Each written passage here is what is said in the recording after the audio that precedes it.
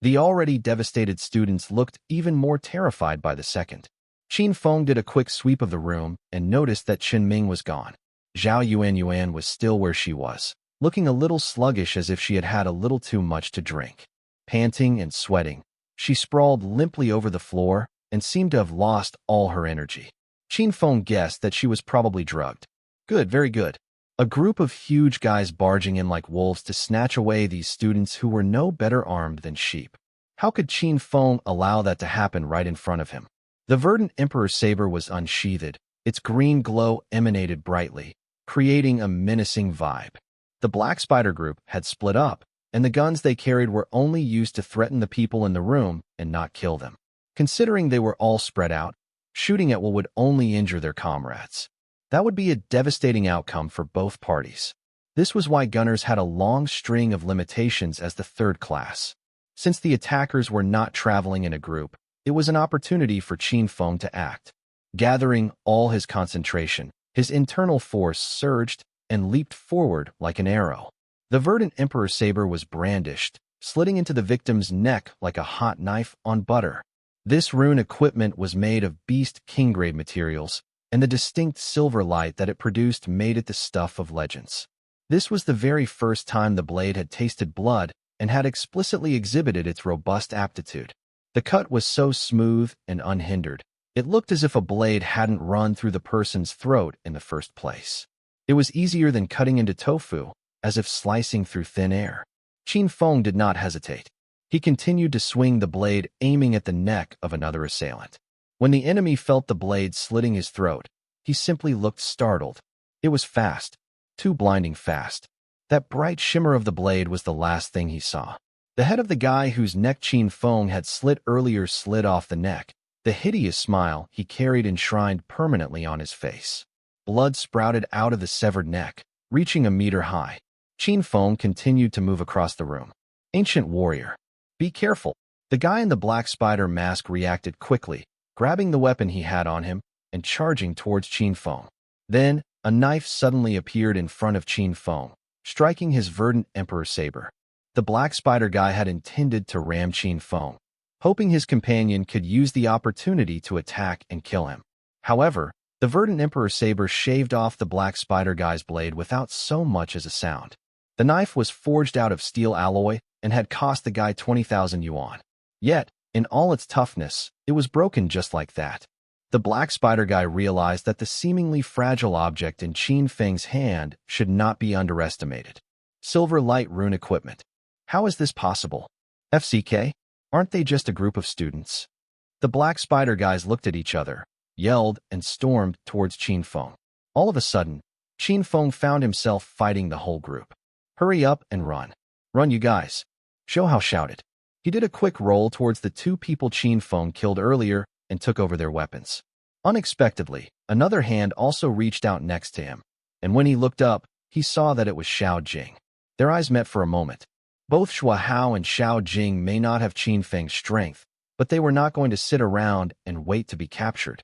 Their other classmates still had not awakened, so they would not have been able to help anyway. It was evident that terror had filled their eyes, bodies unconsciously shaking like a leaf. Realizing that there was an opportunity to escape, many started fleeing. Son of a bitch, grab that girl, and let's go, bellowed one of the assailants. As the leader of the group made up his mind to retreat, there was no longer any need for them to continue their act. Following the command of their boss, the rest of the Black Spider group ran towards Zhao Yuanyuan. It turned out the real target was Zhao Yuanyuan. Protect Zhao Yuanyuan. Qin Feng cut in as he realized she was in danger. Although Zhou Hao and Xiao Jin did not understand what Qin Feng was doing, they did as they were told. Bang, bang, bang. All hell broke loose, and bullets started pattering the entire room like rain. Although the attackers all wore bulletproof vests, one hit to the head would inevitably prove fatal. FCK? I'll kill you, one of them screamed. But then all of a sudden, his body was involuntarily sucked by an unknown force. Qin Feng had finally found their weak spot. From the start of the attack, 5 people had already died under Qin Feng's watch.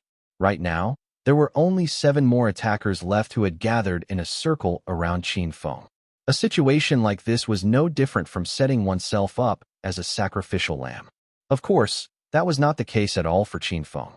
Asteroid assimilation, he shouted. There was a deafening explosion followed by the asteroid assimilation activating. The internal forces of the black spider assailants poured out and were drawn towards Qin Feng, causing them to lose control of their bodies totally. Then, Qin Feng's verdant emperor saber was seen traveling in a circular motion midair. Everything suddenly seemed utterly frozen in time. Plop, plop, plop. All 7 heads fell to the ground and rolled around. Bright, fresh blood gushed out the decapitated fools, flooding the floor in a pool of red. Qin Feng's previously white shirt was now crimson. Splat, plop. Having lost heads, the bodies collapsed one by one with ominous thuds. With the death of the 7 black spider members, the chaos died down, and a sense of peaceful relief filled the air once again. Then, out of nowhere, some remaining girls who did not manage to escape started crying. It hurts. Arg, ambulance. Call an ambulance. I'm hit. Qin Feng slowly set himself on the floor. Phew, he exhaled in relief.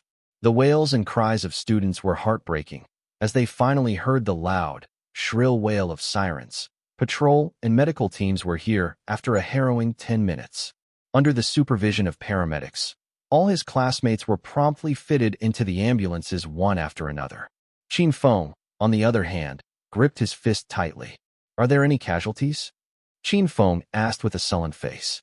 The shock had slowly given way to anger, and he was furious. Zhou Hao and Xiao Jing had worked together, protecting their classmates. Hearing his question, they were afraid that he was on the verge of exploding and quickly tried to pacify the situation. No, everyone is fine. Only Yang Qian might need to be amputated. Qin Feng shuddered at the thought. Yang Qian's injuries were severe. Her calves were repeatedly punctured by bullets, flesh hanging, and barely in one piece. Now that all that madness was over, it became clear to them that her wounds were alarming, and her calf might really need to be severed. Out of 30 students, 13 tragically lost their lives. The rest managed a close and lucky escape. Some wounded were sent to the hospital, while others with lighter injuries were given on-the-spot treatment in the ambulance. The rest of the group squeezed into the patrol car so that they could be brought back to the station for statements and questioning, a group that included Chun Ming, who had gone into hiding when all hell broke loose. Chun Ming's eyes were glazed over. He had not expected something so dramatic to take place. The truth was, the spatial stabilization device malfunction that happened a month ago was a human-made incident.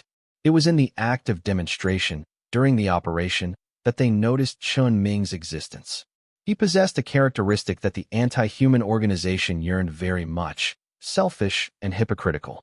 So, in half a month, under the guise of a mercenary team to recruit Chun Ming, they had successfully included him in an illegal operation where they took out a well-known unit in Qingbei. Chun Ming, in fact, felt that they had done nothing wrong, believing instead that this was what it took to survive in the wild. An ending without laws or morals, where the fist was absolute. Not only that, but Chun Ming also believed those who had not yet awakened were insignificant and worthless souls. Later on, the unit used commoners as bait to attract ultra beasts to conduct a wide-area attack. Chun Ming, unsurprisingly, did not oppose it. He, in fact, the one who came up with the plan and even saw to its strict implementation, and he was very good at it.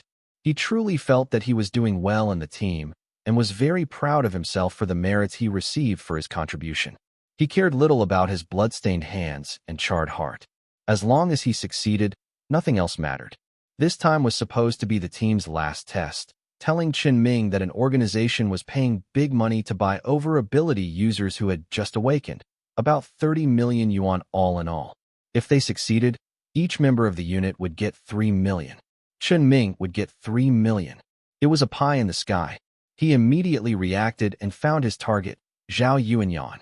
All things considered, if he could have it his way, he would have preferred if they targeted Qin Feng or Zhou Hao.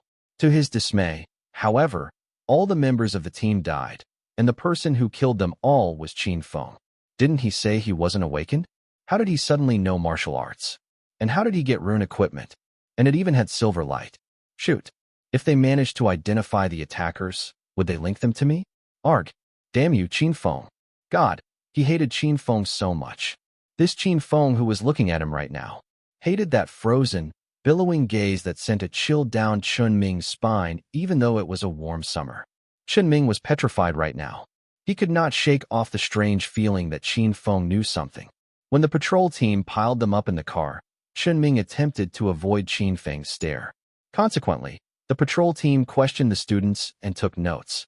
In a quiet and peaceful atmosphere, the students finally calmed down, although mostly clueless about a lot of things. In contrast, Qin Feng was calmer and more composed than most of his counterparts. This was supposed to be an unfortunate tragedy involving innocent intermediate academy graduates. Things, however, had taken an unexpected turn when one of the students actually single-handedly eradicated an anti-human group. This whole thing was somewhat mystifying. Did you know that they were going to come? No. Then why did you bring your weapon with you? You're just a fresh graduate. How is it that you have a rune equipment? Qin Feng looked up and spotted the interviewer eyeing the rune equipment with a little too much interest. He knew all too well why that was. It was impossible that anyone wouldn't be tempted when they see a piece of silverlight rune equipment. The interviewer was obviously trying to find a connection that would somehow implicate Qin Feng. As a result, it would then be uncertain as to who was the rightful owner of the weapon. Qin Feng glared at the man with stern composure. I was one of the victims. Just because I killed the assailants, you want to conduct an investigation into me. The look Qin Feng gave the interviewer was murderous. Whether in the previous or current life, Qin Feng had indeed killed quite several people. Right now, he looked most frightful in his blood-soaked clothes and frigid stare. The patrol officer suddenly found himself diffident, quickly replying, "Don't get me wrong. We just need to find some clues." He feigned a cough and changed the topic. "Has any of you offended anyone recently?" "I'm not sure. Did the assailants say anything?" "They said to take all the girls and kill the boys." The officer frowned as he took down Qin Feng's statement. He already had a theory in mind. It was possibly a show of force. Qin Feng added, "But after that, they insisted on capturing one girl. She's the only ability user in our group. I suspect they meant to do her no good." The patrol officer's interest was piqued, but Qin Feng said no more. When asked if there was anything else, Qin Feng declined to comment. In the end, they got no useful information from Qin Feng, but as it turned out, there were new developments in the case. These people might not be the Black Spiders. A few of them were fugitive criminals, and some of them had set up mercenary units in Qingbei. All right. I got it. Though the situation was getting worse, Qin Feng's strength had prevented his friends from suffering more severe injuries. All right. Thank you for your cooperation. If we have any progress in the case, I will contact you again. Okay. Then, Qin Feng left with the rest of his classmates. Zhou Hao and Xiao Jing waited for him.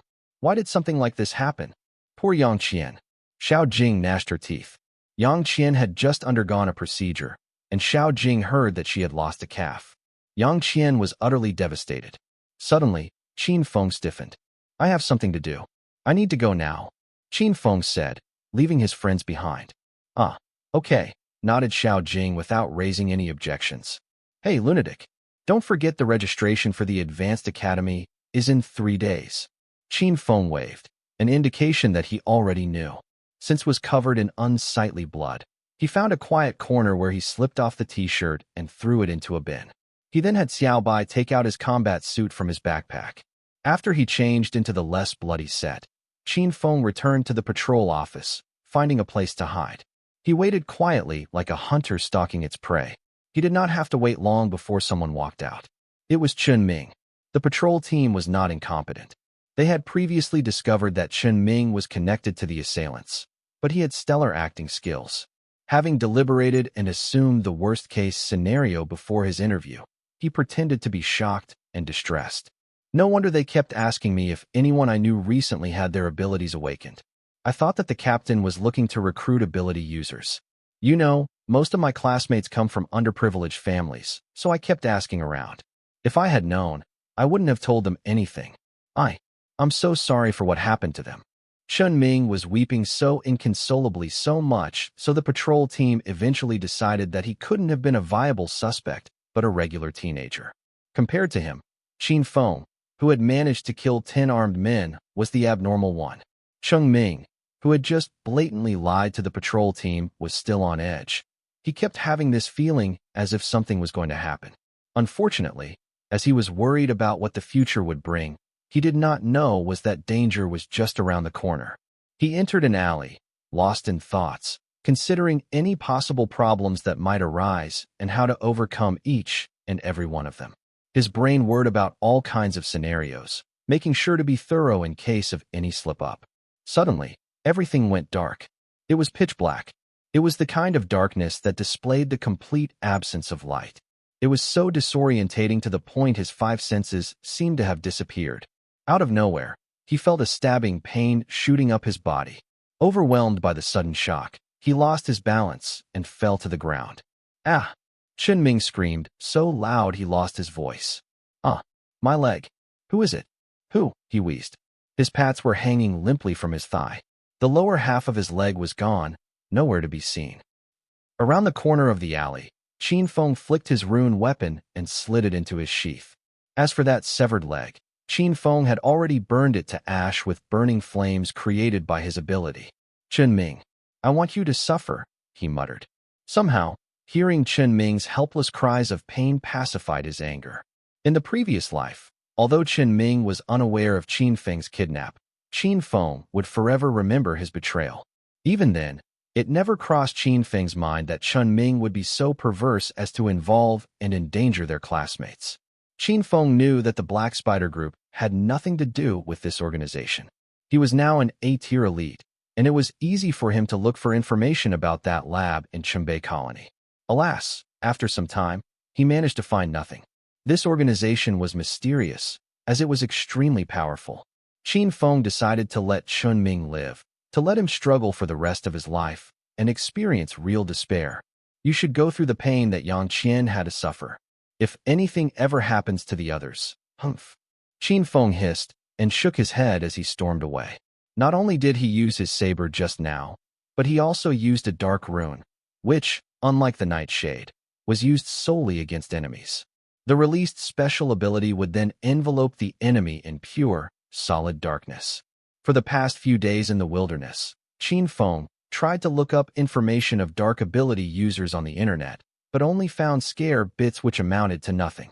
However, he subsequently thought of a solution, which was to search for dark creatures. In this world, there were only 2 sides, light and darkness. Dark creatures caused disasters. A good example was the large number of ultra beasts. One of them was called the Night Ski Giant Beast. Darkness would follow it wherever it went, enveloping its surroundings in a darkness so deep, not a single hint of light was left.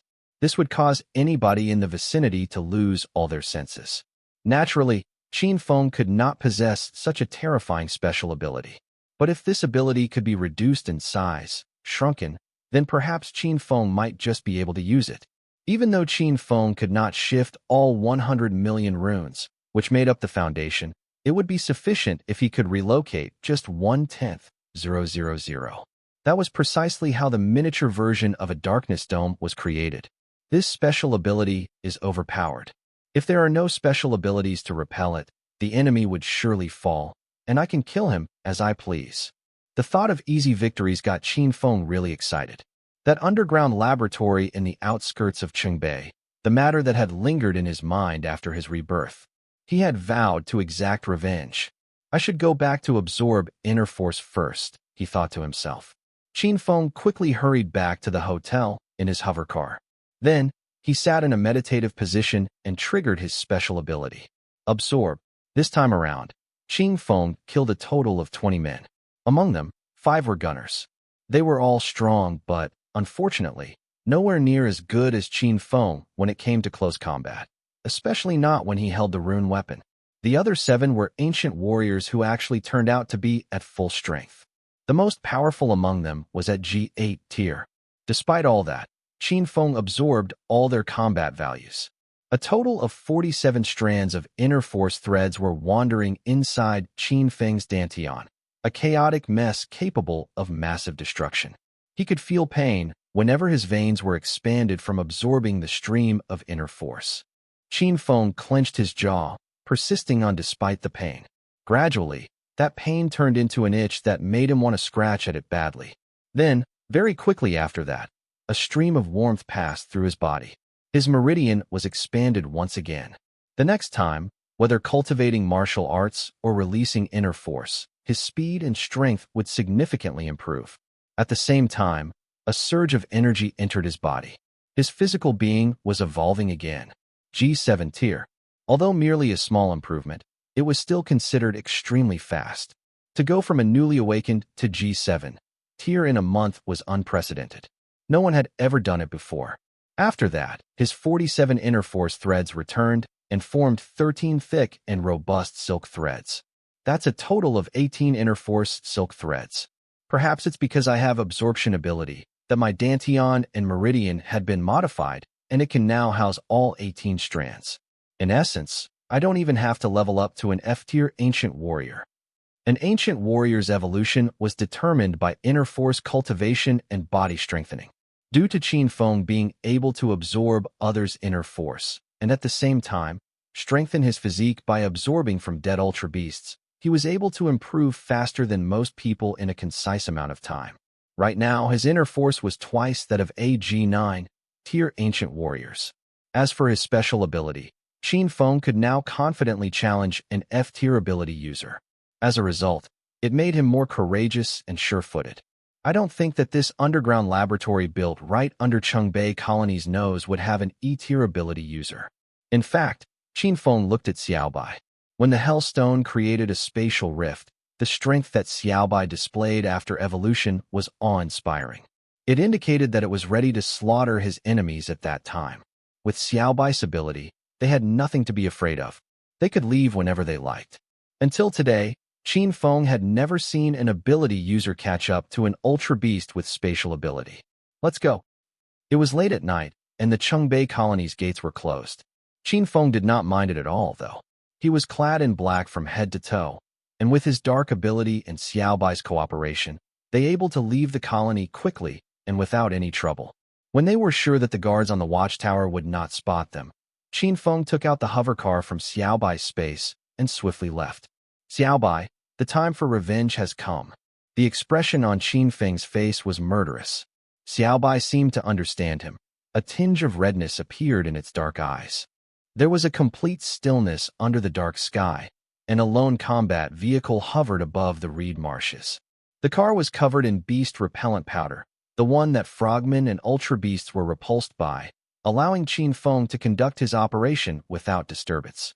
Soon, two people appeared on the riverbank. Chirp, chirp, chirp, Xiaobai called out before a silver light appeared. It was a space rune. Whoosh.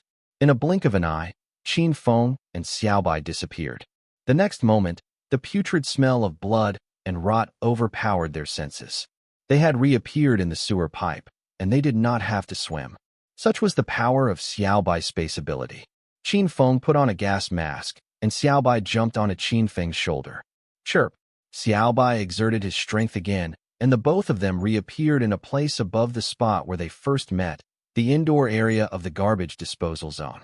It was already midnight, but a few people were still watching over the place. When Qin Feng suddenly appeared, the startled worker instinctively pulled out his weapon. Swoosh!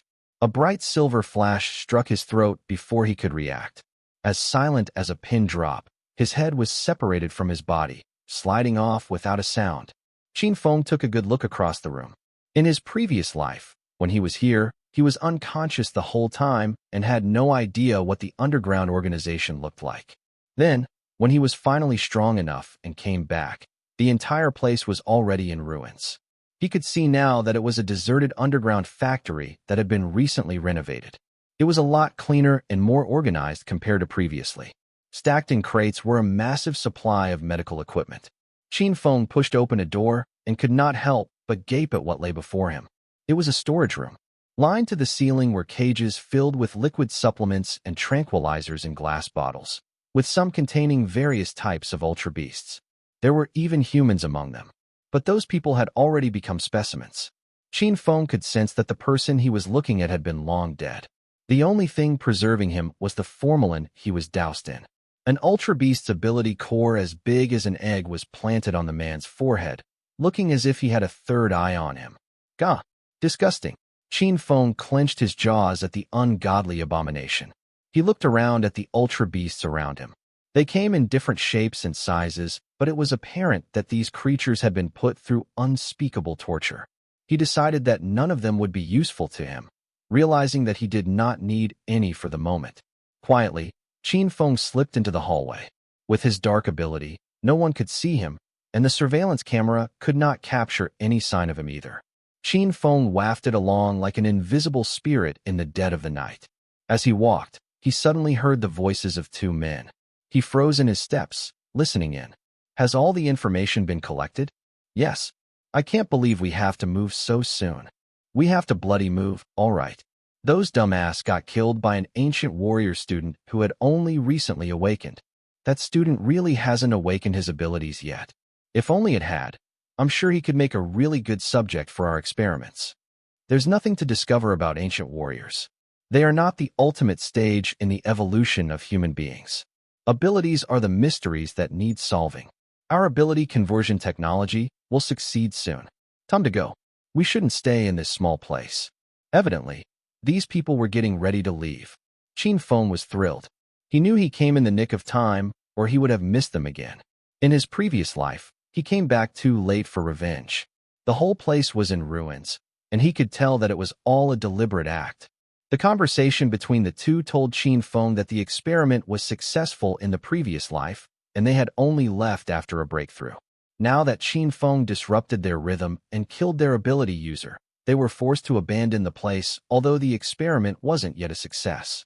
Xiaobai, Qin Feng called out. Xiaobai immediately jumped into action.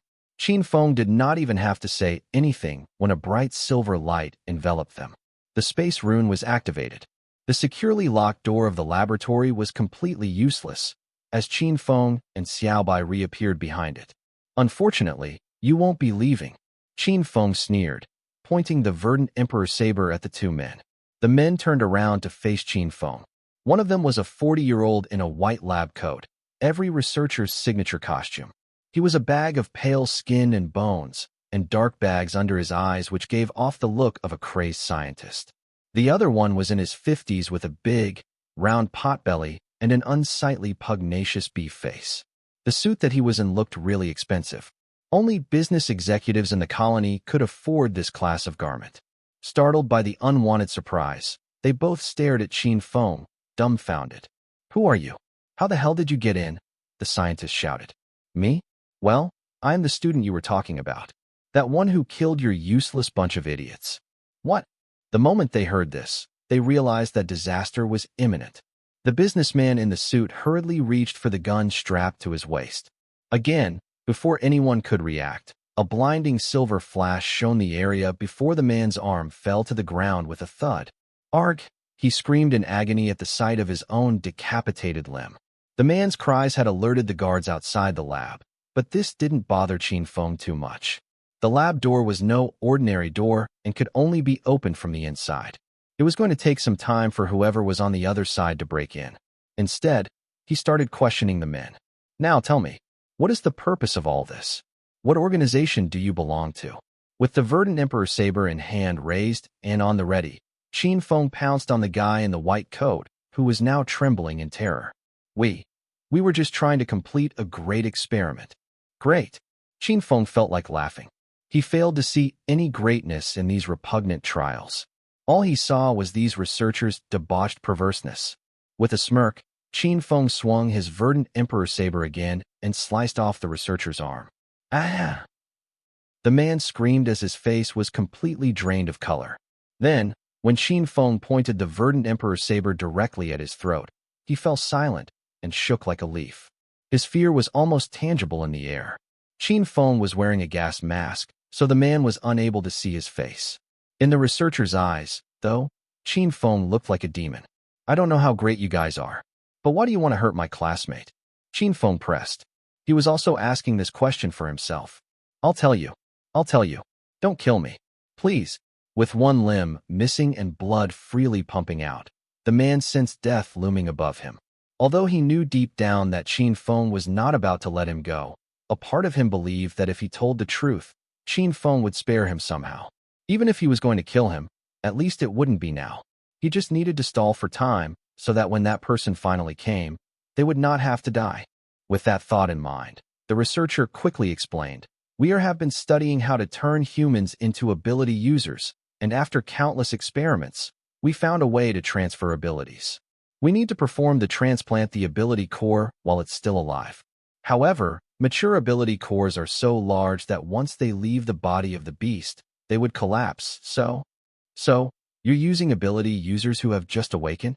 Qin Feng continued, finally able to clarify the reason for what happened to him in his previous life. He was just unlucky. It was by sheer coincidence that he became their lab rat. Yes, the man answered while profusely nodding, too afraid to infuriate Qin Feng. Nevertheless, Qin Feng's fury was only escalating as the second went by. "You haven't answered my second question." Qin Feng smirked. "Those people, your people, were wearing black spider masks, but I know that you are not black spiders." Both of Qin Feng's hostages hesitated to answer the question, so Qin Feng brandished his knife again at the man in the suit. Fine. I'll tell you. The man shouted in a panic, too afraid to disoblige Qin Feng, who was behaving like a ruthless madman. "We're not black spiders. In fact, we're not even an anti-human group either. It's all very cloak-and-daggerish business. Until today, all we know is the code name of the organization. Z is what they call it. Be more specific." Qin Feng barked. I don't know any more than that. I just know the code name. Our group is extensive. We almost always get high-level ultra beasts for our experiments." He quivered, making sure to add in that last bit in the hopes to scare off Qin Feng. Z. It appeared that Qin Feng had never heard of them before. That one letter was too simple, and it could have meant so many things. He looked at the researcher fiercely, noticing the fear in his eyes. The guy had no reason to lie. Still, Qin Feng decided to throw him over the edge a little, threatening. "Since that's all you know, you have my permission to die now." Then, Qin Feng raised his verdant emperor saber high above his head, ready to unleash deadly blow. No, don't kill me, please. I'll tell you a secret." The man in the suit squirmed at the sight of the knife. Qin Feng's arm froze midair, eyes narrowed. "If it's another piece of meaningless information, I'm afraid I won't grant you another chance to keep breathing." No, I'll tell you what you need to know," the man promised. The truth was he knew quite a few secrets, and now seemed like the best time for him to reveal some. "Even though we're attached to Organization Z, we have vast resources of manpower for research. We have one station in every colony or city where we trade with their leaders constantly. The attack on your classmates was not our original intention. It was only because the other party kept urging us to hurry up." At that, Qin Feng's heart did a somersault. "Who is this other party you're talking about?" As he pressed the blade against the man's neck, the man gulped hard before answering. "It's the deputy mayor of Qingbei." Qin Feng's forehead creased. Then a light bulb went off in his head. So it's him. An intensely bitter feeling of contempt and rancor filled him. Qingbei was a large colony, but Xinyang had another name for it. Qingbei District, managed by 2 district mayors, 3 generals, and 2 members of parliament. The 7 of them made up the most powerful authority in Qingbei. Deputy Mayor Lin Sheng was an E-tier elect, and he had a son named Lin Kai, which is to say that Lin Zheng wants his own son to become an ability user? Qin Feng pressed further. Yes, the man in the suit replied. "We were originally experimenting on ultra beasts, but their awakening periods were irregular. This happened to be awakening season, so we came up with the idea to grab an ability user. Everything I said is true. Without the support of people like that, how could we have set up a laboratory so close to Qingbei? Even if we were found out someday, we could always claim we're a legitimate business." "Great. Very good," Qin Feng muttered through gritted teeth. That meant that in his previous life, his ability had been given to Lin Kai. It was that Lin Kai, a guy that was just another prodigal son of a wealthy family. During the awakening season, he suddenly exploded with ability, not just any ability, but the extremely rare dark ability. After he became an ability user, his strength grew at an astounding rate and subsequently became really powerful. However, the things he did were abominable, causing turmoil and mayhem in Qingbei like a disease, a pestilence ravaging a cornfield. To make matters worse, all of those assets he had were taken from Qin Feng. No wonder. Qin Feng wished he could rip a deep one into Lin Kai's throat that very moment. Chirp. Chirp, chirp. Xiao Bai, who had perched on Qin Feng's shoulder, suddenly cried out. Strangely, the man in the suit grinned in delight. Without so much as a warning, a silver light flashed, and Qin Feng and Xiao Bai suddenly found themselves in another corner of the room. Rumble. There was a deafening tremor, and the laboratory door burst open, crashing down right at the spot where Qin Feng stood a second ago. The researcher and the guy in the suit were literally blown away. Unfortunately, they did not survive the blast. The people they hoped would come rescue them were the ones who did not care if they were dead or alive. The hole where the door once stood was engulfed in smoke, but Qin Feng could roughly make out the form of the intruder. He looked to be about in his mid-20s and was wearing a black and green combat uniform. On his chest was a badge with an F1 printed on it, and he was holding a tactical energy cannon. A gunner. The young man raised the tactical energy cannon, looked through the sights, and aimed at Qin Feng. Boom! The cannon had discharged. Chirp! Xiao Bai cried out, again instantly sending Qin Feng to another location. Boom! The explosion was deafening. SHD. The perception ability. Becoming a gunner did not necessarily require a very high disposition, but once someone became a gunner, they had to undergo a unique strengthening process that enhanced their ability of perception. So, even if Qin Feng was hiding in a corner surrounded by thick clouds of smoke, the intruder was still able to attack him with confidence. Evading an F-class gunner's perception was not easily achievable, to say the least. To the gunner, there was nowhere Qin Feng could hide. Oh, this is interesting, the gunner suddenly chuckled. He did not expect Qin Feng to actually run. His amusement, however, quickly disappeared, and his face darkened. How is that possible? He asked with eyes as large as marbles. According to his perception, Qin Feng was already in the corridor, but he had already blocked the door. How in God's name did Qin Feng manage to get away? Could he walk through walls now? Simultaneously, Qin Feng was looking down at the floor, dumbfounded. There was a body lying by his feet. It was one of the guys from the lab. Who killed him? Was it that gunner? But why? Was this an indication that he was not an ally of the laboratory? The other guy did not give Qin Feng a chance to explain himself before he launched another attack. Qin Feng was running at maximum speed around the corner when, bam! A violent explosion suddenly went off behind him, throwing up a massive cloud of dust and rubble.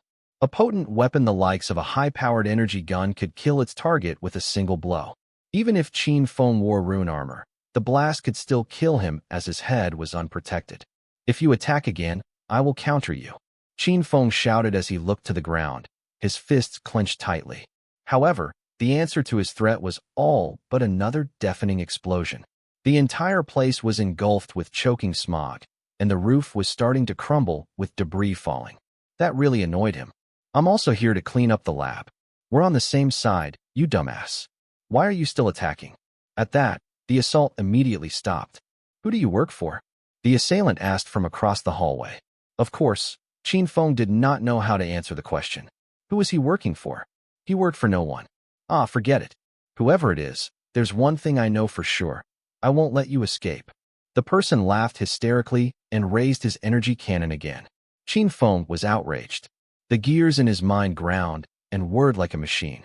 This guy's plan was obviously to annihilate the laboratory in its entirety, leaving no one in it alive. That may have seemed to line up with Qin Feng's intentions, but the latter part sure had a more homicidal ring to it. On top of that, the man in the suit looked delighted to see the intruder, as if help had finally arrived. Instead, the intruder went ahead and killed him as if they didn't know each other. That instant, a thought struck Qin Feng as he remembered somebody in his mind. You work for the deputy mayor, Qin Feng said in a bitter tone. Hee, so what if you guessed right? Must you know everything? What is the point? The man responded before pulling the trigger again.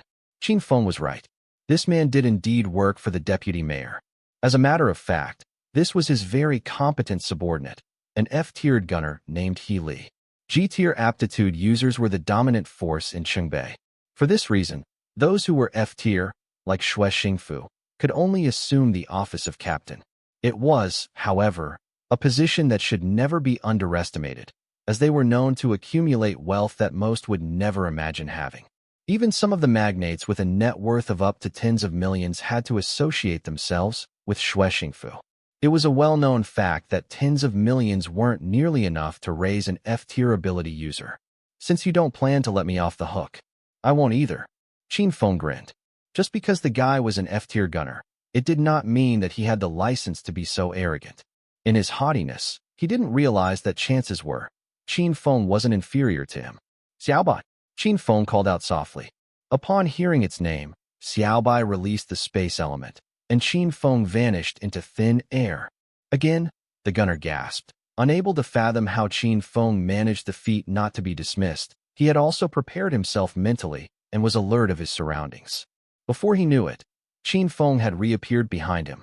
Healy immediately detected Qin Feng's presence, but could not use his energy cannon because the distance between them was too small. If he were to fire the weapon, he would have placed himself in the line of fire as well. On top of that, the energy cannon was hefty and sluggish to operate. But then again, how could Healy not possess his own trump card? Speaking of which, the energy cannon in his hand vanished, and in its place were two handguns. Swiftly, he turned around and fired. Pow! Pow! Pow! Zing! Zap! Plunk! Qin Feng wielded his verdant emperor saber, ricocheting every shot, and none of the bullets hit him. A look of genuine surprise flashed across Healy's face. Silverlight rune equipment. Of course, Healy knew that it was not just the rune equipment that was powerful, but his opponent's defense was swift and alacritous as well. Qin Feng's heart was also drumming wildly inside his chest. Spatial rune equipment, he screamed. Previously, the energy cannon that had vanished into thin air was the work of the spatial rune equipment. That was not good news for Qin Feng. But then again, this was a very normal thing. A competent gunner would choose to have a weapon carrying spatial rune equipment over powerful weapons, which was why only the rich had the means to become accomplished in this profession. By Healy, having a spatial rune equipment meant that he was carrying a lot of weapons with him. Who knew what he would take out next? Qin Feng remained vigilant, not out of fear, but out of respect for his opponent. In all honesty, though, he was fired up to the point he could kill Healy. Darkness is coming. Qin Feng exclaimed frostily as he set his abilities in motion. Soon, a darkness blacker than death enveloped Healy. What is this? Healy suddenly lost all vision. Light itself seemed to have extinguished. Qin Feng's verdant emperor saber had struck again. Healy bolted towards Qin Feng. Even though he was unable to determine his exact location, he was able to block off his path. Qin Feng advanced yet again. Close combat was the best way to counteract a gunner. With his enemy at close proximity, Qin Feng drove his knife forwards and pulled downwards, a strike that could easily split a person in half. But Healy had hastily fallen back, tossing 5 pieces of something that looked like bottle caps. EMP. Qin Feng ducked and ran for cover as fast as a well-oiled piston. The EMP had locked onto Qin Feng's location, but it was not fast enough. Boom, boom, boom, boom, boom.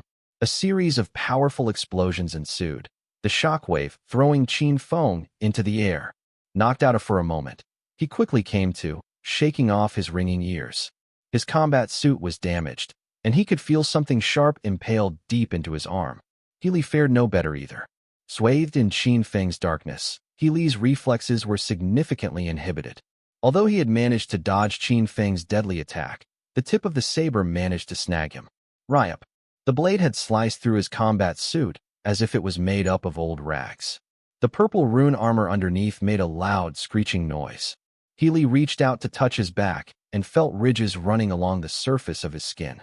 A sharp stabbing pain shot down his chest all the way to his abdomen. Realizing that his enemy's knife could seriously hurt him, Healy made a swift decision, setting his submachine gun in rapid fire and sprayed bullets across the room. Duck! Qin Feng rolled over away from where he was standing and concealed himself in the shadows. Under the veil of darkness, Healy's perception was greatly reduced, and for a time, he was unable to track where Qin Feng was. Qin Feng laid low, then launched into another attack. As soon as that happened, Healy could sense his enemy again and was able to fight back. They were now in a deadlock, and neither one was about to give in. The rundown underground laboratory was like a demolished wreck. Rumble. Another wall collapsed. The whole place was in tremors, shuddering and creaking as if the ground was about to cave in at any moment. But neither one retreated. Unless one killed the other, they were not going to stop. Let's see how much perception you can use. Healy roared. Qin Feng's body flickered, and bright light poured out of his eyes. Perception? Qin Feng was an ancient warrior in his previous life. So, his first response when fighting against a gunner was to sneak up to the enemy and decapitate him. But the gunner's mindless prattling reminded him that he had another identity, an ability user. Why did he even have to fight the other guy like this? Sometimes, having lots of experience could turn out to be detrimental. Boom, boom, boom, boom. Another series of powerful blasts ensued. Healy unleashed his strength again. In reality, he looked terrible, was panting heavily, and his forehead was drenched in sweat. Even with the darkness confining him, Healy could sense that Qin Feng was only a G7 tier aptitude user. The weapon Qin Feng had, however, was extremely potent, which was why Healy didn't dare to get any closer. One of the gunner's outstanding problems was that weapons were a hassle to lug around. Not only that, but ammunition was also limited. And here, Healy was running low on ammo. It was then that Healy noticed that Qin Feng was entirely still. The darkness that had covered his eyes had dispersed as well, and he could finally see. The lights hanging from the ruined ceiling of the laboratory were flickering on and off, with the frayed wires crackling and zapping in bluish-white light. Did I guess it right? His perception was exhausted. Healy was pleased. But this kid's ability was not bad, after all. I've never seen anything like it. I might as well hand him over to the deputy mayor. We'll just have to conduct the experiment ourselves. Healy grinned at those thoughts. Hidden in the shadows, Qin Feng moved stealthily and steadily towards Healy, looking for a favorable position to strike. Suddenly, everything slowed down. His perception exploded into action. Hellfire. Furious black flames twirled like a whirlwind and poured down from up high. Healy was caught off guard. It was all but too late for him to try and make a run for it. Ah! Healy screamed in agony as flames overwhelmed him. He thrashed wildly, but the fire followed him, burning away every inch of his flesh with no respite and leaving no part untouched. Healy had literally become a human torch.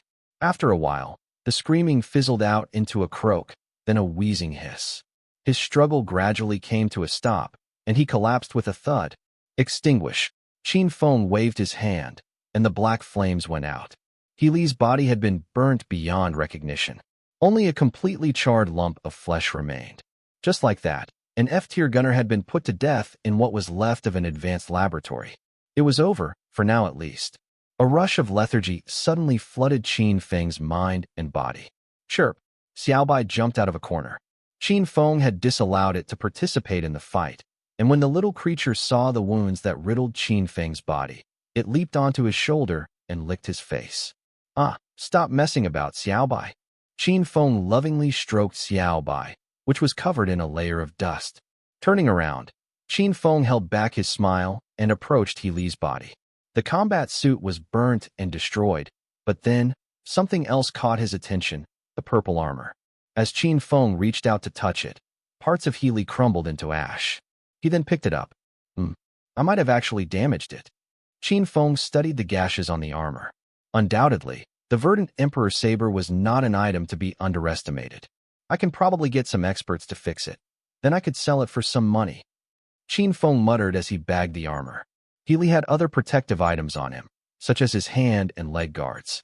These were to protect the larger areas of his body from injuries. They were all blue light rune equipment, and Qin Feng took them all without question. Spatial rune equipment. Among the charred remains that was still smoking, Qin Feng spotted the unmistakable silver glow of the ring. Qin Feng infiltrated the ring with his consciousness and saw that inside it was a storage space, much like a tiny room that measured 2 meters by 1 meter and was about 1 meter in height. It wasn't vast by any standards, but inside, about a dozen weapons were neatly arranged. They were all pretty expensive weapons and worth more than 8 million yuan altogether. Of course, the spatial rune equipment was the most valuable item of them all. A fine specimen could cost at least 10 million yuan. Be that as it may, Qin Feng did not need rune equipment. He could just sell off the ring. But the problem was, to whom? Qin Feng transferred all the weapons from the ring into Xiaobai's space, then took out a few bombs with a timed fuse. Healy had prepared these, especially for the laboratory.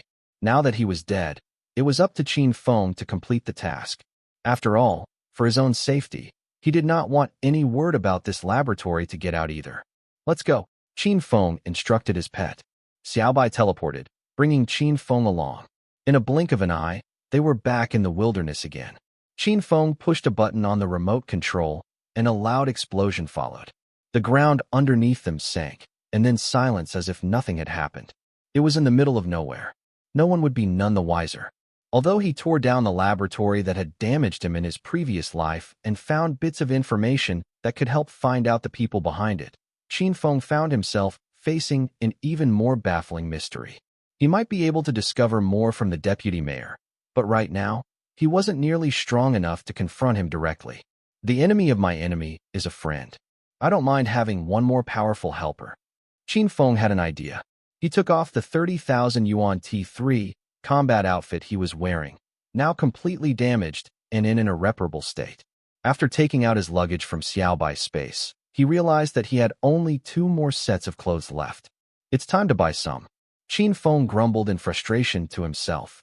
It was hard to avoid damaging clothing during those violent skirmishes, and he had quickly used up everything in his keep. By the time they returned to the colony, morning had already broken. Qin Feng wasted no time getting in touch with the person he had not contacted for nearly a month now. Captain Xue, I have something in hand. I wonder if you'd be interested? Half an hour later, a bleary-eyed and yawning Xue Xingfu complained. Why is this kid always up so early? Young people really try too hard. Of course, Qin Feng didn't tell him what he was selling. Soon, a hovercar stopped in front of Xue Xingfu. To an F-tier ability user, luxury cars like that were nothing unusual. After a closer inspection, Xue Xingfu's eyes became as wide as saucers. Qin Feng climbed out of the driver's seat carrying a backpack. He walked up to Xue Xingfu's car. Xue Xingfu was still dazed, taking it all in. Qin Feng knocked on the window, startling the driver. Qin Feng, you've been earning big money recently, huh? Greeted Xue Xingfu, a bitter sensation clearly tingling the back of his tongue. This young man had purchased a hovercar, an asset that must have been really expensive, and all of this even before he sold anything to Xue Xingfu. Those things aren't suitable for you. The rat tsunami incident in the plantation was now on the official records, and Xue Xingfu benefited nothing from it. Also, it was not fitting to just give him all that energy cores, either. Do they suit me this time? Xue Xingfu's chubby cheeks bobbed upwards as he smiled eagerly. That, and I also discovered a secret. What is it? Xue Xingfu did not know what it was, but his body stiffened in anticipation. What do you know about that terror attack yesterday? Qin Feng asked in a low voice. Xue Xingfu frowned. I know bits and pieces here and there, but that's it. Matters like these are not within our jurisdiction. Xue Xingfu was careful to reply. The area surrounding Zhengyuan Hotel was actually under the deputy mayor's administration, but he didn't want to make it seem too obvious. On top of that, there were so many people in the class that it would be hard for them to carry out their plan. Otherwise, if they had known that Qin Feng was the one who sabotaged it, they would have pounced on him long before this. Of course, they were actually planning to hunt down Qin Feng under the guise of night, hoping to find some excuses for his capture. Unfortunately, he did not return to the hotel. Qin Feng could sense the danger even as he digested Xue Xingfu's words. I brought this. Qin Feng took out his communicator. Not wanting to miss a single thing, he recorded everything he came across. A conversation began to play. No, don't kill me. I'll tell you a secret. If it's another meaningless piece of information, I'm afraid won't be giving you another chance to keep breathing. No. The attack on your classmates wasn't our original intention. It's only because the other party kept urging us to hurry up. Who is this other party you're talking about? It's the deputy mayor of Qingbei. Hearing those things, Xue Xingfu's eyes grew full and round. How reliable is this? Who were you interrogating? Why did they say that the deputy mayor was the one who instigated it? If this recording is all you have, not only will it not benefit you in any way, but you might even get dragged deeper into the mess. This is no joke, you know. Xue Xingfu fired one question after another at Qin Feng. Despite his plump, good-natured face, he was actually an extremely meticulous man. Otherwise, he would never have become the profiteer he was in the previous life. A fact worth mentioning was that even when he became an influential businessman, he remained an F-tier elect. To achieve such a status, It was no doubt he had powerful allies by his side. In the beginning, it was the actual district head of Qingbei, an E-tier elect called Zheng Yang. Xue Xingfu drew a deep breath, returning some color to his face. He looked at Qin Feng sympathetically. You're too weak now. Those who had intimate knowledge of secrets but were weak almost always died terrible deaths. Me? Weak? Qin Feng looked amused. He then raised his hand and revealed the spatial rune that was in it, followed by 2 rune equipment, the purple rune armor and arm guards that belonged to He Li. These are what I wish to sell. Of course, if you want the spatial rune, I can also sell it to you. Qin Feng wiggled his finger. Xue Xingfu's eyes looked like they were about to pop out of their sockets.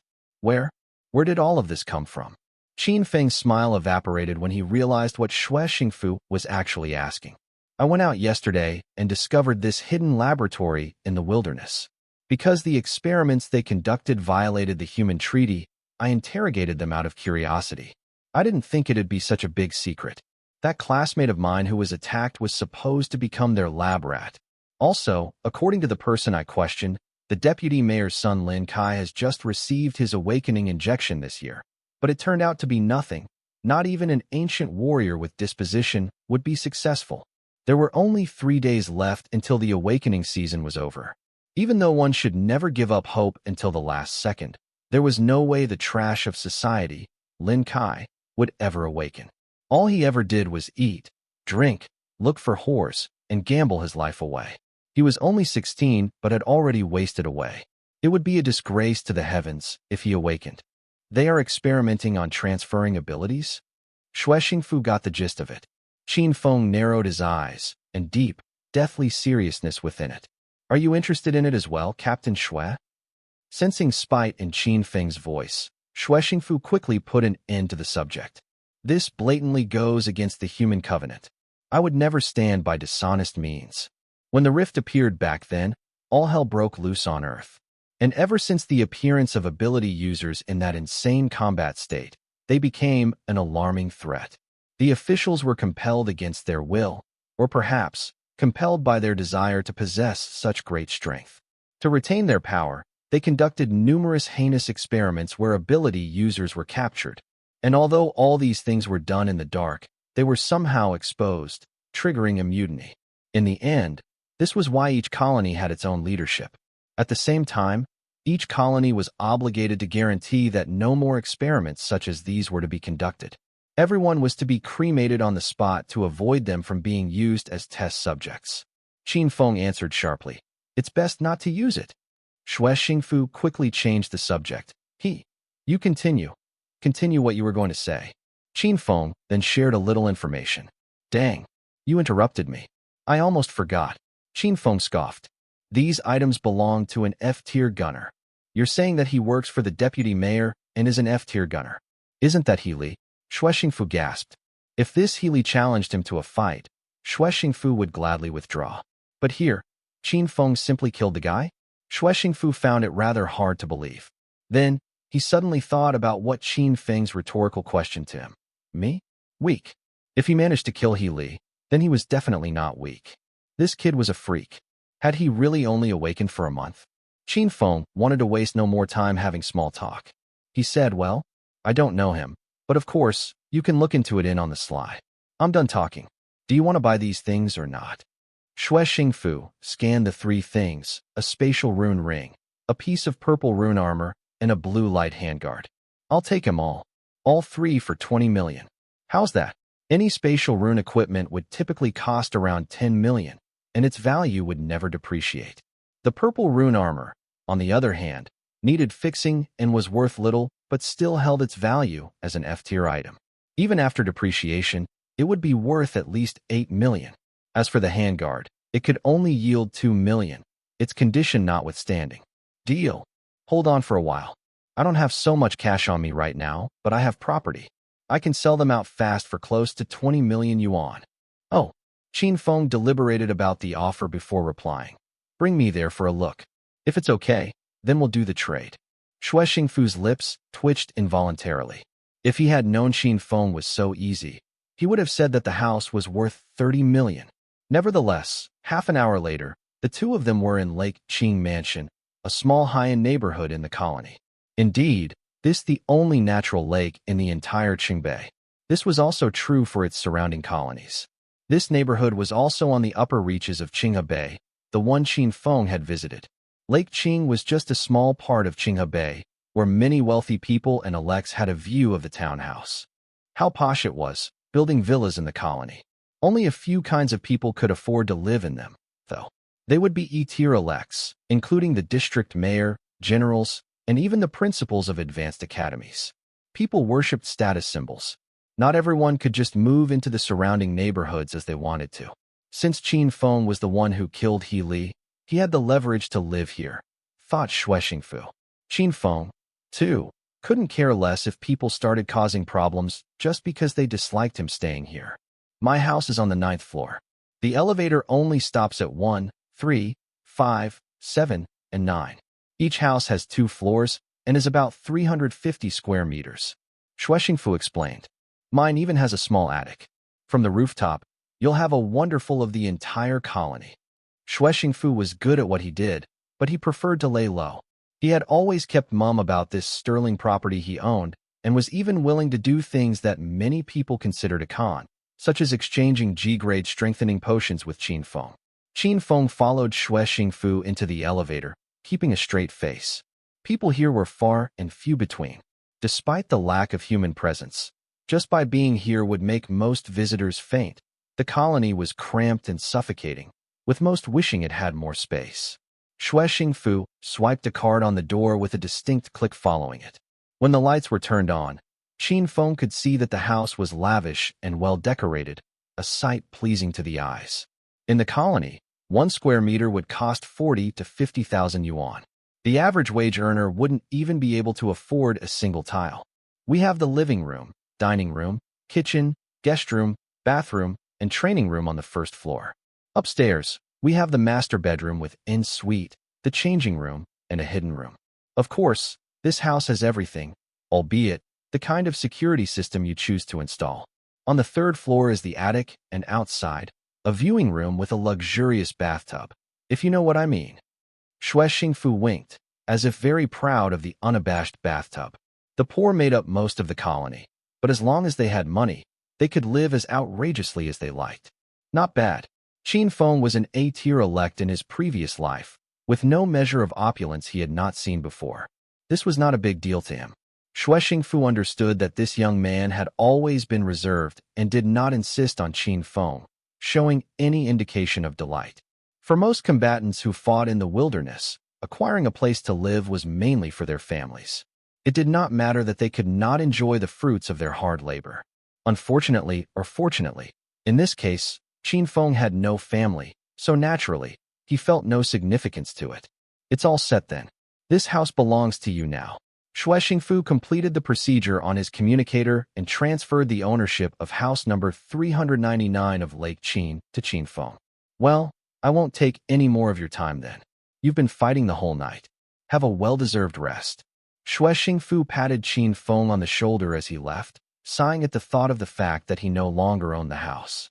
However, when he looked at the purple rune armor and space-stabilizing device, his mood immediately uplifted, a small distraction from the rather substantial loss.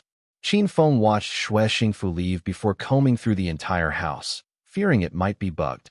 After a thorough search, he was satisfied and set down his backpack. Xiaobai jumped out eagerly. Chirp. That sure is one verbose human. Xiaobai grumbled. Go ahead and take a look around. This is where we'll be staying from now on. But I don't think we'll be here long. Xiaobai did a little jig. Then, like Qin Feng, it did a sweep of the house, sniffing around and gingerly touching everything like a queen touring her new territory. All right, Xiaobai, it's time for a shower. After the fight yesterday, Qin Feng looked really worse for wear. Those who didn't know he was an ability user would think that he had just returned from a day of moving bricks in a construction yard. Xiaobai, too, was all dusty and muddy. The little creature skipped to the bathroom and settled itself in the sink while Qin Feng took a shower. Qin Feng turned the water for Xiaobai, making sure the temperature was right. It slumped backward, eyes closed in apparent relaxation. As he cleaned the dirt off himself, Qin Feng combed through the proceeds of the night. Yesterday, he killed He Li with hellfire, and as soon as the guy died, Qin Feng absorbed the energy from his corpse. The only thing was, the energy was very weak. On the other hand, he noticed his consciousness had improved by leaps and bounds. Gunners were physically weak against ancient warriors. Healy was the same.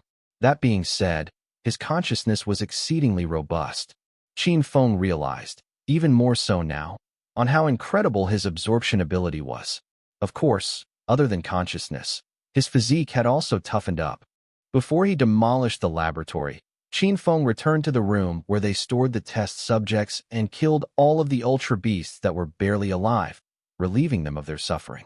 He did not do it out of pity, but too many people had died in the hands of these creatures. He would be incredibly stupid if he took pity on them. He did what he did because he was afraid that the ultra beasts would escape and eventually become a threat to Qingbei. There was no shortage of ultra beasts here. All the test specimens in the lab were in terrible shape. I only managed to absorb a small bit of energy from them, but I still managed to level up. Amazingly, he had reached G8 tier. He was so close to becoming F tier. He only needed to level up 2 more times. As he turned the tap off, Qin Feng stood in front of the mirror and examined his body. Firm muscles wrapped around his bones, and considering he'd absorbed that bonehead back then, he seemed to have grown a little taller, now standing around 178 centimeters. He was no longer skinny and scrawny. His whole body brimmed with explosive energy, waiting to burst out with bright radiance. My clothes are also tighter, he laughed. Forget it. He would deal with it tomorrow. Including last night, Qin Feng had not slept for over 30 hours. But having the body of an ancient warrior and the consciousness of an ability user, he could even go on for 7 days and 7 nights without a wink of sleep. With all things considered, however, after such a big battle and the fact that Qin Feng was still in the awakening period, he did not want to risk it. After Xiaobai was clean, it curled up next to Qin Feng, and the both of them fell into a sweet sleep. When they awoke, the sun was setting. Qin Feng checked the message on his wrist. It was this notification that woke him up. It was Xingfu. Brother, the information you gave is real handy. The case you mentioned yesterday? I'm handing it now.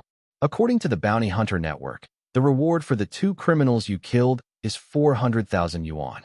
I've already transferred the money to your account. Because Xingfu knew about the deputy mayor's involvement, he bullishly got himself involved in the case, even going as far as to fire those who wanted to harm Qin Feng.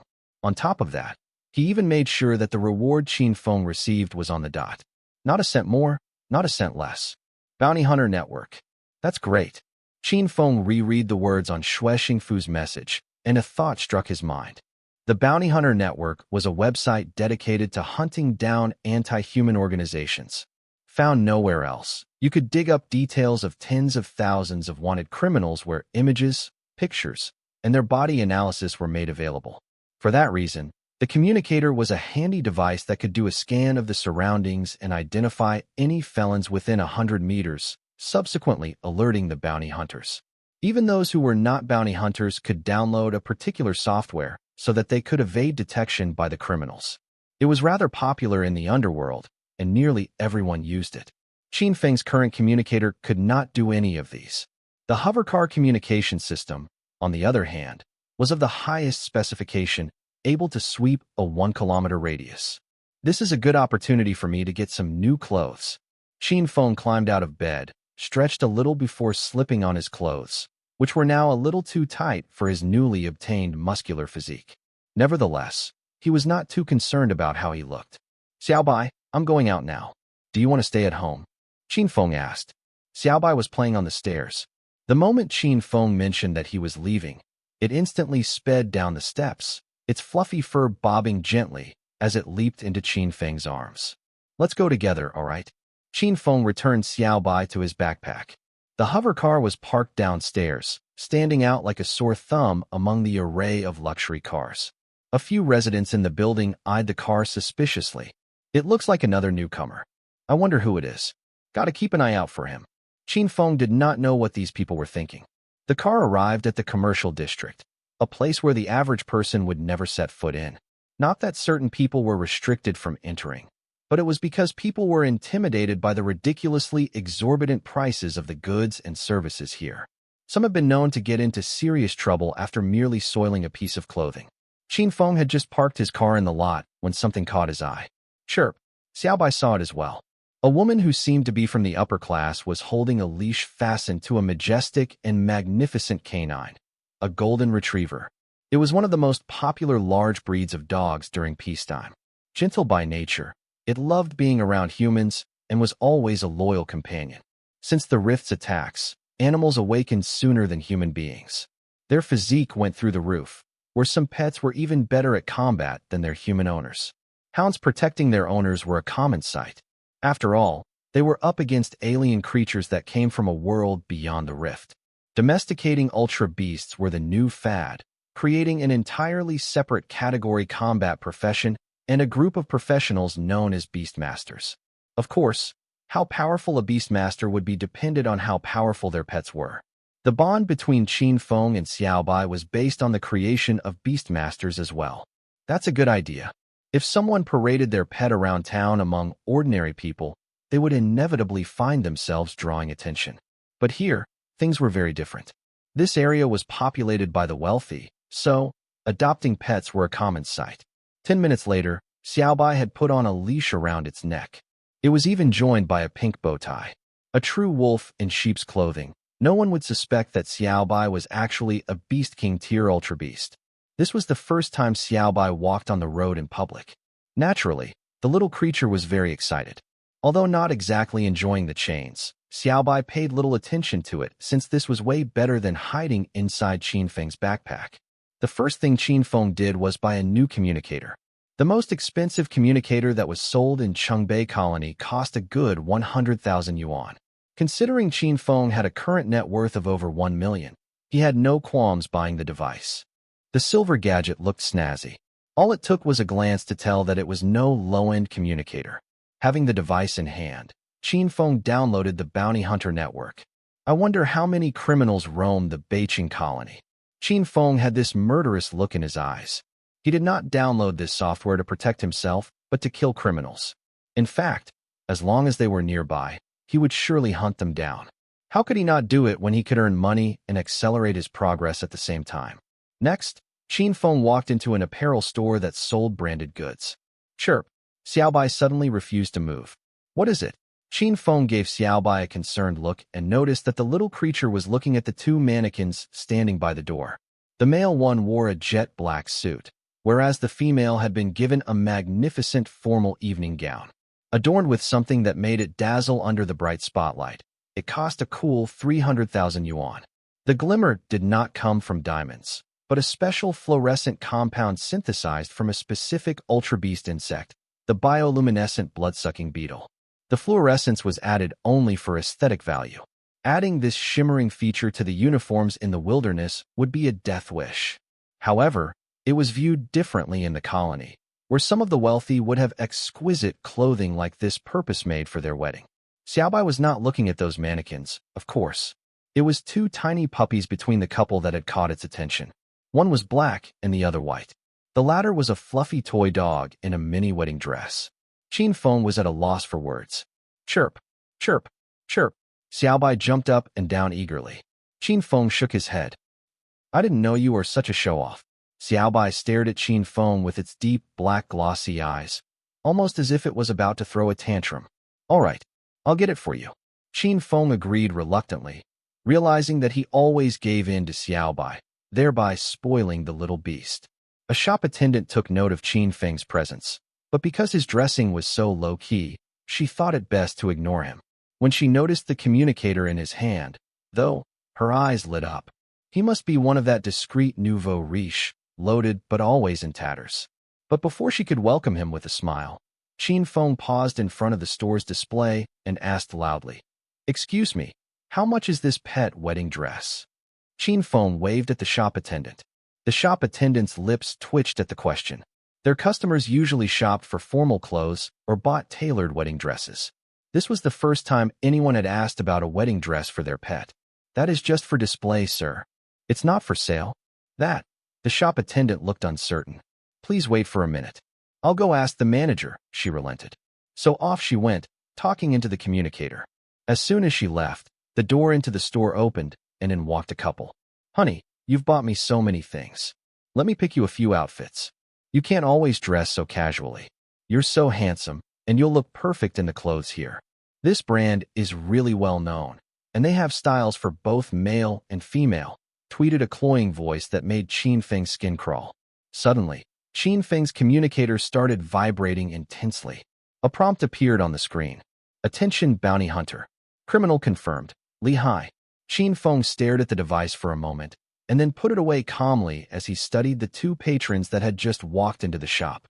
The couple was very mushy and intimate. The man was nearly in his 40s, muscular and around 185 centimeters tall, with slightly fierce-looking features. Meanwhile, the woman seemed to be about only 18 with long hair that had been bleached blonde and thick makeup. She was dressed scantily, her impressions only worsened by the large and small shopping bags that filled her hands. They had indeed purchased an entire warehouse of stuff. Had the woman not addressed the man as her husband, Qin Feng would have mistaken them for father and daughter. Whatever you want, just say the word, itch. Serve me well, and I will buy you everything you ever dreamed of. This is nothing to me. The man was both presumptuous and vulgar as he haughtily gloated to the female. You're the best, hubby. The woman embraced the man, brushing a full pair of breasts against his arm. Even though she said this with a smile, there was a look of disgust concealed within her eyes. While the pair shopped, Qin Feng looked up information about the man in his communicator. The facts and figures found here about any criminal were laid out in a very detailed fashion. After confirmation that he had the right guy by comparing the man in the store to the one in the criminal profile, he looked up the man's offenses. Li Hai was not from Chengyang, but was actually from faraway Haining. Assaulted 1 and killed 13 young women, murdered 91 innocent civilians, resisted arrest by patrol team, caused the deaths of 31 patrol team ability users, devised a bomb that destroyed public buildings, killing 132. Qin Feng looked at the bounty offered at the bottom of Li Hai's profile page. It was not a lot, only about 2 million yuan, but there was also a reward of 500 bounty points. Excellent. All of a sudden, Qin Feng had this bloodthirsty look in his eyes. Li Hao appeared to be unaware that he had been targeted. Even if someone like him found out about the bounty hunter network, he wouldn't be spooked. His chosen as a hideout was one of the safest. Qingbei Colony was an inferior place in Qinyang, where the strongest person was at most at E tier. Why would anybody go through all that trouble to hunt him? That seemed to be impossible, of course, which was why he was so brazen. Soon, the shop assistant who tended to Qin Feng returned. Sir, I've consulted my superior, and it appears that we can sell this pet wedding dress to you. It goes for 36,000 yuan. We can also make custom-make outfits for your pet. You just need to give us its measurements. Qin Feng was not about to make a move in the shop, so he nodded, hoping to linger around his target a little longer. All right, but we'll take this one first. After he had paid for the wedding dress, Qin Feng helped Xiaobai into it. That looks very pretty, really. Qin Feng cooed affectionately. Xiaobai was very flattered, puffing its chest and raising its chin, eager for all to see it in its new dress and sing its praises. Oh my, this little puppy is so cute. Hubby, I want one too. The woman with Li Hai purred when she overheard Qin Feng. Xiaobai suddenly stiffened, glaring at the woman with its dark eyes. Who are you calling a dog? You want to die? In Xiaobai's inherited memory, human beings were frail creatures. Except for the person whom it had a confirmed bond, it would never mince its words with anyone else. In fact, when it was all grown up, humans would simply be one of its many foods. What did they taste like anyway? Li Hai was a grade F ancient warrior, but because Xiaobai did not reveal its aura, he could not tell that the puppy was actually an ultra beast. Hey kid, I'm buying your dog. How much do you want for it? Give me a price. The man barked without the slightest sense of courtesy. Qin Feng's warm smile froze on his lips. He stood up and looked at Li Hai. It is not for sale. Not expecting to be rejected, Li Hai frowned, looking very unhappy. Hubby, the woman purred. That only fueled Li Hai's anger. Who the hell was this kid, turning him down and embarrassing him in front of his woman? Hey kid, even if you're not selling today, you still have to sell. Li Hai reached out a palm towards Qin Feng's shoulder. This move alone could shatter a person's bones. Instantly, Qin Feng released Xiaobai's leash. Forget all that buying he was supposed to do. This was the perfect time to make a move. Qin Feng was prepared, so he swung out a fist to meet Li Hai's hand. Bam! Qin Feng's fist slammed into Li Hai's palm, sending a powerful force up his arm. Crack! With a loud, unnatural sound, Li Hai's wrist was twisted in a weird angle, its bone broken into two places. Argahar! He screamed, stumbling backward while clutching his arm until he hit the display behind him. Clothes fell to the ground, and a vase shattered. The woman standing next to him fell to the ground on her bottom at the sudden move, but Li Hai ignored her. Hey kid, you have a death wish. Li Hai roared in pain and fury. Qin Feng had unleashed the punch at full force while meanwhile inadvertently exposing his real strength. Li Hai now knew that Qin Feng was merely a G-tier ancient warrior who only managed to injure him because he was unprepared. Li Hai could squash this kid with a finger if he wanted to. One could only imagine how pissed he was to have his wrist snapped in two by a boy half his size. That kid had to die. Without holding back, Li Hai raised his fist and jumped at Qin Feng. Oh! The store assistant and Li Hai's woman screamed, running away to take cover as far away as they could. Die, kid. Li Hai grinned. Qin Feng looked bored. He raised his left arm and grabbed Li Hai's swinging arm. You! Li Hai's eyes widened when he realized that he had fallen into a quagmire. Qin Feng's fist struck at Li Hai's dantian. Star absorption. Li Hai's dense inner force, much larger than that of the people Qin Feng had previously killed, rushed relentlessly towards Qin Feng. Li Hai stared in disbelief. When Qin Feng killed He Li, he was only at G7 tier. Today, his physical body had reached G8, and combined with the star-absorbing skill, the inner force he used must have become extremely powerful. He simply went easy on Li Hai just now. Bam! That punch immediately crushed Li Hai's dantian. Li Hai's body trembled. He could not launch any more attacks. Qin Feng threw another punch in Li Hai's direction without pausing. Bam! One hard hit to the chest, and it shattered his rib cage before snowballing into the heart. Li Hai was dead. His body slammed onto the ground, dead as a doornail. Qin Feng took out his communicator immediately, snapped a few pictures of the now-deceased Li Hai, and submitted them. You're a killer. The woman who was with Li Hai screamed, pointing incriminatingly at Qin Feng. Qin Feng chuckled. The thing I just killed is a criminal on the loose. Did you know that he is wanted all over? What is your relationship with him? Are you his accomplice? Huh. The woman looked at Li Hai's motionless corpse, then back at Qin Feng. No. I don't know. I don't know anything. I thought he was just a rich guy looking to hook up with me. Qin Feng gave her a look of disgust. Get yourself out of here before the authorities do. At least you won't have to live in a cell. Yes. Thank you.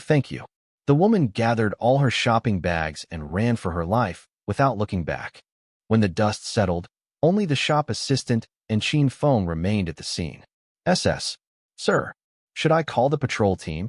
The assistant quivered, close to tears. I've already called them. Relax. Don't be scared. In the meantime, bring me some clothes, will you?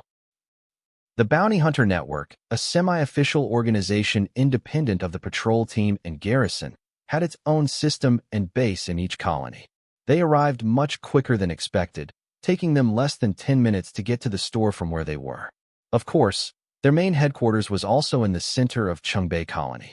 By the time they arrived, Qin Feng had already changed into an expensive outfit. The shop assistant listened to him attentively.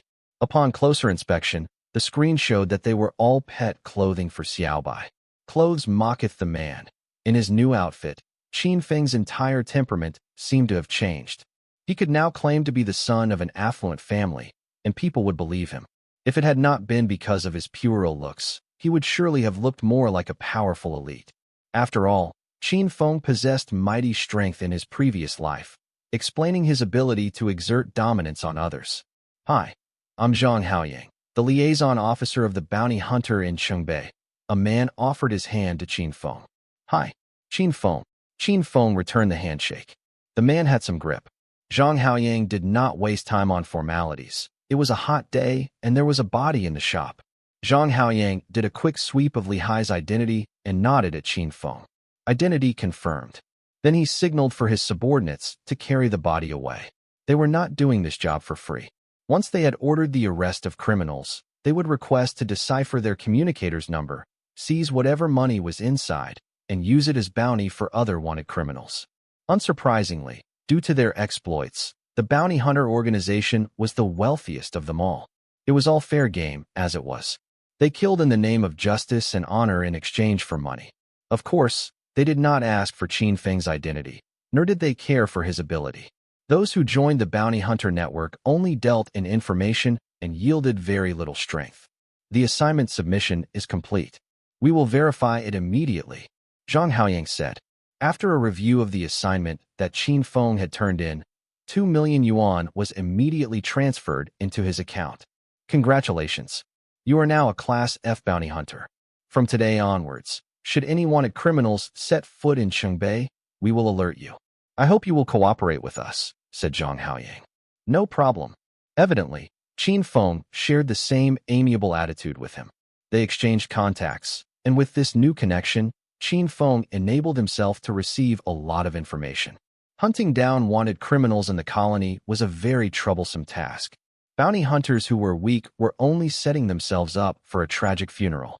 Some of the more powerful criminals even had the capability to assassinate the leaders of the colonies.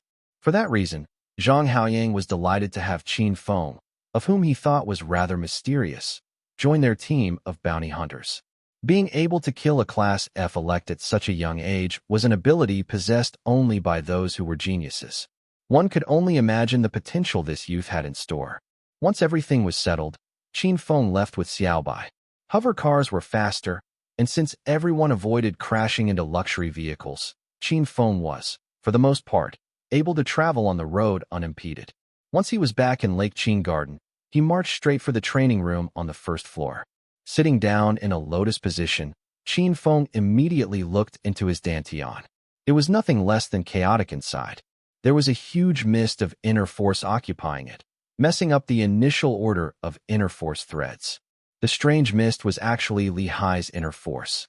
He was an F-tier ancient warrior whose inner force had transformed into a ball of smog, subsequently entering Qin Feng's dantian. This situation made him really uncomfortable inside. This was because his dantian hadn't yet expanded enough to accommodate inner force in the form of a mist. Absorb. Qin Feng then employed his absorption skills in an attempt to soak up all that mist. His meridian expanded once again, and the cloud of smog was converted into 8 silk threads that were integrated into his dantian. As of now, there were 27 silk threads in his dantian, 3 times that of a peak G-tier ancient warrior. So, it would seem that fighting ancient warriors increases my internal force faster. I have to keep my conscience clear and avoid killing the innocent. Qin Feng reminded himself. That particular feeling that people got from an exponential asteroid assimilation boost would often cause them to lose control of themselves. They would be consumed by their desire to kill. Thankfully, due to his previous life's experience, Qin Feng was aware that he should not be too foolhardy. The next morning, Qin Feng rolled out of bed early. The awakening period had passed. Those who had not been awakened would have no hope of awakening ever again. To most people, however, it was a new beginning. Qin Feng drove to Zhou Hao's place with Xiaobai. Hey, lunatic, you finally came. I was getting impatient, grumbled Zhou Hao as he climbed into the car. When he saw Xiaobai, he simply stared at the creature. What is this? A pet? Why do you have a pet? Today, Xiaobai was wearing a cute little hat with a clip underneath and a formal red dress, all a very eye-catching ensemble. After experiencing what it was like to walk freely in public, Xiaobai would rather die than to hide inside Qin Feng's backpack once more. Qin Feng had no choice but to bring the little creature along with him. No one at school had the intention to hurt Xiaobai anyway. Mom, this is Xiaobai. Don't call it a dog. It won't be happy. Qin Feng reprimanded Zhou Hao. All Zhou Hao could do was keep himself from bursting out laughing. All right. How are you, Xiaobai? How about we shake hands? Zhou Hao stretched out a palm. Xiaobai flexed its claws, wondering if it should draw some blood from Zhou Hao. Ahem, all right. Buckle up. Qin Feng quickly changed the subject. Zhou Hao had always gotten himself into trouble, unintentionally, of course. Although Xiaobai had constantly assisted Qin Feng, it was a beast general nonetheless, and its owner knew all too well how strong this tiny creature could turn out to be. Soon, they arrived at the gates of Qingbei Advanced Academy. There was a multitude of people standing at the entrance. Among the crowd, the few that stood out were the upperclassmen, clad in striped dark red uniforms. The pretty girls from the Advanced Academy are really on a whole total different level. Zhou Hao noted excitedly, pointing at someone in the throng of people. An uninterested Qin Feng turned around to look, only to realize that it was someone he knew, the one called Li Yaoyao, the water ability user. Qin Feng vaguely remembered that she was a student of the Advanced Academy. Lo and behold, there was an impatient-looking Lu Ming standing next to her. Let's go register our names first. There were 3 registration booths, 2 which were crowded with long lines while 1 was completely vacant. The latter was the booth for ability users. I'm going there. I'll come to look for you later. Qin Feng pointed at the empty booth, leaving a stunned Zhou Hao behind. Hey, lunatic, your special ability has awakened? Why didn't you tell me? Qin Feng simply waved in response, ignoring Zhou Hao's discontent. This was a decision he had made after a bout of careful and lengthy deliberation. Before he was reborn, Qin Feng was able to achieve A tier as an ancient warrior. If not for his accidental death, his strength would have continued to soar thanks to his absorption ability. However, when it came to abilities, he was all but a layman. To date, he had destroyed the laboratory in the wilderness, and while it was best never to reveal one's dark abilities, the Hellstone gave him an idea. He walked up to the special ability desk and was greeted by the student operating the booth. Are you here to sign up for the special ability class? Are you sure your ability is awakened? Which category is it? Qin Feng snapped his fingers, and a small flame materialized at his fingertips. Fire ability. Noticing the fluidity of Qin Feng's movements, the senior was impressed, praising, "Incredible. You've only just awakened, and you've already gotten the flame rune. You're even able to control it. You must be really talented." Qin Feng looked at the senior, speechless. It did not seem like he was lying. Even if he wanted to hide his dark ability, it did not mean that he wanted to attract a lot of attention as a fire ability user. It never crossed his mind that the tiny gesture was to be considered an impressive feat. Qin Feng hurriedly extinguished the flame on his palm, but it was too late. The people around him had already seen it. Ability user. Lucky-ass guy? His ability is awakened. That looks real cool. The people who were lining up at the Ancient Warrior and Gunner booths all gawked at Qin Feng as if looking at a million pieces of gold. Even Li Yaoyao, who was busy managing the registration booth, paused and looked over. She was both surprised and excited to see him. "Qin Feng," Li Yaoyao called out as she handed the registration form in her hands to a patron. She had come here just to wait for Qin Feng, not knowing that he would be so late and signing up at the special ability booth. She had been busy working at the Ancient Warrior booth for quite a while now. When she thought of how long she had been kept busy at the Ancient Warrior booth, her excitement turned into resentment. Qin Feng greeted her back with a simple hi, before turning back to the form he was given and filling it up. Li Yaoyao smiled sweetly at him. "Qin Feng, I'll bring you to the testing area." "No need for that. Thank you. I'm waiting for a friend."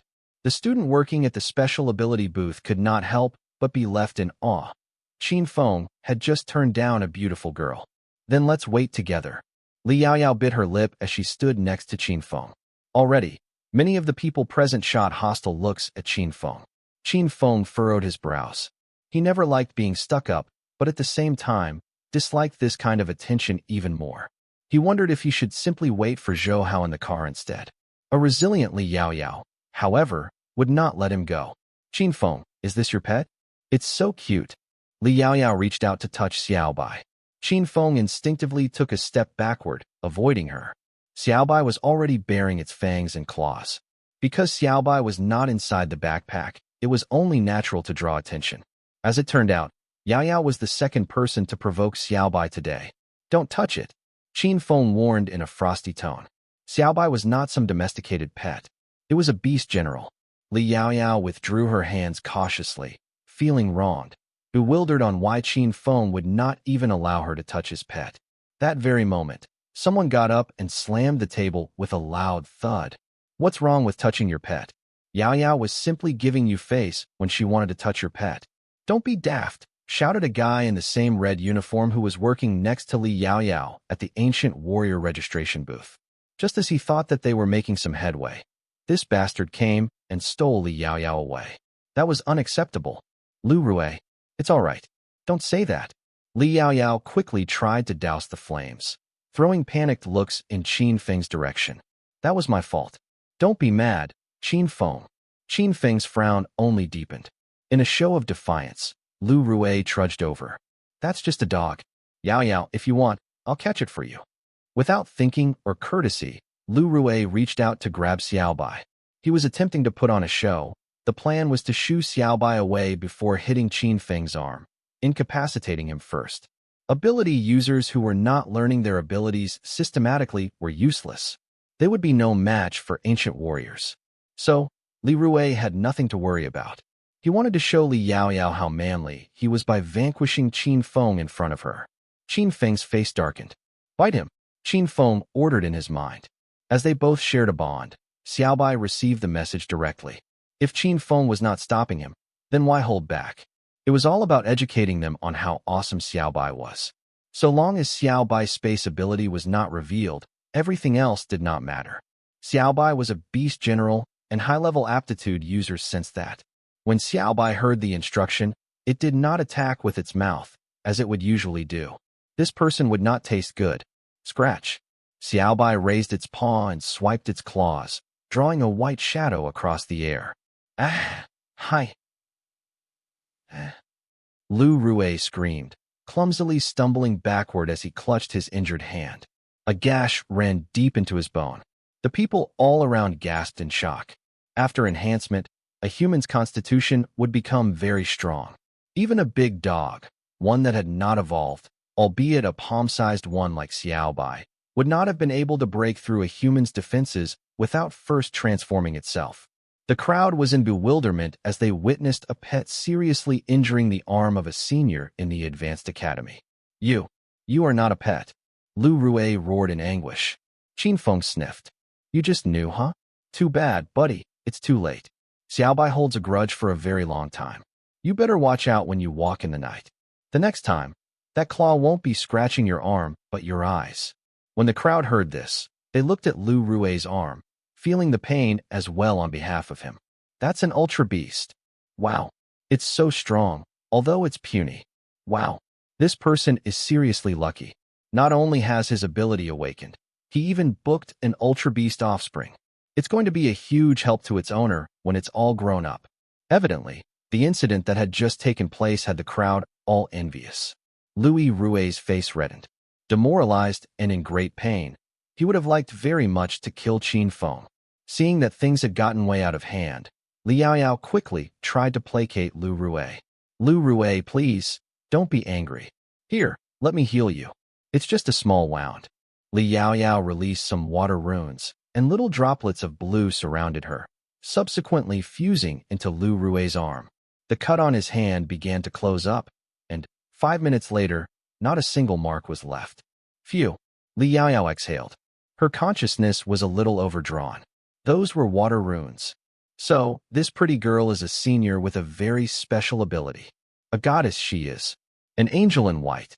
As the crowd expressed their admiration, Lu Rui looked at Qin Feng's direction with an amused look in his eyes, as if to say, so what if your pet caused me a disadvantage? You may have won some face, but you're losing the pretty girl. Suddenly, he felt a little better for himself. However, after scanning the crowd, Lu Rui looked confused. Where was Qin Feng? While all focus was on the healing, no one noticed that Qin Feng had sneaked Zhou Hao to the front of the line, grabbed a sign-up sheet, and left quietly. Qin Feng, your special ability is awakened? And Xiaobai is an ultra beast. What class is it? It looks really incredible. That pretty also girl seemed to know you. Zhou Hao had an endless list of questions. You're talking a little too much. Qin Feng winced. Zhou Hao rolled his eyes. Then answer my questions. I don't want to. Damn. You're keeping secrets from your brother. Isn't that normal? We'd be gay if there are no secrets between us. Zhou Hao huffed in frustration, finally lost for words. I don't mean to keep secrets from you, but I'm too lazy to explain myself. At least you know the truth now. Qin Feng patted his friend on the shoulder. Are we still brothers? Zhou Hao groaned. When he thought about the talent fruit and beast general meat, it dawned on him that Qin Feng had been playing things real close to the chest since then. But Qin Feng was also right. He could not possibly tell Zhou Hao everything. All that mattered was that he still treated him like a brother. Then I'll you one last question. Do you have feelings for that pretty girl? Zhou Hao nosily poked with a smirk. What feelings? Qin Feng cocked his brow and tried to look as cool as possible. Don't be silly. That girl looked like she really likes you. Don't you like her back? Nope. Qin Feng snapped. Why? Zhou Hao looked at Qin Feng in disbelief. She's so pretty, and she's a water ability user. She'll be a doctor for sure. How can you not like her? Qin Feng simply kept mum. If he was young and carefree, he would have been overjoyed by the attention poured on him from a tremendously attractive lass like Li Yaoyao. But Qin Feng wasn't that young mutt who had just moved out of the orphanage, waiting to take on whoever came their way. It was 10 years ago, before his rebirth. Though Qin Feng may not have been at his peak, he did not lack anything either. Money, women, everything that he should have, he had them. To him, there was nothing particularly special about Li Yaoyao. Also, he wasn't the type to be too interested in these kinds of things. In this life, his most pressing goals were to get revenge and to reach the top. There are no whys. She's just not my cup of tea. Qin Feng politely denied, not wanting to criticize Li Yaoyao. Thank goodness, the bashful topic did not continue for long as they soon arrived at the testing area. On the other side of the room, Li Yaoyao looked really unhappy and obstinate. Once again, Qin Feng had taken off and left her alone. It was clear that this young man did not give a damn about her. In the testing area, wow, we have someone who has his ability awakened. My name is Cheng Chao. I will be your teacher/instructor. Just call me Teacher Cheng. Cheng Chao was in his 40s. He looked a little dull, but seemed the kind type. Teacher Cheng, here is my form. Qin Feng handed his form over. Cheng Chao accepted the paper and placed it on the machine next to him. You've already confirmed that it's a fire ability? Then there's no need for another test. We'll just measure your consciousness and rune affinity. Cheng Chao took out a red fire crystal, a rare crystal core with attributes, and placed it in the machine. This machine is a piece of essential equipment that you will need in the future. It can break down the runes in special ability cores. The more gifted a person is, the more powerful he or she would be able to absorb the runes. This all depends on their aptitude as well. Of course, even if results are not outstanding, you're still fortunate. Don't get too stressed. All right, let's start now. Qin Feng nodded. He was already seated inside the egg-shaped machine with a blindfold over his eyes. Release your consciousness and capture those runes. The more you get, the better, Cheng Chao instructed. Accordingly, Qin Feng unleashed his conscious energy and saw countless fire runes bouncing here and there. He knew that these runes were part of the test. Capturing them with the powerful pulling force of his consciousness, he absorbed the runes. However, no matter how hard he tried, he was only fast enough to absorb 1% of the dark runes. On top of that, once the runes reached his consciousness, they disappeared almost immediately. At the end of the day, Qin Feng was still a dark ability user, no matter what he tried. He simply posed as a fire ability user because of the fire runes. Even if he absorbed the fire runes, it would not be stored in his diamond planet. But what about the sub-ability core around my ability core? I wonder if I can carve the runes onto them. Sub-ability cores were those really narrow and small infernal satellites orbiting the ability core. Qin Feng pulled the fire runes in again and attempted to carve them onto the infernal satellites. It works. He had successfully absorbed 2 runes. But just before he could continue, a beep rang in his ears, and all the fire runes disappeared. Done, the teacher blurted as the machine spat out the report. Ripping off the sheet, he took one look at it, and his eyes widened. Then, he slapped his thigh regretfully. Sigh. Qin Feng looked at the man. Teacher, what is it? Do my results disqualify me from enrolling into the academy? No, you are qualified. It's just a little unfortunate. The teacher passed on the results to Qin Feng. Elements captured, 2. Strength of consciousness, S. Rune affinity, G. Qin Feng did a double take. The power of his consciousness was S. It's too bad. If only your rune affinity could be higher. It's very rare to see S-tier consciousness. Cheng Chao looked a tad disappointed. Qin Feng did not react to the comment, though. He knew now that his rune affinity was Class G because he did not only absorb dark runes. Sir, how is affinity evaluated? Qin Feng asked. He knew practically nothing about ability users. The more basic the information given to him, the fewer details he knew. A G-tier ability user's initial absorption ability is at a 2. Similarly, it's 4 for F, 6 for E, 8 for D, 10 for C, 12 for B, and 15 for A. S-class is the strongest. It could even go up to 20. Don't underestimate the small difference between the tiers. If all consciousness's strength is the same, then the efficiency of an elite absorbing rune would have greatly increased. One should know that even a G-tier special ability would need at least 1,000 fire runes, needing a G-tier affinity ability user to complete it in 10 days. However, an S-tier affinity ability user would be able to complete it in 2 to 3 days. When it came to high-tier special abilities, one would need at least tens of thousands of runes. Qin Feng remembered when he had just awakened dark runes. He was able to absorb 20 dark runes in an hour during the day and over 100 at night. Did that not mean that his talent had, in fact, exceeded S-tier? Of course, you shouldn't be discouraged. As your consciousness continues to strengthen, you can cultivate longer than others.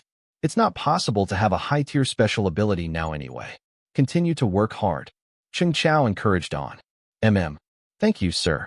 Qin Feng scanned his test results again. His eyes were drawn to the word pass on the bottom of the sheet. All he needed to do right now was pay to the fee, and he would officially become a student of the Chengbei Advanced Academy. Qin Feng did not immediately leave, but walked up to the ancient warrior testing area instead.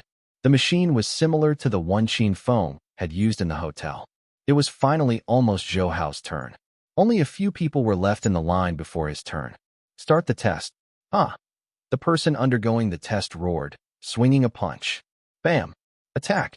279. You can give it another try. Thank you, teacher. Thank you.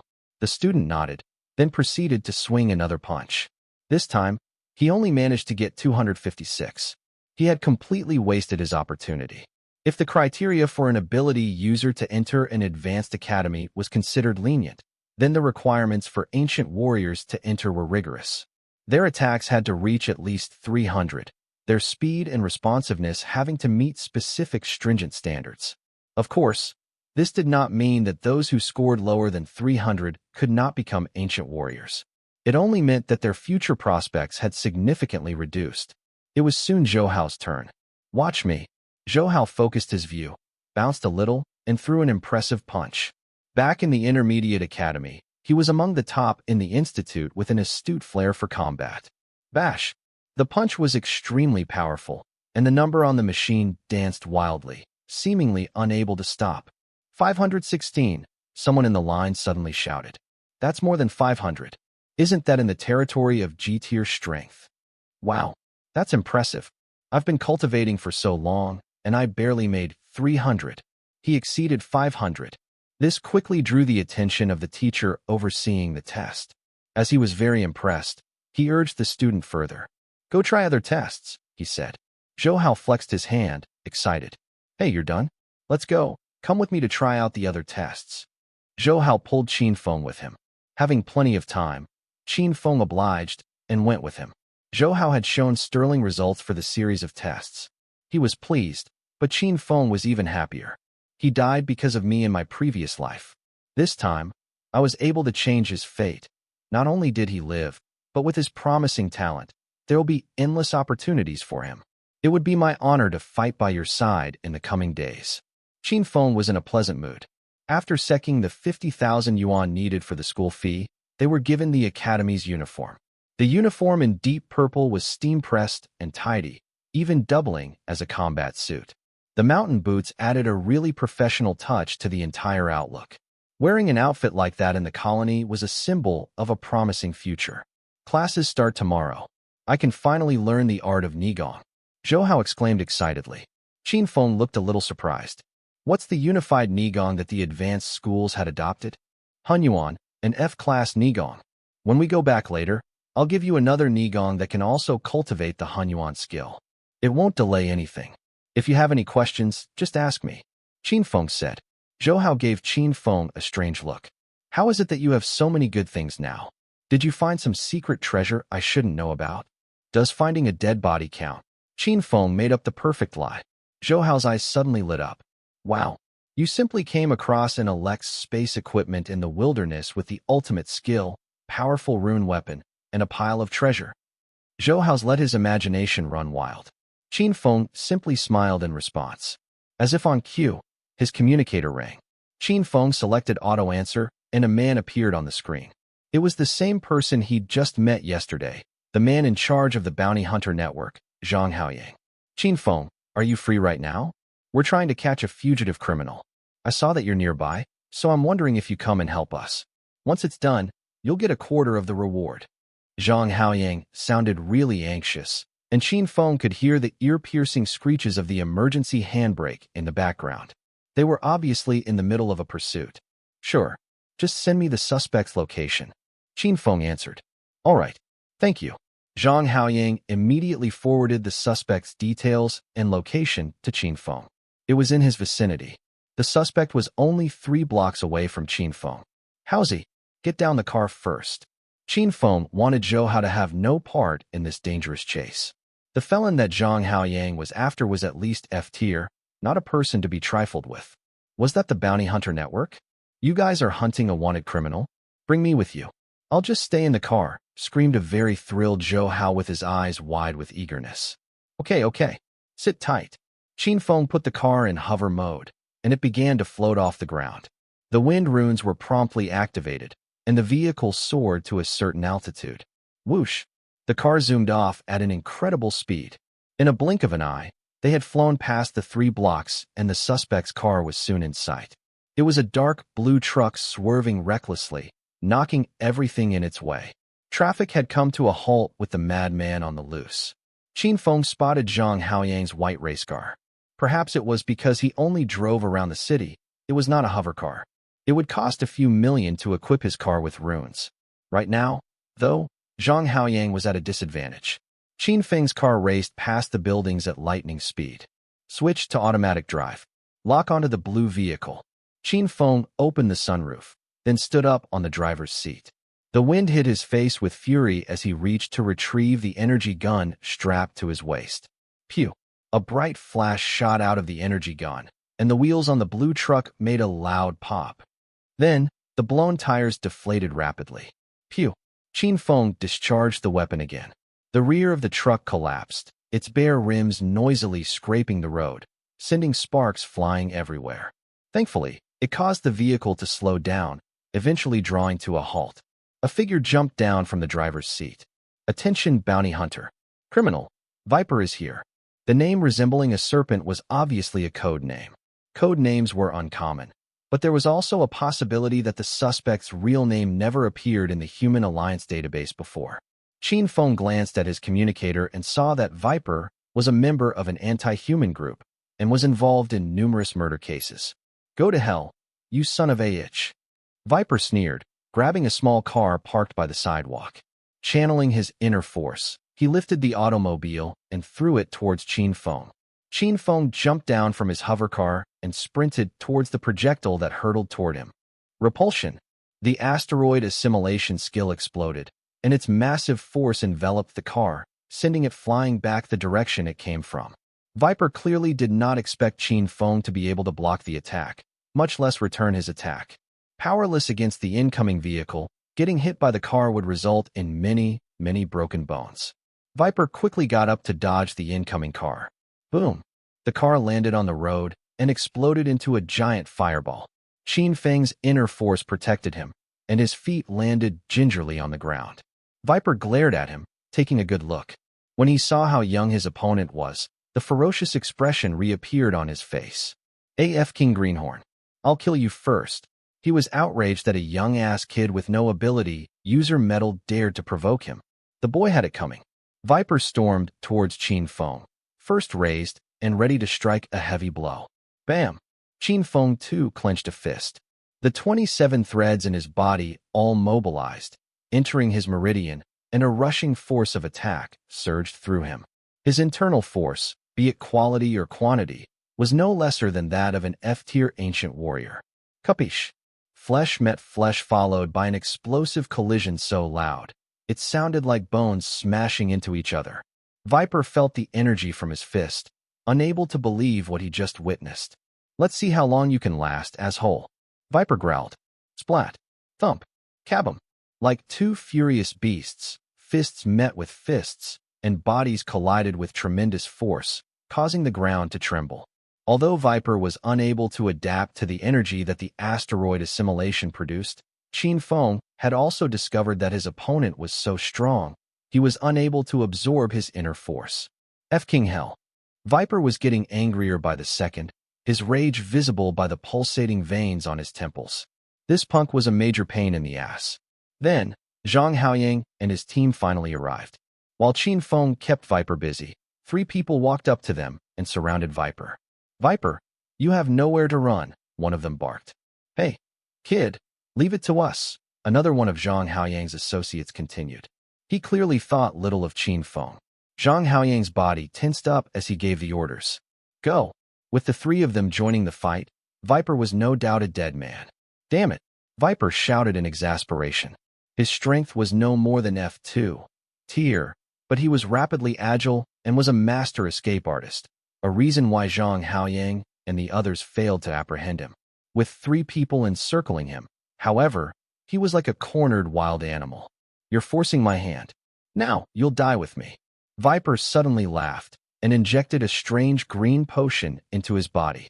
"Ah!" He screamed as his body started boiling. It expanded and distorted in strange angles. Then, green scales sprouted from his skin, and in a flash, Viper transformed into a 5-meter-long ultra beast taking the form of a giant snake. Experimental mutant. Qin Feng stepped backward cautiously, his heart pounding within his chest. The anti-human organization's unusual experiments had never stopped.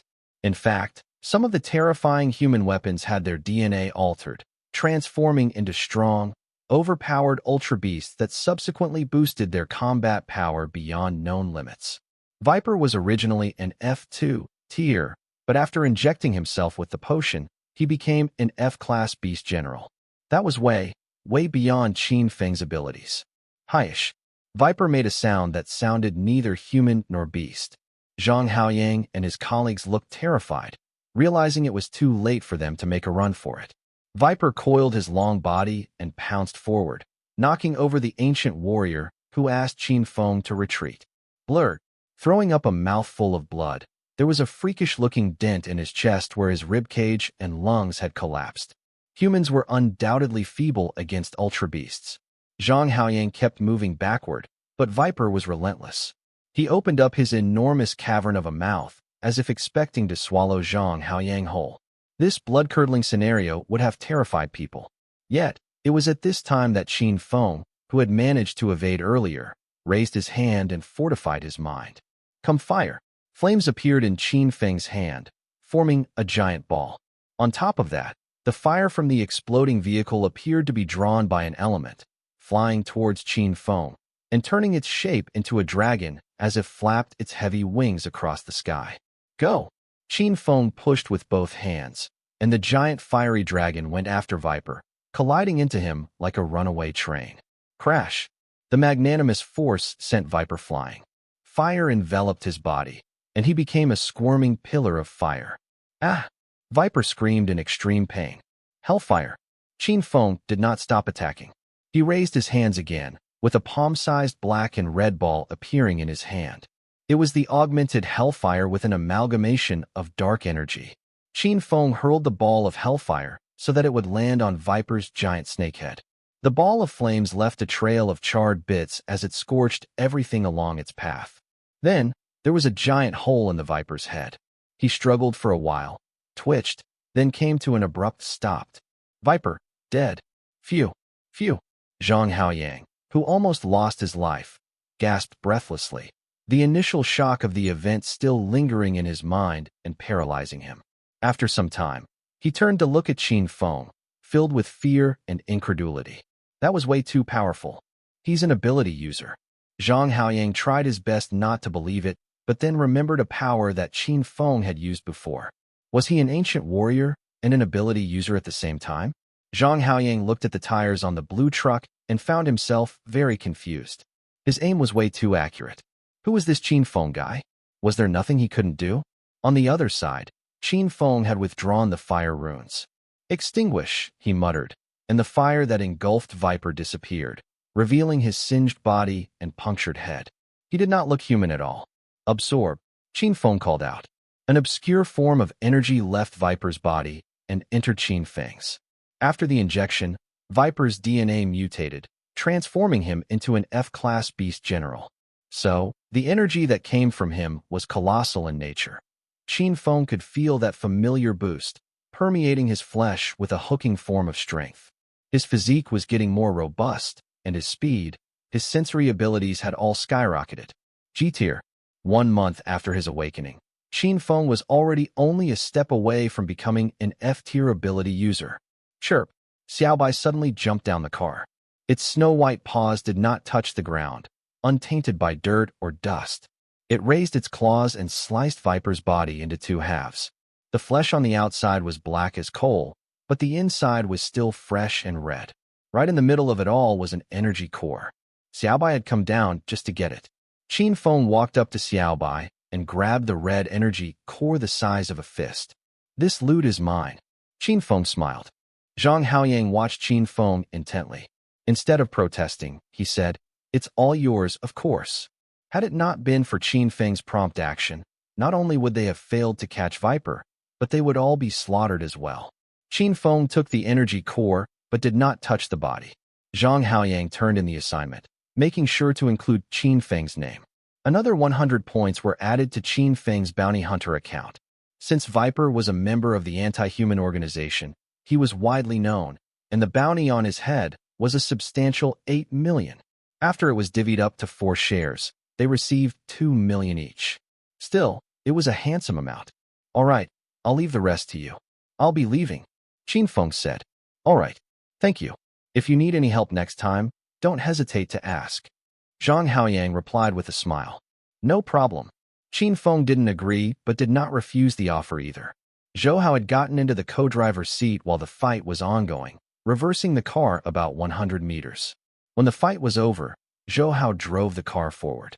Soon, Qin Feng walked over, carrying Xiaobai into the car. Zhou Hao was high as a kite. It was an eye-opening experience seeing how strong his good friend had become. "Remember to send me that Nigong when you get home. I'm so excited right now." Qin Feng's strength really gave Zhou Hao a shock, but at the same time, it had also confirmed his adventures in the past month.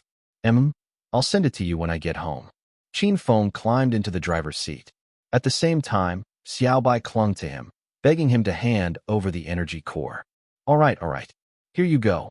Qin Feng relented. Although he knew that if he used the energy core for himself, he would improve his strength tremendously. But ever since he had Xiaobai, he had given all the energy cores he got to it. It was a decision he never regretted. After Xiaobai had absorbed the energy core, it fell into a deep slumber, signifying the dense energy contained in an F-class beast general's crystal core. Once he got home, Qin Feng began to pin down a B-class skill, Obsidian Gale, from memory. He worked really hard in the previous life to obtain it, sacrificing almost everything he owned. It was also thanks to this skill that he was able to reach A tier. While it could not match up to the asteroid assimilation, it remained a beneficial tool for Qin Feng. Having the asteroid assimilation spell at hand, Qin Feng did not need to train his Obsidian Gale. It was, however, suitable for Zhou Hao, even coming with a skill called Obsidian Gale Kick. Since he had learned the skill for several years, Qin Feng knew it inside out, and he made sure to include the slightest details before sending it to Zhou Hao. Zhou Hao was over the moon as he received it. After that, as usual, Qin Feng did not rest. Although the absorption ability had strengthened Qin Feng's physical body, the asteroid assimilation failed to absorb Viper's internal force. Viper had injected himself with the mutant potion before Qin Feng could do it. "How unfortunate," he grumbled, being a little disappointed. But in all consideration, it turned out to be a pretty good day after all since his body had reached G9 tier. "But I think there's another place where you can fight ancient warriors." Qin Feng narrowed his eyes. He did not know where this place was, but he knew that there was one in every colony, and that was the underground fighting arena. A place for venting the worst lust for violence. It strongly advocated brutality in its matches. It also doubled up as a ferocious fighting ring. Qin Feng did a quick search, and because these places were somewhat popular, he was able to find their locations in no time. It was late at night. A blanket of darkness cloaked the entire Chongbei colony. But where the darkness could not cover were the clamor in certain places. In the most disorderly, poverty-stricken area of Qingbei, the term mess was an understatement. There were probably corpses lying in dark corners around the place. Qin Feng left his combat uniform at home, choosing to go with more casual clothing. It made him look like royalty, in particular, a devil-may-care overtone that he carried around, giving off a really leisurely yet ferocious vibe. Boss, here comes a fat one. Oh, are you sure? Does he have an escort? No. It appears that he's looking for some fun. The communicator he's holding is at least 100,000 yuan. Damn, it's him then. All of a sudden, a group of fierce-looking thugs surrounded Qin Feng. The apparent leader of the group came forth and barked, "Hey kid, if you have any common sense whatsoever, take out 1 million, or you'll lose your head." Qin Feng stopped walking and calmly took a good look at the group. None of them wore any badges, but now that Qin Feng's consciousness was so strong, he could sense that they were around G2 or G3 tier. On top of that, their inner force was no better than a speckle or two of smog. This is better than nothing. They're just a bunch of thugs anyway. Qin Feng chuckled. Then, before anyone could react, the asteroid assimilation blew the surroundings with a terrific explosion, and a powerful sucking force hit them before they knew it. Evidently, the group was under the influence of a qi field. One by one, they fell down to the ground, unable to control their bodies. It lasted only a few seconds. The suction was gone, and now, they were hit by a repulsion force. Bam! Bam! Bam! Ouch! Ah! The young men screamed at the top of their lungs as they were flung around like ragdolls, though soon to discover that this was not the worst thing happening to them. One of the thugs ran towards Qin Feng. "I will kill you." But just before he could plunge the knife in his hand into Qin Feng's torso, his target vanished. Right after that, a hand landed on his wrist. Crack! The unmistakable sound of fractures filled the air with a frightening snap. Clang! The knife he held hit the ground as the thug howled in pain. "Do you still want to kill me now?" Qin Feng grinned, pushing the thug to the ground. "No, I wouldn't dare. Big brother. I was wrong. I was wrong." The thug shriveled in fear. He allowed his anger to get to his head just now, but after Qin Feng's formidable attack, he finally sobered up. "Do you always hang out here?" "I'm assuming the answer is yes. So bring me to the underground fighting arena." Even though Qin Feng had been in Qingbei since he was 16, there were some places that he dared not venture, this exceedingly underprivileged neighborhood being one of them. Only after he had finally set foot in this place did he realize how complicated the roads were. At least he got someone to show him around. "Okay, follow me, big brother," the thug said, leading the way. His friends fell back, afraid to even come close to Qin Feng. Soon, they stopped in front of an impressive-looking door that was massive in size. The place was well lit, and the entrance was grand, featuring significant words reading Eagle Clubhouse in gold. There were even some luxury cars lining the parking area. Not only did the Eagle Clubhouse operate the underground fighting ring, but they also hosted betting tables, bathhouses, and various types of entertainment. It was indubitably the money-laundering den of Beijing. Each and every guard at the door wore a G9 badge across their chest. One of them was an ancient warrior, and the other one, a gun strapped to his back, was obviously a gunner. Hiring elects of this level to guard the door could only mean that whoever owned this underground fighting arena had to be very powerful. In fact, Qin Feng knew that the owner of this semi-official Eagle Clubhouse was the deputy mayor himself, Lin Zheng. The guards at the door stood very still, but when a few pretty hostesses saw Qin Feng, they approached him and greeted him warmly with a "Sir, welcome to Eagle Clubhouse." Qin Feng was dressed in high-end clothing, with each piece going for at least 4,000. That didn't even include his communicator, which was itself worth a princely 100,000. Upstart. Fewer die. That was how the others viewed Qin Feng. Qin Feng nodded, dished out about 1,000 yuan, and slipped it to one of the girls. "Bring me to the underground fighting arena." The woman was so thrilled to see the thick wad of cash. She looked at Qin Feng in excitement, unable to control her grin. "Here, Xiao Lian will show you in." "This way, sir." The employee called Xiao Lian led the way, swaying her hips with sultry motions as she walked in front. She looked really pleased, a little smug even. Since the other hostesses were left out of it, they rolled their eyes at her in dissent, and went on their way to look for other wealthy whales, secretly whispering amongst themselves on how lucky that BTSH was to find such an affluent young man who looked a hell lot better than the others, mostly elderly and disgustingly withered. Qin Feng followed Xiao Lian into an elevator and noticed that she pressed the button for B1. "What is your name, honorable sir?" "There's no need for honorifics." "It's Qin," he replied, but that was it. Qin Feng was a man of few words. "What does your family do? You look really young." Xiao Lian was eager to speak to Qin Feng, but he seemed uninterested. "Explain the fight to me," Qin Feng said in a cold, unfriendly tone. At the sharp reply, Xiao Lian's heart fell. Her experience in the business gave her a hunch that this was not going to be an easy guy to serve. "Yes, Mr. Qin. We will see the fighting ring in a while. The competitors today are Black Bear and Rolex, True Slash, and the rest. They are mighty victors. All of them are G-tier ability users," Xiao Lian explained. The elevator came to a stop, and as the doors opened, they were instantly bombarded with a cacophony of a noisy stadium. "Here, Mr. Qin." Xiao Lian guided Qin Feng through the corridor that soon led to a brightly lit space. The place was about the size of a small stadium, went up at least 3 floors, and in the center was a brightly illuminated fighting ring spanning about 20 meters. Qin Feng was bowled over. Bomb shelters like this could be used to protect the city from being attacked by ultra beasts, and yet obscene amounts of resources had to be wasted for these things. Outside of the ring were flights of stairs ascending at an incline with endless rows of seats. At first glance, Qin Feng estimated that it should accommodate a minimum of 10,000 people.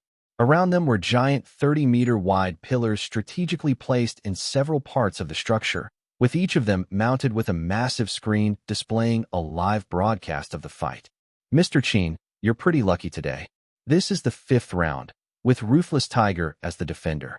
His opponent, though, is ever more powerful, the champion of 8 consecutive competitions. This is a level-skipping challenge," said Xiao Lian. "Mr. Qin, you can visit our public website on your communicator to see the betting odds and its payout for the competitors." Qin Feng had no inkling of the rules of Chungbei's underground fighting scene, but he'd been to other underground arenas in his previous life. Even so, he had only been a spectator. At that time, he wasn't strong enough to be in the ring. Qin Feng opened his communicator and scanned the odds for the 2 fighters. The contender and the challenger's score was 1-5, which meant that betting a Ruthless Tiger win would have to place 100 to earn 500, whereas Armbreaker's odds were 6-7.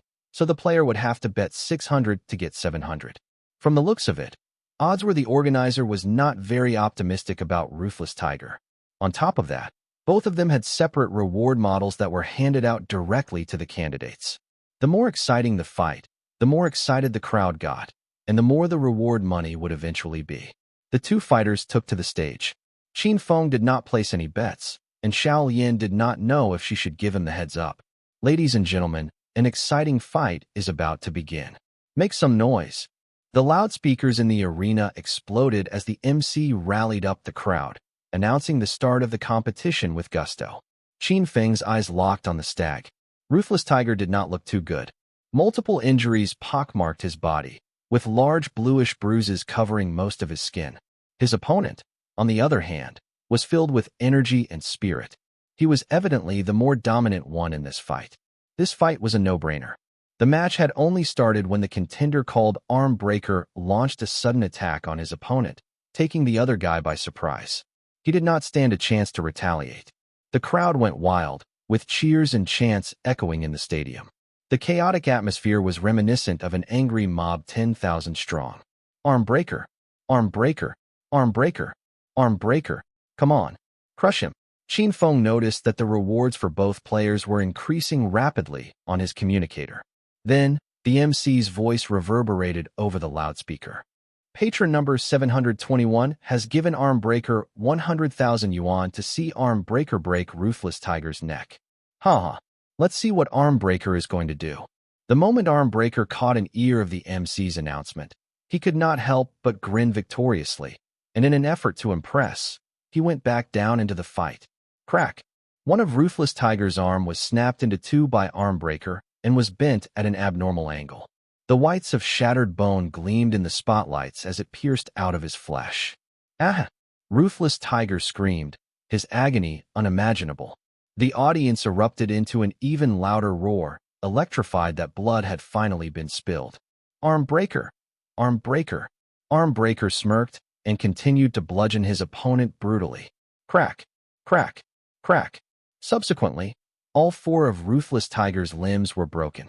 Patron number 721 has given Arm Breaker another 100,000. Ah, there's more. Patron number 1032 and Patron 1032. We have the banks flowing for him. Gosh, they seem to all really like Arm Breaker's exhilarating performance. Arm Breaker waved his arms in the air, looking cocky, pumping up the crowd's zealousness further. I concede. I concede. Ruthless Tiger howled. He had this desperate look in his eyes as if pleading for his life. Concede? What? No one has ever conceded in an underground fight, muttered Arm Breaker while he strode up to his opponent and mercilessly snapped his neck by twisting the head around. Ow! A loud hush followed by cheers erupted like wildfire. Loud shrieks and whistles of excitement from the audience, their necks and faces flushed with exhilaration. So, the exciting performance turned out to be the brutal killing of the opponent. Qin Feng mockingly told the girl. Even though he had been reborn, he found himself again unable to adapt to the vile insanity of the people. Maybe because they were all average lads, unable to escape the colony, and that their frustrations led them to vent their violence and fervor over here. Qin Feng smelled the darkness approaching. The crowd proved deafening, and Qin Feng had spoken so softly that Xiao Lian did not hear his comment. As for her, she quietly observed that Qin Feng did not seem excited. In fact, a little unhappy to be precise. Mr. Qin, if you don't like the noise, we can go to a private room. You can enjoy the fight in peace and quiet there. Qin Feng answered coolly, no need. That won't be necessary. You know, I honestly think that this competition is exciting. I'll challenge this arm breaker guy.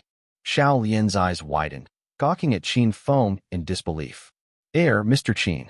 This is no joke. Entering the ring is serious business. That's something only daredevils would do. There were all kinds of strange and unusual people who had visited this place, but one thing linked them together. They were all destitute and poverty-stricken. Qin Feng looked like he was born with a silver spoon. So why would he do such a thing? That's not for you to worry about. Just bring me in. Qin Feng took out another wad of cash and flung it at Xiao Lian. When the girl saw the money, she knew that this young master would never take no for an answer. With clenched jaws, Xiao Lian cursed under her breath. She pretended to be polite. Well, if you insist, please come with me then, young master. I must inform you that Arm Breaker may not accept your challenge. Qin Feng followed Xiao Lian to the registration desk. When the person at the desk saw the young man, he looked astonished. Qin Feng did not look like he needed the money at all. Excuse me, young master. Going into that ring is not something that should be taken lightly. Our rules here are that once you enter the competition, you will have to compete in 5 battles before you are allowed to decide whether or not you want to continue. One person can compete in a maximum of 35 battles. From the second day onward, all the opponents you'll be fighting against will be way stronger than you and much more experienced. Not that we've never had people your age come along, but it's just that most of them can't even last 3 rounds. The person hoped that his brief anecdote would discourage Qin Feng from joining. Qin Feng, however, merely nodded, obviously unperturbed. What about the prize? He had come to strengthen his martial arts internal force, and it would be an added bonus if the prize were big too. When the man at the registration saw that Qin Feng wasn't about to change his mind, he decided that he would not care less if Qin Feng was dead or alive. He then proceeded to look up Qin Feng's particulars. If Qin Feng hailed from an influential family, all they had to do was to tell his opponent to keep him alive. That was the way things ran over here. If you win the first battle, you'll get 10,000. Then, 50,000 for the second battle, 100,000 for the third, 500,000 for the fourth, and 1 million yuan for your fifth. The total prize money for winning all 5 battles was 1.66 million. Unsurprisingly, most people got nothing as the prize money was only given out at the end of the 5th round. Take Ruthless Tiger, for example. He won the first 4 battles, but instead of taking home 660,000, he lost his life in the ring. Also, you can take home 10% of the audience's donation. Qin Feng nodded. What about the prizes after the 6 consecutive wins? At the question, The man at the registration table nearly fell off his chair. This young man had no idea if he would even be able to survive today, and here he was, thinking about winning 6 battles in a row? For every round of battle won after that, the prize would increase by 1 million. That means 2 million for winning 6 rounds, 3 million for 7, and 4 million for 8. If you win 35 successive battles, the total reward would be more than 30 million. By then, I'm sure it wouldn't be a problem for you to win 100 billion if you wanted to. The man spoke the last sentence in sarcasm, spitefully jostling Qin Feng with something impractical. Any typical youth would have become drunk on the idea of success, engrossed in wild fantasies they had fabricated up their heads. With all things considered, 100 million yuan was an astronomical figure. Not bad. Qin Feng nodded again. A prize like that was worth taking the risk. Qin Feng took out his communicator and displayed his personal information. Sign me up. Since he insisted on going down the path of self-destruction, the man decided that there was no point in trying to stop him. After he reviewed Qin Feng's details, the guy exhaled and had this look on his face, as if he finally understood. You're an orphan? You only received your awakening injection last month. Yup. When Xiao Lian heard Qin Feng's answer, she was stunned for a moment. This boy was 3 years younger than her. She inspected Qin Feng's clothes and communicator, and she suspected that he probably earned some money in the wilderness, then squandered all of it when he came back. Someone must have egged him on to join the underground fight. This was usually the case. The Eagle Clubhouse had to expand their business anyway, so they would often exaggerate the overnight fortune that people stood to make by participating in their underground fights. Numerous youngsters had been deceived into signing up, eventually ending up losing their lives. That was precisely what the guy at the registration thought. You seem to be pretty confident in yourself. Fine, I'll sign you up. What code name will you be using? Code names like Ruthless Tiger and Armbreaker. Qin Feng thought about the little fox sound asleep at home and answered, Deranged, Crazed, or Mad Fox? Mad Fox. The defender is a candidate called Mad Fox, and he's only 16 years old. Haha, you heard that right. This is a young man who has only awakened a month ago. Of course, his opponent isn't very strong either. We would never do something so barbaric. The audience exploded into fits of laughter. If the underground fight was not barbaric, then what was? His rival is Black Psycho. When the audience saw Black Psycho's details and noticed that he was a pretty decent fighter. Even though it was no professional assessment, the screen showed that he was the kind of man that could dish out a 1,000 attack punch, which was to say that this Black Psycho had G2 tier strength. Black Psycho was one of Eagle Clubhouse's own thugs. He worked as a hired henchman on regular days, but whenever the chance to enter the ring presented itself, he would jump at it. They even got paid 10,000 for winning, and more if he put on a great show. After all, Black Psycho was, in actual fact, simply average in terms of strength. Even so, Black Psycho had a pretty stellar record. As a challenger, he had taken the lives of 11 people and only lost 3 battles in his career. This is a no-brainer. Black Psycho is going to win for sure. Black Psycho, go. Let me see you torture your opponent. I'm betting on Black Psycho winning. Qin Feng's odds were 1 minute and 1.3 seconds, whereas Black Psycho's odds were 3:4. If the people wagered on Qin Feng, they would have to risk 100 to win a mere 103, and if they bet on Black Psycho, they would have to risk 300 to win 100. In short, the profit margin for the first round wasn't the most enticing. No matter who won the battle, only the gambling house would be making any substantial earnings. For that very reason, old-time gamblers would not choose to place any bets on this round. It was an unspoken fact that this first round was just for observation. Both candidates have words that mean crazy in their names. So, let's see which of these two is crazier. The competition starts now. Ding, ding, ding. The bell rang, and the energy force field rose, effectively locking them in. Qin Feng and Black Psycho stood facing each other. Both of them were topless, wearing only a pair of shorts and combat shoes. Black Psycho was a massive guy, towering at a tallish 1.9 meters with coal-black skin and bulging muscles, brimming with vigor. Next to him, Qin Feng's skin was a healthy tan, and the tone of his muscles was well-defined. With a lean physique, he looked like a growing young boy, and at 178 centimeters, he was a good head shorter than his rival. Hey, Kid, I will tear you apart. Black Psycho bared a mouthful of white teeth, looking more like sharp fangs. After that, I will bring your body back so that I can cook and eat your meat. Soft skin and tender flesh like yours should taste pretty good. Qin Feng's face darkened, taking on the look of a murderous killer. It increasingly looked like he did not need to be merciful this round. Black Psycho attacked first, his fist unrestrained. Qin Feng could kill him with one strike, but he did not want to reveal his actual strength. That, however, did not mean that he would go soft of him. Bash! Qin Feng took the chance to throw a punch at Black Psycho's face. Black Psycho's head shook a little as it bore its brunt. As blood splattered from his mouth, a few of his glimmering white teeth were flung 2 meters away. Aren't you going to eat me up? That's all you've got? Hurt. Qin Feng threw another sock. Bish. Bash. Punch. Half of Black Psycho's face became swollen. The audience roared and cheered, delighted to see the unexpected turn of events. Wow! Patron number 182 has tipped 100,000 to Mad Fox. Let's see what he has to say. Haha.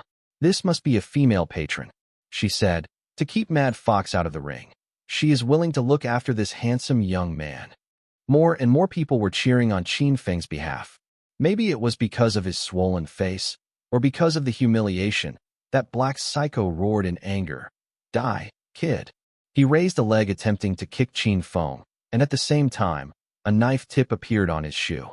If Qin Feng did not dodge this kick, the blade would have surely pierced his chest, and he would meet his untimely end.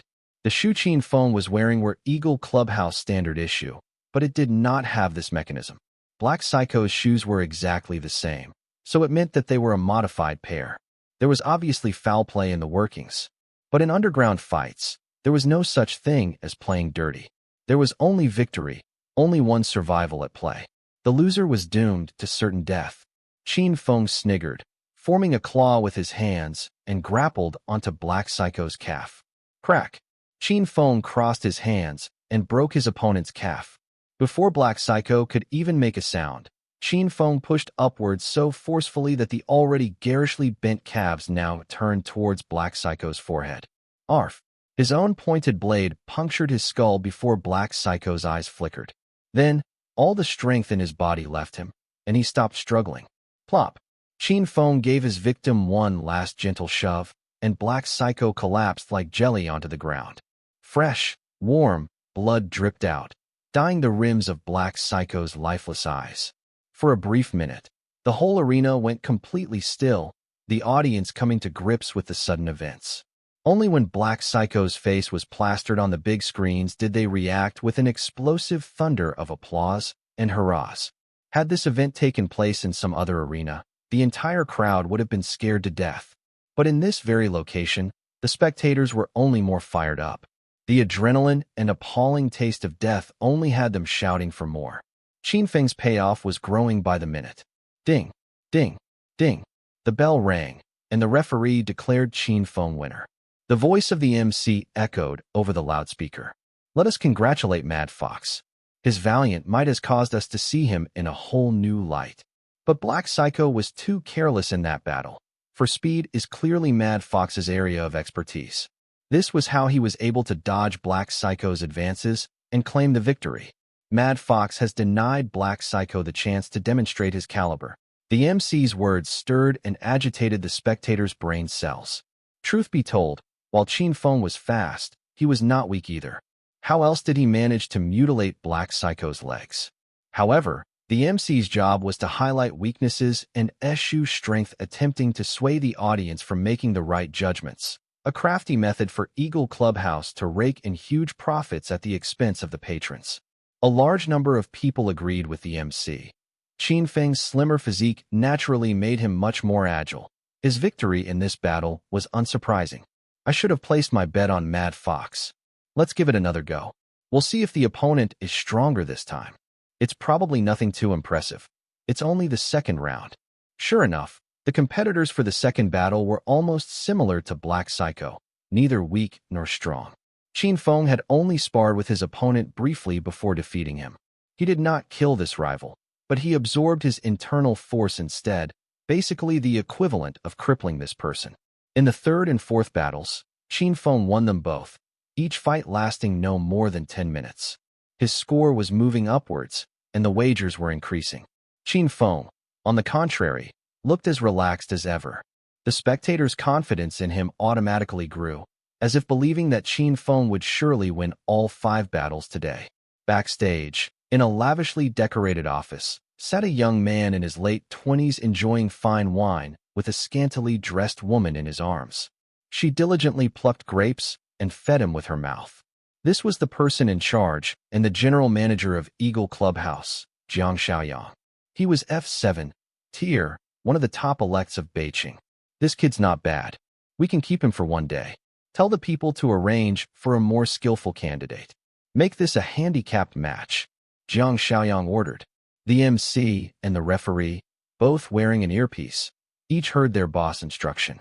It was a brilliant move indeed. If there were 5 consecutive victories, they would lose the audience's interest. The people loved this comeback feeling.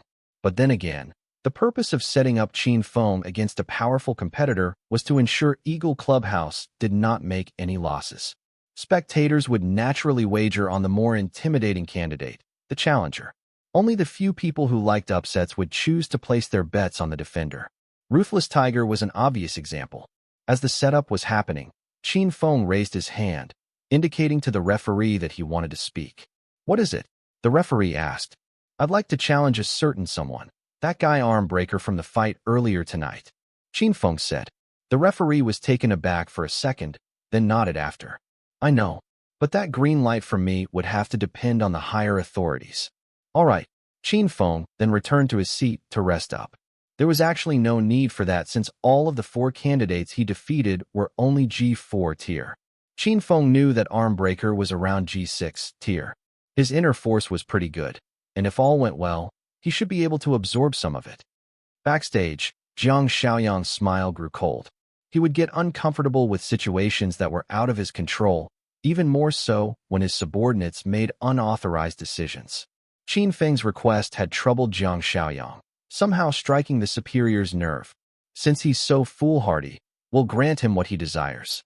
Remember to raise his stakes and prompt the people to wager on him. The people listening silently on the other end nodded obediently. 5 minutes later, the MC spoke again. "Wow, I've just received some news. Mad Fox has requested a challenge arm breaker. This is entirely unexpected. I wonder who gave Mad Fox the confidence to challenge one of the greatest nemesis known to man. Didn't he watch how the match ended between Ruthless Tiger and Armbreaker just now?" The audience hooted and laughed at the artsy commentator. A few even mocked and cursed at Qin Feng, encouraged by the pundits' jeers. "You want to challenge Armbreaker? Are you insane?" "Hell, there's no doubt about it. Armbreaker will win for sure." "Retard. What a waste of time. Let's stay and watch Armbreaker bunch him into a ball." The crowd was rowdy, with none of them supporting Qin Feng. "All right. Is Mad Fox going to avenge Ruthless Tiger? Could this be a claim of vengeance? Let's take a look at the odds for these 2 candidates." The figures flashed onto the screen. Qin Feng's odds were sky-high, 1:8, while Armbreaker's was 5:6. It increasingly looked like an axiomatic fight was about to take place. However, the MC was beating the drum for Qin Feng, alluding to the innuendo that there may be another surprise victory for this round. Thanks to the practiced tongue of the company man, many eventually fell for it. When those who bet on Armbreaker saw that the winnings were meager, the number of bets, too, declined sharply. "I'm betting on my victory, 5 million. Qin Feng contacted Xiao Yin prior to transferring over 5 million. Staring at the number on her communicator, Xiao Yin could not believe that she was holding such a huge sum of money in her hands. This only stunned her for a moment, and she immediately shoved aside the greed that was creeping within her, not daring to look at it again. After all, this was not her money. However, at the time he was placing his bet, Xiao Yin was rather bewildered. Is he so confident that he can win? He's an orphan. Shouldn't he be short on money? Yet, he put 5 million on himself. Xiao Yin looked at Qin Feng, who was in the ring, and at that moment, she felt a surge of excitement. Believe in him. He can win.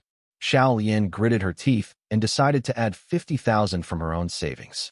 As the 5.05 million on her communicator was automatically swept away, Xiao Yin's heart began to thump rapidly in her chest. Armbreaker had just re-entered the ring. With a crooked grin, he had already gotten the order to brutally beat the boy up, better yet, to tear him apart. To AG8, tier ancient warrior, this would be a piece of cake. He was only a little baby that had just recently awakened. In the backstage, Jiang Xiaoyang watched as more and more money was bet on Qin Feng and nodded in satisfaction. Yes, he would be able to make tens of millions again today. Tens of millions. Even an F-tier ability user would have to risk their lives for up to a week in order to make that kind of money. Jiang Xiaoyang only had to open his mouth, and a pile of money would land on his lap. This gave him a sense of fulfillment. Not only that, it also gave him a sense of control over people's lives. He was very pleased with himself. As the barriers rose around the ring, the MC's voice rang out. The peak showdown begins now. Let's see if our Mad Fox can get a 5-match winning streak. With that said, the referee brought his hand down and the fight began. Qin Feng did not bother waiting. He was the first one to launch a direct attack. His strength was already at AG9 tier, 3 tiers higher than Armbreaker's, and Armbreaker was barely able to react to Qin Feng's sudden attack. Grim struck out, and only after a few moves he managed to grab Armbreaker's arm before locking it behind his opponent. This arm. How many people's arms did this arm break? Roar. Let me go. Armbreaker roared and struggled only to find that the force that was holding him was too powerful to break free from. Let go? Sure, Qin Feng said. His hand jerked violently, and in that moment he snapped one of Armbreaker's arms. Ah! Before Armbreaker could continue to cry out, Qin Feng went ahead and snapped the other arm. Those who had seen the fight between Armbreaker and Ruthless Tiger would have noticed that Qin Feng's actions were an exact copy of Armbreaker's, minus the swagger and arrogance that the latter displayed. Qin Feng kicked at Armbreaker's leg, knocking him down, and after 2 cracks sounded, he had snapped both of Armbreaker's legs. You surrender now, and I may be in a good enough mood to let you go. Qin Feng's voice casually floated over. Armbreaker quickly cried out, I surrender. I surrender. Duh. Qin Feng punched him in the abdomen, activating his asteroid assimilation. Armbreaker's internal force felt as if it was bundled up for a moment, then all of it was absorbed.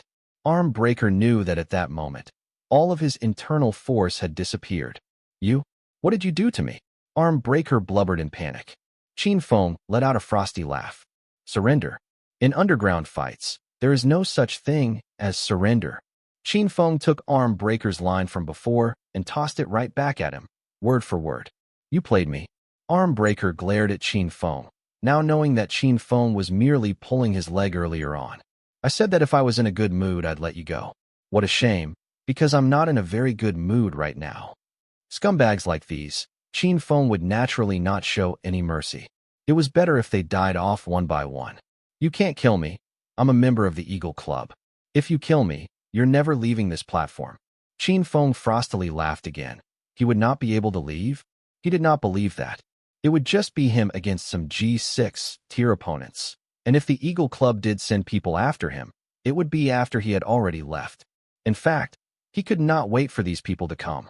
With a final blow, Qin Feng pressed down onto Armbreaker's neck and after a crunch, left his opponent with a twisted neck and eyes rolled into the back of his head. The body collapsed as life ebbed from it. The murderer, finally put to death. Qin Feng had used Armbreaker's own tactic to kill him, leaving the onlookers absolutely speechless and also blood boiling in their veins. This was truly a match that carried a grudge. Ha ha ha, I've won $1 million. Upset. This is an upset. Awesome, what a great day. How the FCK is Armbreaker such garbage. This fight's staged. My money. The audience roared with excitement, and some started cursing out loud. However, this scene could always be seen within the Eagle Clubhouse. Everything had always been controlled by those behind the scene, but that was not the case today. Both the referee and the MC broke out in cold sweat. This was not the outcome that they thought would occur. It was supposed to be Qin Feng dead on the ground and Armbreaker emerging victorious. Yet, as if some kind of ironic twist of fate, Armbreaker was the one lying lifeless. Perhaps they were both stunned for too long. The audience began to get rowdy. Announce it. Announce it already. Where are my winnings? Why haven't you sent it yet? All of a sudden, a sea of queries arose from the crowd, coming from all directions. Boss, the referee shouted into his communicator, to Jiang Xiaoyang, who was on the other side. Boom! Was the huge blast of a sound that returned. It was clear that Jiang Xiaoyang had flipped over his table in a fit of rage. In this bet of 1:8, the bet he had collected was 80 million in total. In other words, he had just lost 600 million. Even for the F8 tier Jiang Xiaoyang, something like this was a huge sum of money. His face was contorted with rage. Who? Jiang Xiaoyang deeply exhaled. Announce. Convince him to come again tomorrow. He wants to play? Then we'll play it big. Yes, manager. The referee nodded and announced the results. At the same time, everyone there was clamoring at their communicators. Xiao Yin looked at the amount of money on her communicator and could hardly believe her eyes. 0.4 million Huaxia tokens. A series of numbers that made her unable to open her eyes. I'm rich. I'm rich, Xiao Yin said incredulously. Xiao Yin was so happy that she could not help herself. A seed of greed began to sprout in her heart, and at that moment she considered just taking the money and leaving. It was just that moment Xiao Yin's communicator vibrated. Got the money? It was Qin Feng. Xiao Yin unwittingly looked at the ring, seeing Qin Feng standing there, indifferent and raising his sight from his communicator and looking directly at her. She felt a shiver run down her spine as the recollection of Qin Feng killing Arm Breaker snapped her out of her daze. Sent. It's sent. I'm transferring over to you right now. Xiao Yin hurriedly transferred 40 million over to Qin Feng as her heart fell. Beep. Beep. She received a message on her communicator. Xiao Yin opened it and saw that it was a transfer of 1 million tokens. Sent by Qin Feng. She could hardly contain her excitement, and at that moment it felt like she had the entire world.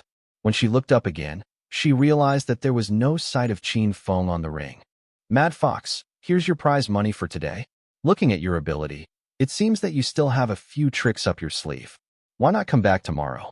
By then you'd be worth more than this. They did not know that Qin Feng had bet 5 million on himself, and in one night, he had raked in 40 million. Now, they were giving him 2 million, including the audience's betting money, which made it a night where he struck gold. If you can win 5 matches in a row tomorrow, you'll be able to earn more than 10 million. I admire you, so young and yet so powerful. While the man was still trying to think of what to say, Qin Feng confirmed the amount of money inside his account and nodded. I will come again tomorrow. Haha, please do. The person at the reception smiled. It would be better to stay at the clubhouse for the night, get a massage, and have a nice rest. There are plenty of pretty ladies here. Qin Feng immediately rejected his offer. No, I still have things to do. I'm off. Stay at the club? That would mean being monitored and maybe even poisoned at any time. Naturally, Qin Feng could not agree to such a thing, and not to mention, he had to go to class tomorrow. The man's expression changed, believing that Qin Feng was deliberately shying away and deciding to not come tomorrow. Still, he could not stop Qin Feng. When it came to something like this, it was not easy to tempt someone. Qin Feng had already made up his mind. In the manager's office, Jiang Xiaoyang received a call again. His face was ignited with fury. Get someone to follow him, and when necessary, give him a warning. Isn't he from that orphanage? It's said that that old coot Linderong is highly respected by the little scamps there. For Jiang Xiaoyang, however, Linderong was nothing but an old goat ready to be slaughtered for food at any time. Yes, manager. After the man hung up, he quickly broadcasted a wave of communication, leading the Eagle Club escort team to dispatch a small squad. In this squad, there were only 5 people, but their strength was the same as what Qin Feng had seen at the front door. They probably had the same power level as someone in the G8 or G9 tier. Such combat abilities were already terrifying enough. Not even 200 meters away from the Eagle Clubhouse, Qin Feng could already feel that someone was watching him. He was in the slums with the towering buildings covering the sky. At night, there was almost no light, and there was darkness everywhere. The 5 were obviously very familiar with their surroundings and managed to surround Qin Feng in a small alleyway, cutting him off from the front and back. Mad Fox, your ability is quite decent. How about you join our Eagle Club? Said a young man. Qin Feng frostily replied. I don't have that kind of intention. After his rebirth, both the garrison and the patrol team tried to recruit Qin Feng, but he had decidedly ignored them. The Eagle Club? What a joke. Not to mention, he would not possibly join the Eagle Club anyway because it was part of the deputy mayor's business.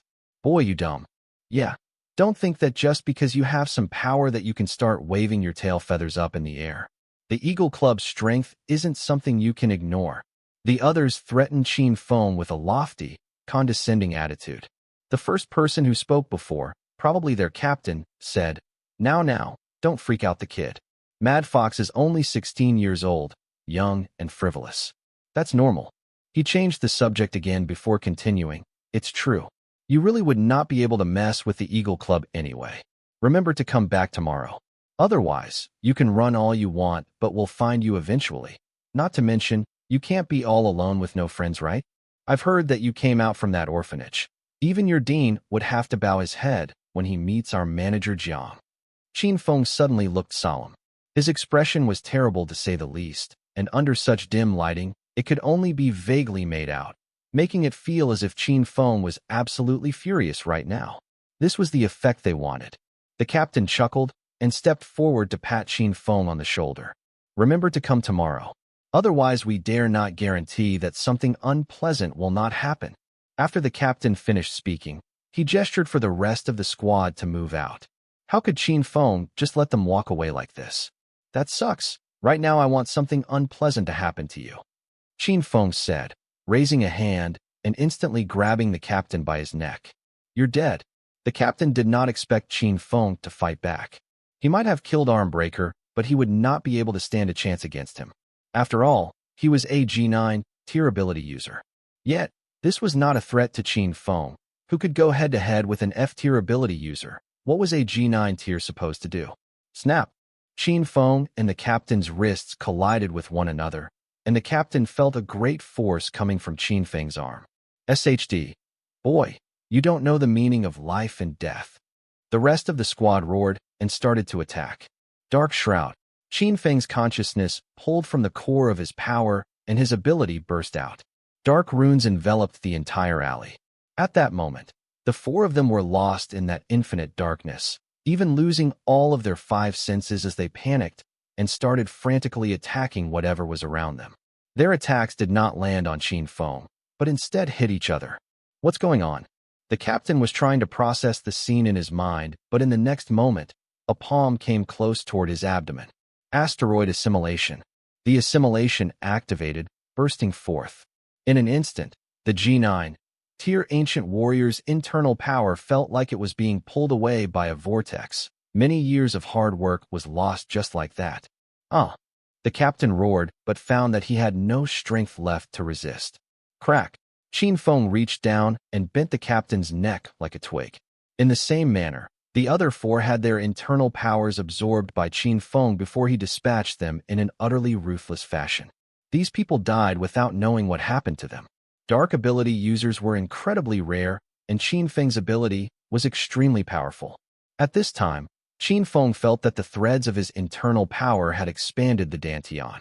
It felt as if it was ready to burst at any given moment. Not only that, the five cadavers seemed to be giving off a burst of unknown energy. The energy that they have had while they were alive, of their flesh, was all absorbed into Qin Feng's body, thus strengthening it even further. Qin Feng suppressed the immediate feeling of ranking up. As his consciousness was pushing further, his power surged once more. Hellfire. 5 gouts of flame fell onto the 5 bodies, and in mere moments the flames consumed the bodies completely. It left no trace behind except for the dispersing ashes. Hellfire was such a useful skill. Qin Feng once again activated his power, shadow travel, and even with the countless possible forms of surveillance. Nobody would have been able to detect him while he took on the guise of darkness. After escaping the slums, Qin Feng was finally able to relax. After finding an unoccupied spot, he sat down in a cross-legged manner. Upon gaining insight of his Dantian, he learned that it was in a mess. The internal power he absorbed today, in addition to his own, had become well over hundreds of threads. From the beginning, Qin Feng had absorbed 15 threads of internal force from the gangsters in the slums. However, these internal force threads were very mottled, as thin as a cow's hair, though for Qin Feng, it was really better than nothing.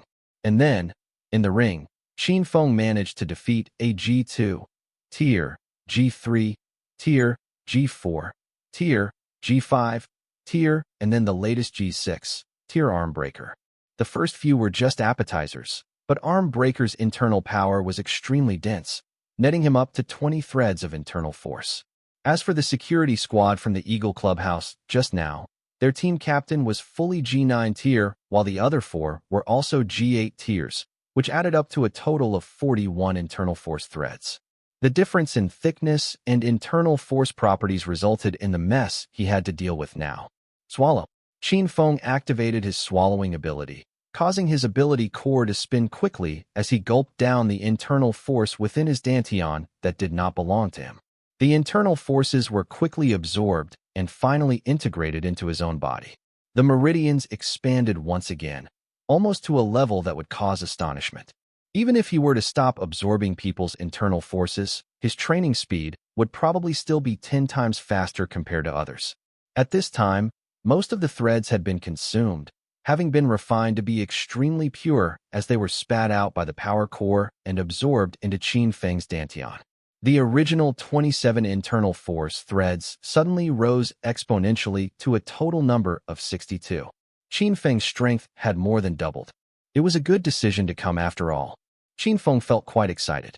However, when Qin Feng looked at his dantian with his internal vision, he noticed a problem.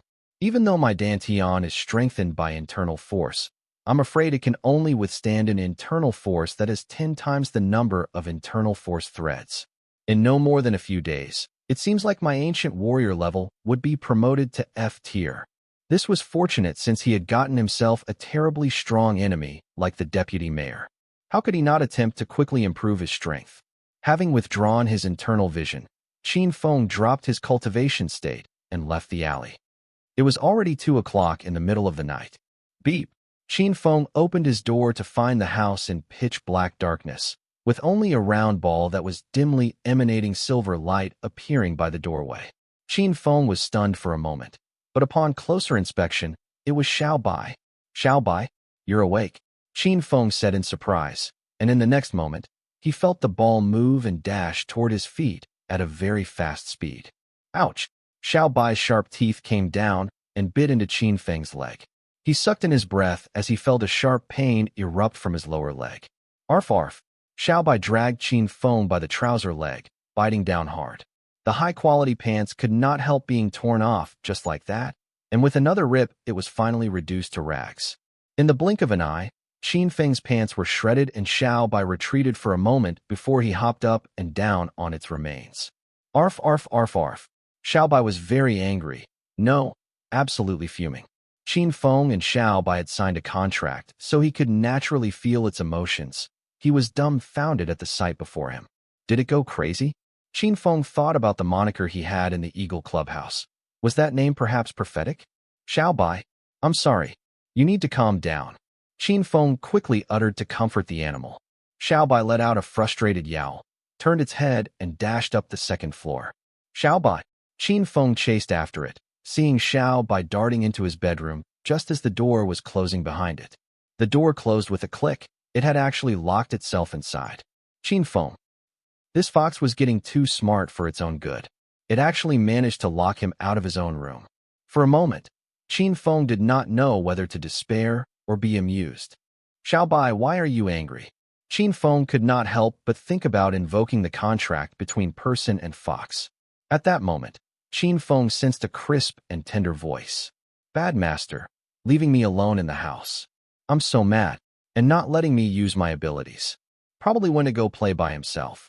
Not even a gift when he comes back. Don't come back, stay out. This bedroom is mine. Qin Feng was a little stunned. He had not expected Xiao Bai to think as such. He was not surprised by the fox's thoughts, but rather surprised by the fact that these thoughts were so clear. After the contract, communication between the two had always been based on a vague understanding of either one's consciousness. The invocation of the contract was also a form of communication with an application of consciousnesses, used by beastmasters to facilitate clear commands to their ultra beasts. Ultra beasts did not normally understand human thinking. Xiao Bai was different. Perhaps it was because of its high intelligence, or because Qin Feng had been taking very good care of him. It had caused it to understand more and more, and to have more sensitive emotions. It was because Qin Feng told Xiao Bai to not use his spatial manipulation in the colony that Xiao Bai did not use it in order to find Qin Feng after it woke up. After waiting for a few hours, Qin Feng returned empty-handed, with no present for the fox. It was for that particular reason that Xiao Bai was angry. This ain't good. I need to have the little ancestor calm down. Qin Feng let out an indulgent laugh before opening his communicator. Tonight's winnings had been a total of 42 million, which was a huge sum of money for a G-tier person. If he wanted to, he could even buy himself a set of silver light rune equipment. That was not necessary, though. Qin Feng opened up his browser and searched for energy crystal cores. The energy crystal nucleus had different values due to varying strengths. The Neapolitan Mastiff was worth 20,000. Beast King level crystals were worth 10 times more than that. Qin Feng directly searched through Qingyang's 1,000 Batches auction house. G8 Tier Twisted Lynx King Crystal Core, priced at 8.3 million. G7 Tier Blue Ripple Mantis King Crystal Core, priced at 7.21 million. G5 Tier Minotaur King Crystal Core, priced at 5.8 million. G9 Tier. After refreshing the page, Qin Feng took a closer look and chose some crystals with reasonable prices and relatively high energy before paying for his purchases. Using the Sky Pigeon Express delivery within 10 minutes. Qin Feng paid an extra 50,000. The Sky Pigeon was an extremely fast contract ultra beast. Its gentle personality made it easy to tame. While it had no fighting power, it was used for quick communication and goods delivery. In less than 5 minutes, Qin Feng's communicator rang. Dear VIP, your goods have arrived. Please open a window or accept it in an open area. Qin Feng went to the roof, and from afar, he saw a huge pigeon. The pigeon had wings over a meter long with a round but strong-looking body. It was carrying a package in its claws. I see it. This way. Qin Feng waved his hand. Roger, I'll land the pigeon immediately. The Sky Pigeon had a communicator around its neck. The Beastmaster was using it to direct the pigeon to land, and Qin Feng successfully obtained the package. Only the Wanzhong auction house was able to deliver items so quickly, and it was early in the morning too. Qin Feng had gotten the items, and the more than 40 million that was on his communicator was gone. Translator's note. I think I felt something in the last part. I just can't figure out if it's despair or adoration. Now the little forebear shouldn't be angry anymore. Qin Feng took the package down from the roof, walked to the second-floor bedroom, and knocked on the door. Xiao Bai, I brought you a present. Do you want it or not? Qin Feng asked. No movement from within. It's an energy core. Your favorite food. Qin Feng insisted. This time, there was finally movement from behind the door, and with a click, the door was opened. Qin Feng entered the bedroom and saw that Xiao Bai was back to curling up on its pillow after opening the door, coldly disregarding his presence. I promise they'll taste very good. They are very powerful energy cores. I'm trying to apologize, all right. Qin Feng coaxed the fox as if he was trying to coax his daughter. Xiao Bai had not been growing this entire time. The only thing was its fur that was getting fluffier, and it was hardly the size of 2 palms. How could someone not pity this small creature? Qin Feng had already killed a number of people, but he would not ever touch a fur on Xiao Bai. This far exceeded the gratitude toward Xiao Bai's saving grace. Maybe it was because of the contract. Maybe it was the days of getting along and fighting side by side. Qin Feng knew that Xiao Bai would never really disregard its own existence. Humph. Xiao Bai harumphed and finally snatched the gift away from Qin Feng's hands, at the same time giving Qin Feng a glare. Yet, Qin Feng knew that Xiao Bai had forgiven him by now. Xiao Bai hugged the gift, and with a swift swipe of its paws it opened up the box to see the 5 energy cores lying inside, all of which varied in sizes. Xiao Bai chose the smallest one and crunched down onto it. However, instead of falling into a deep sleep, all of the fur on its body stood up on their ends, and Xiao Bai let out a whimpering sound. Qin Feng, who was trying to fall asleep, immediately sat up and looked at Xiao Bai. What's wrong? Is there something wrong with the crystal core? Qin Feng's first thought was that someone had poisoned the crystal cores, but he felt that he was not thinking rationally. The aura exuding from Xiao Bai's body violently rose. This kind of aura seemed like a promotion. Not only that, the fur on its long tail was growing at a rate visible to the naked eye, almost forming a fan of some kind. Xiao Bai's strength was quickly rising as well. The different crystals Qin Feng had obtained from hunting ultra beasts were all given to Xiao Bai. Although it had only been born for a short period of time, within a month, Xiaobai had not only evolved into a beast general, but its strength should be around G8 tier. Now, after eating the Beast King energy core, it did not go to sleep, which meant that the power change had to be something huge. Xiaobai's energy aura changed from that of a beast general to that of a beast king. Upon seeing this, Qin Feng was naturally very happy. A beast king contractual ultra beast. That was something most beastmasters would find impossible to have. Xiaobai's potential really was immense. In an instant, a crystal core was gone. There was a slight drop in Xiaobai's aura, so Qin Feng hurriedly handed a crystal over to Xiaobai, which it immediately slurped up. Perhaps it also realized that it had reached an important key moment. After a short while, Xiaobai's power continued to rise, and its previously small as 2 palm size grew to that of half a meter. In reality, Xiaobai was not really that small, but because it was easier for Qin Feng to carry it around, it maintained that appearance. To highly intelligent ultra beasts such as Xiaobai, shapeshifting was almost a necessary ability. Xiaobai continued to devour the crystal cores. The third one, fourth one, fifth one. Xiaobai's aura violently burst forth, unleashing a startling, monarch-like majesty from its body. The whole Qinghu area, even the villa area next to it, could feel this sudden surge in power. It would never be known just how many people were jolted from their dreams, so startled that they were ready for a fight or flight situation. Xiaobai, quickly reabsorb your aura.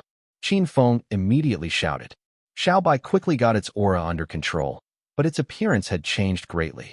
Its tail had grown from the length of 2 palms to half a meter, but the fluffy tail had split right down the center and become 2. A twin-tailed fox demon. Xiaobai had risen to F tier. Not only that, it was at the Beast King tier. Unexpectedly, Xiaobai managed to reach F tier before Qin Feng did. This new look for Xiaobai made it look quite powerful and had this kingly majesty to it, but, Xiaobai, you've become like this in just an instant. How am I supposed to take you to school today? Xiaobai had already made its appearance in school before. Upon hearing Qin Feng say that, its crystal bright eyes widened, and already it seemed like it was judging Qin Feng. Arf! Xiaobai was fuming once again. It was going to be locked in the house again even after the promise that something would change. What a liar. Those other 2-legged beasts could be seen walking around with their masters. With that thought, Xiaobai suddenly thought of an idea. The next moment, Qin Feng noticed that the fur on Xiaobai's body and tail had begun to quickly fade away, and the silver fur on its head was growing longer and thicker. Its body began to elongate, and the bald pink skin it had developed to resemble human skin. Its ears became round, the tip of its mouth and nose contracted, and its chin became more prominent, becoming more solid. White-colored eyebrows, a pair of crystal fox-like eyes, a small nose and lips tender and delicate. Qin Feng was beyond shocked. You, master? Xiaobai spoke with a crisp voice, the exact voice that Qin Feng heard when communicating by invoking the contract. However, at this moment, Xiaobai was no longer a fox, but an actual person. White long hair that was emanating a silvery glow reached its waist. An alluring face that did not seem mortal came up to Qin Feng and asked in an extremely arrogant tone, "How's this? Can I go with you now? You humans are so troublesome." Qin Feng. He only felt his nose getting hot. Something warm was dribbling out, and he quickly covered his nose. Xiaobai, put some clothes on first. For the first time after his rebirth, Qin Feng felt the meaning of being in a state of frenzy. Xiaobai had transformed, but it bore no human instincts whatsoever. It was completely bare with no intention of covering itself up. Despite having transformed, Xiaobai was as flat as an airport and looked the equivalent of 13 to 14 years of age. Yet, Qin Feng was unable to stop his mind from briefly rocketing off into fantasy, especially with Xiaobai's crisp call of master. He felt like he was going to have a heart attack. I can't wear my clothes now, can I? Xiaobai picked up some of the scraps on the ground in distress, looking at the small wedding dress that had been torn after elevating into Beast King tier. She only had this one set of clothing right now, the others were still being tailor-made. Qin Feng hurriedly got up and said, "Wear mine first." He took out a shirt and put it on Xiaobai. It looked like a big long dress, an especially translucent dress. She became even more alluring and seductive than when she was not wearing anything. Qin Feng remembered that before the extinction of humanity, there had been books written about fox spirits that could transform into women, charming the world around them. That was apparently not an exaggeration. Come, let's go buy clothes. Qin Feng put several shirts over Xiao Bai in quick succession before buckling a belt around her waist. It was barely considered a dress, but it would have to do for the time being. After feeling more secure about her appearance, Qin Feng grabbed Xiao Bai and quickly left the house. As for school, to hell with it, he was skipping class. Translator's note, call me in 48 hours, I'm dying way. Qin Feng had Xiao Bai properly disguised with her hair curled up, hat over her head, and even a pair of sunglasses covering her face. The only thing was that the sunglasses were a bit too big. Then again, it was technically what he bought for himself the last time in case he needed to cover his own appearance. After Xiao Bai had ranked up to Beast King tier, the time was already 7 a.m., and there were already people going about their business downstairs. As Qin Feng took Xiao Bai from the elevator to the underground parking lot, he heard many people discussing what just transpired as he passed by. Did you feel it just now? That terrifying bearing. Yeah, probably a Beast King. My alarm didn't go off, so it probably wasn't a threat. It's probably too fast. That's why it didn't get picked up. Some terrifying Beast King probably just zipped past or something. Thank goodness it's just passing by. Everyone seemed relieved. Only Qin Feng, who had Xiao Bai the initiator, did not attempt to participate in the discussion as he got into his hover car and drove out of the basement. Due to the store they shopped from before having a good impression on Qin Feng and Xiao Bai, this time they directly went to the branded store. Welcome. Ah, Mr. Qin. A surprised voice sounded, and Qin Feng looked up. It was Xiao Lian who he had met at the Eagle Clubhouse yesterday. Qin Feng was also a little bit surprised. Why are you here? Xiao Lian put on a customary smile before glancing to the side for a moment, and said, I work here. That stuff at the Eagle Clubhouse was only just my part-time job. I don't do it anymore. Qin Feng knew at first glance that she was lying. Xiao Lian indeed was not telling the truth, as she had been working at the Eagle Clubhouse since she was 16 and could be considered one of the veterans there. Having worked there for so many years, she naturally had several powerhouses backing her up, though the job required one to be young. Also, if someone were unhappy with them, they might even turn up cold the next day. Even though Xiao Lian had worked there for 3 years, she had experienced matters of life and death, and she had to use her own money to buy therapeutic drugs to survive. As she was without a skill, she did not want to give up that job. What happened the day before managed to change her life. Including the money Qin Feng gave her, Xiao Lian had accumulated a total savings of 1.4 million yuan, enough to buy a house in the civilian district. When you think about it, was not wanting a shelter over one's head the reason why one would work hard? Xiao Lian made the decisive action to leave the Eagle Clubhouse. Fortunately, she had been sensible and obedient. The Eagle Clubhouse also had a lot of public relations with the local tyrants, so she was happily released. With the money in hand, she briefly thought about how to squander it before remembering the brand of Qin Feng's clothing that was bought from this store. As soon as she came over, she discovered that it was hiring employees. Xiao Lian immediately decided to work here, hoping to meet Qin Feng someday. Who would have known that she was this lucky to have arrived 10 minutes before Qin Feng did? Huh, not bad. Qin Feng nodded, not bothered to pry into her lie. It was certainly best to not have to work in that wretched hive of scum and villains like the Eagle Clubhouse. It's good that you're here. Now help her find a set of clothes. Include sets of undergarment.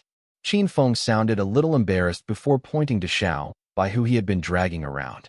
Xiao Bai was not paying attention, glancing all around. The last time she came here, she was still a tiny fox. Naturally, she only found the wedding dress that little foxes could wear. Today, she decided that clothes for two-legged beasts were much more pleasing. Though, the sunglasses made everything around her too dark. She reached up and pulled down her sunglasses to reveal her devastatingly beautiful face. I want this one, and that one, and this one. Without holding back, Xiao Bai started to choose what she wanted. Yeah, tell her what you want. You can go take a look. Qin Feng put Xiao Bai in Xiao Lian's hands before shuffling off to the sofa to rest. Perhaps he was truly exhausted as he was unable to stop his eyes from closing as he recuperated. Xiao Bai did not cling on to Qin Feng. Instead, she started picking up clothes that she wanted and dashed into the fitting room. When Xiao Lian saw Xiao Bai, she developed a strong sense of jealousy. This girl had very beautiful looks even though she looked like a child. Yet, she was very alluring and even her voice sounded nice. Not only that, Qin Feng's indulgent attitude hurt Xiao Lian's feelings. He treated her like an attendant, yet when dealing with this other girl, he was unconsciously spoiling her. "Miss, over here please, what are your measurements? We have all sizes here." "What size?" "I don't know. Didn't the master say that you were supposed to help me?" Xiaobai said as a matter of factly. Xiao Lian felt like her heart was getting squeezed. Xiao Lian smiled and said stiffly, "Then let's try it out. Here please." The two women entered the fitting room. While Xiao Lian had money and power, in comparison to this other girl, she felt like an old fox. Xiao Lian was jealous deep down, and she could not stop herself from being sharp and unkind with her words, perhaps even thinking about some minor bad intentions. "Xiaobai, you call Mr. Qin your master. Are you his servant?" Xiaobai gave the other a strange look before thinking about how she got along with Qin Feng and said indifferently, "No, more like he serves me. He prepares food for me, and will buy me presents when I get angry." It really was Qin Feng serving her. Xiao Lian's face contorted a little. This girl was deliberately showing off. Xiaobai was an ultra beast and had very keen senses. At this time, she would no longer stand Xiao Lian's hostility and lost it for a moment. Her tone became chilly, not bearing any fury but full of prestige, sort of similar to the aura that Qin Feng gave off. "What do you mean?" Xiao Lian was dumbstruck. After gasping, she screamed, "Ah, a monster!" Qin Feng, who had been resting his eyes to recuperate, immediately opened his eyes and rushed toward the fitting room in the fastest pace he could physically perform. Then his eyes widened as he found a terrified Xiao Lian and an innocent-looking Xiaobai. He wanted to slam his head into the wall at that moment. "Stop fussing. She is a user with transfiguration ability. This happens all the time," Qin Feng explained. Xiao Lian was hardly convinced. She looked at Qin Feng suspiciously. "Stop sticking your nose in matters that you are not supposed to know. Get out of here," Qin Feng ordered. "My apologies, Mr. Qin." To Xiao Lian, this man was full of mystery. She knew that Qin Feng was an orphan that had only awakened about a month ago. However, his unparalleled growth and strength and the peculiar girl by his side were highly unusual. Could he be some sort of secret human weapon developed by the authorities? Xiao Lian created all sorts of headcanons regarding Qin Feng's identity without knowing that her idol, too, was having a headache inside the fitting room. What on earth happened? Qin Feng could not help but ask. Xiaobai answered. That female human was being funny. She said I must first grow before I am allowed to serve you. She even criticized me for looking awful in this dress. Xiaobai had just learned how to put on human attire. The V-neck gown on her generously exposed her deep cleavage. Qin Feng touched his nostril to make sure he was not having a nosebleed. What kind of nonsense did Xiao Lian just utter? Your current look does not match such a body shape. Ignore what she had just said. Qin Feng did not care about the child-like look on such a sexy body. Is that so? But I think I look better this way. Xiaobai did not seem to be easily persuaded. If that is so, then at least reduce the size. All right then, Xiaobai agreed reluctantly. Smaller, Qin Feng ordered with a hoarse voice. How about this? Qin Feng reached out and felt it with his hand. He then nodded. Okay, this should do. Xiaobai looked into the mirror and examined herself. I see. So the size is a little exaggerated just now. I get it now. Qin Feng was speechless. The embarrassing shopping spree finally came to an end after Qin Feng personally picked a bra and brought a few more clothes for Xiaobai. Is it because my body is still very young right now? Qin Feng suppressed his inner desire gushing through his blood vessels. He had been fighting a lot after he was reborn, and he now realized that he might have other needs to fulfill. However, he soon discarded the thought once Xiaobai's charming yet naive face came before his sight. Let's go. We need to go get you an identity. This idea came into Qin Feng's mind when Xiaobai had taken the human form. There should not be much of a hassle for her to get one now with a human appearance. Qin Feng led Xiaobai back to the orphanage. Those threats by the gangsters the day before were still lingering in his mind. He was worried and figured that it was best to pay the orphanage a visit to check on the kids. The orphanage was as crowded as always. Nevertheless, the kids were not as lively. They appeared lethargic and seemed to be shrouded by a gloomy aura. Qin Feng furrowed his brows. This is odd. What's the matter? He was perplexed. The kids were still excited to see Qin Feng. A lot of them recognized him from before. It's the big bro that brought us a lot of meat. Brother Qin. Hi, Brother Qin. Hi, kiddos. How are you guys today? Qin Feng dragged a kid closer to him and patted his head. Have you all eaten the meat that I brought over? Yeah. How many?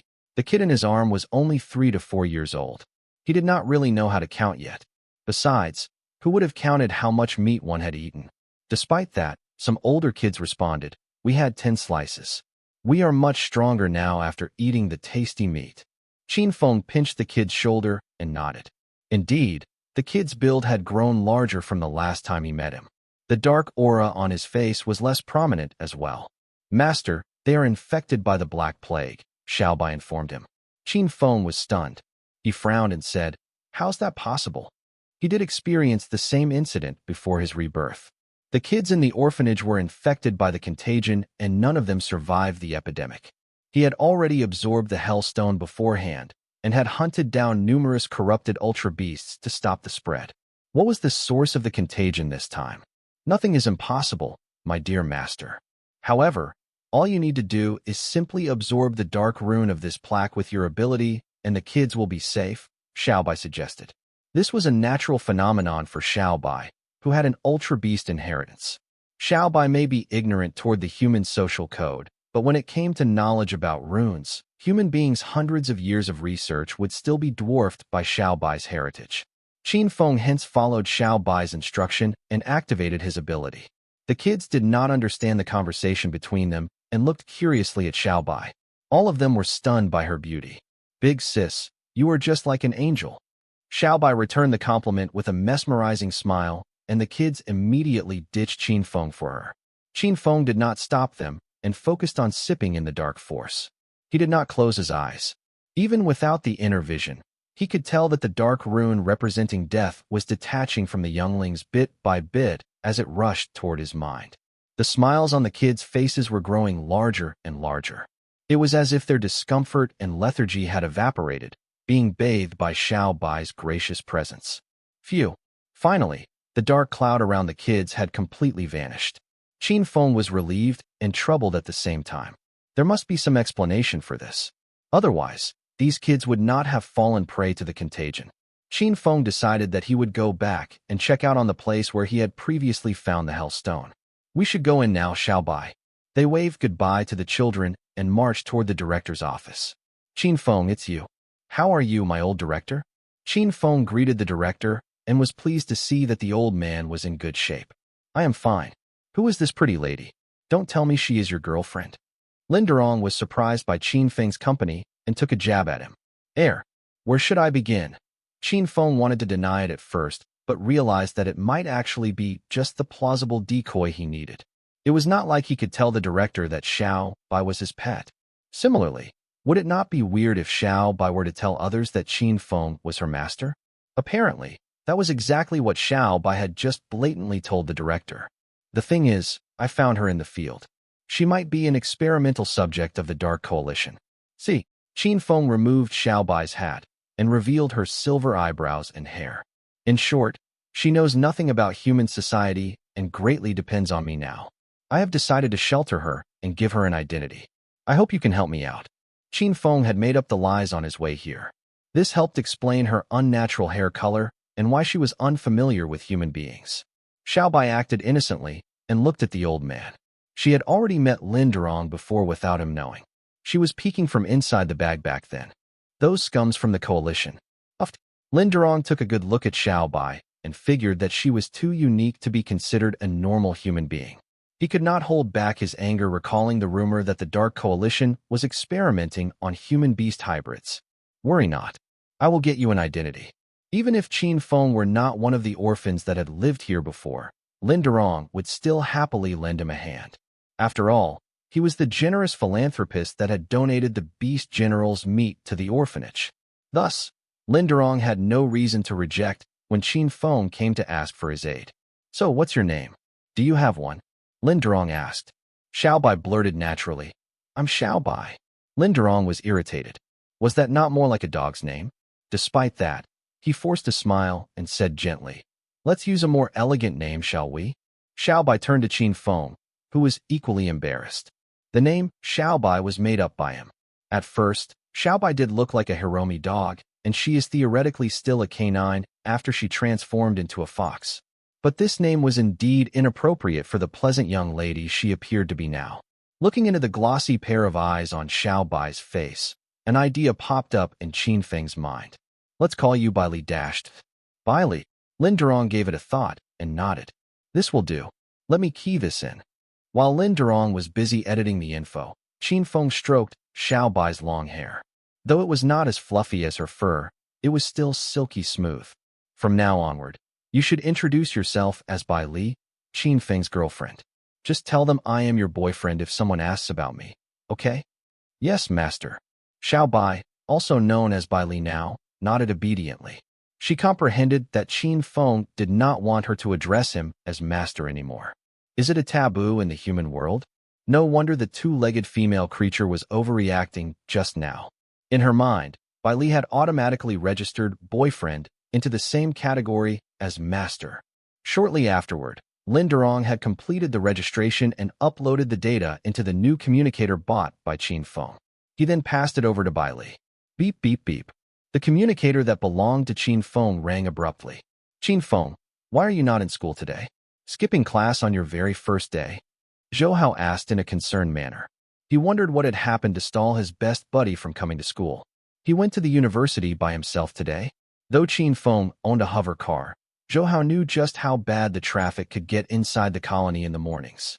It would be very troublesome for Qin Feng to pick him up, so he politely refused his kind offer to fetch him when they parted the day before. After all, he was just a buddy and not his girlfriend. To his surprise, Qin Feng was nowhere to be seen when he went to look for him after class. He asked around and found out that he was absent today. That was when he decided to contact Qin Feng. I have some urgent errands to run. Qin Feng answered ambiguously and did not provide the details. I see. Please do remember to come in the afternoon. I heard that there will be an important assembly. Zhou Hao reminded him. Okay, I will be there. He hung up and then took his leave from Lin Durong's office. However, before he stepped out of the room, he could not help but turn back. Old man, I took part in the illegal arena to strengthen myself not long ago. Those men there tried to blackmail me with this orphanage. I might have accidentally caused you unwanted trouble, but be rest assured, I will sort it out quickly.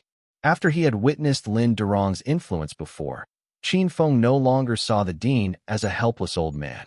The dean had his connections and considerable authority around here, so he thought that it was best to be honest with him. The illegal arena, eh? Lin Durong tensed up, but did not rebuke Qin Feng for his actions. After the previous battle, Qin Feng was not the only one who had changed his perception of Lin Durong. Lin Durong was equally impressed by Qin Feng's capabilities. Qin Feng, if you have the confidence, then just go ahead and do whatever you deem necessary. As for the potential trouble, leave it to me. Those gangsters' threats are nothing but trash talk. Even with that fella Jiang Xiaoyang backing them, they still would not be able to touch me, Lin Durong said. Jiang Xiaoyang. The name did not ring a bell. However, since it was coming from Lin Durong, Qin Feng believed that he must not be a small character. Yes, he is an F7 tier ancient warrior in charge of the Eagle Clubhouse, though his power is slightly weaker than those in the same rank. He is a narrow-minded man and behaves unpredictably. Please be careful if you ever come across him, Lin Durong warned. I will take note. Thanks, old man. Qin Feng and Bai Li headed to the university after they left the orphanage. Xiaobai, can you turn back into the fox form? Qin Feng asked. Xiaobai had been exposed once inside the university. Besides, he could not smuggle her into the university in broad daylight. Bai Li rolled her eyes. The humankind sure is problematic. Xiaobai instantly shrank and returned into the fox form that was only as large as the size of 2 palms. Nonetheless, this was actually Xiaobai's most frightening battle form. Xiaobai crawled out of her clothes. The bra was still clinging on her head. Qin Feng smiled and picked up Xiaobai, and he placed her on his shoulder. Only then, he came down from the car and walked toward the university. He bumped into Cheng Chao, the lecturer who tested him during the entrance exam halfway to the university block. Qin Feng, why didn't you attend class this morning? Cheng Chao asked without hesitation. Qin Feng was surprised that the teacher was aware of his absence. He had long graduated in his past life.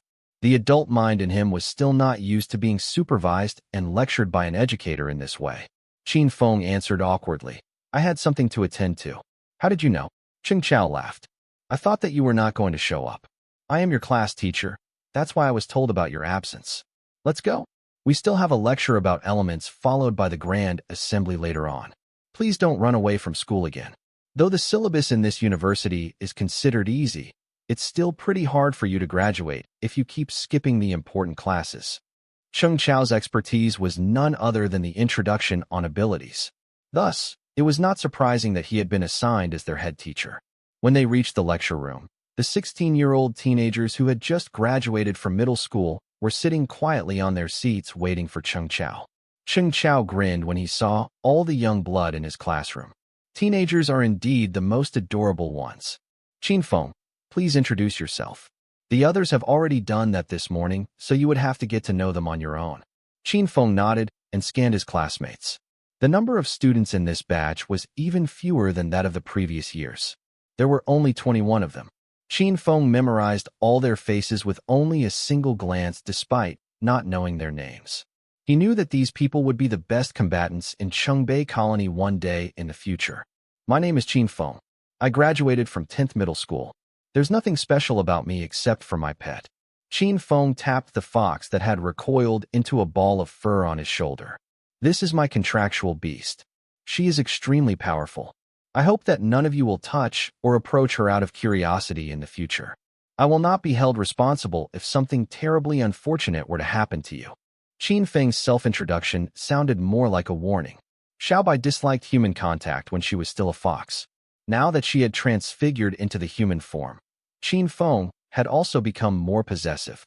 He did not wish to see his Xiaobai being touched and teased by others like a random domestic pet. To the others, Qin Feng was simply being arrogant. His classmates began to chastise him. Who's this guy? How dare he act all high and mighty with such a SHTTY talent? So what if he has a pet? The 10th middle school? Isn't that the school near the slums? I heard that students there are either orphans or beggars. All of a sudden, the students in the class began to look at Qin Feng with contempt and scorn. That was exactly the outcome Qin Feng wanted. Otherwise, he would not have revealed his middle school name.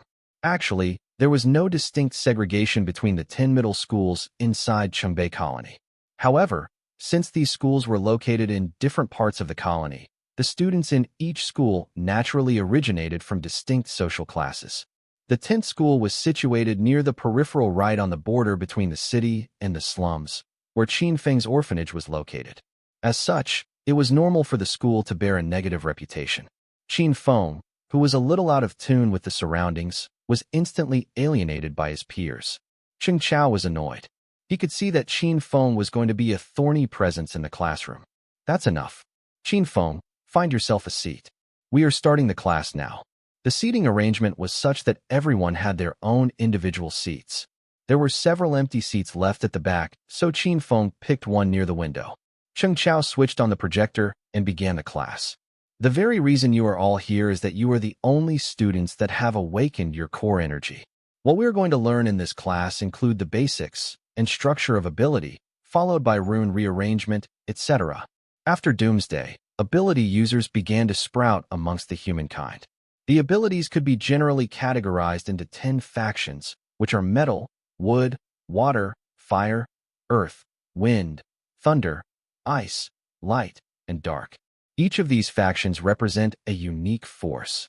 Ability is structured by runes, and the runes for each faction occupy the very atmosphere we are living in right now. To master the ability, one would need to absorb runes for his or her own use. There are two ways to accomplish this. First, you can absorb the rune present in the environment. The level of difficulty varies according to different environments. For instance, second, you can do it through hunting down monsters or beasts born naturally with ability. The nature of their runes could be extracted mechanically from the ability core found in their brains. The rune structure and arrangement of each faction or element are dissimilar from one another. In the university library, there are a lot of records detailing the types of runes and their corresponding effects. You may read up about it if you are interested in any particular faction. Since the ability of each student in this class is unique, You may consult me individually after this. Next, I am going to show you some simple methods to train and manipulate runes, as well as how to enhance your consciousness. Qin Feng paid great attention to the lecture. He had learned most of the knowledge in his past life, but it was not as comprehensive. He understood the nature of ability better now after listening to Cheng Chao's teachings. There are guidebooks in the library. I wonder whether any of them are focused on the dark faction. Cheng Chao then switched the topic into consciousness, something Qin Feng did not have the chance to venture into in his past life. For the entire period, Qin Feng's concentration did not wane from the man in front of the classroom. He was deeply astonished by the new knowledge Cheng Chao was delivering to them. Standing in front of the class, Cheng Chao was mindful of the student's focus level. That's S-grade consciousness for you.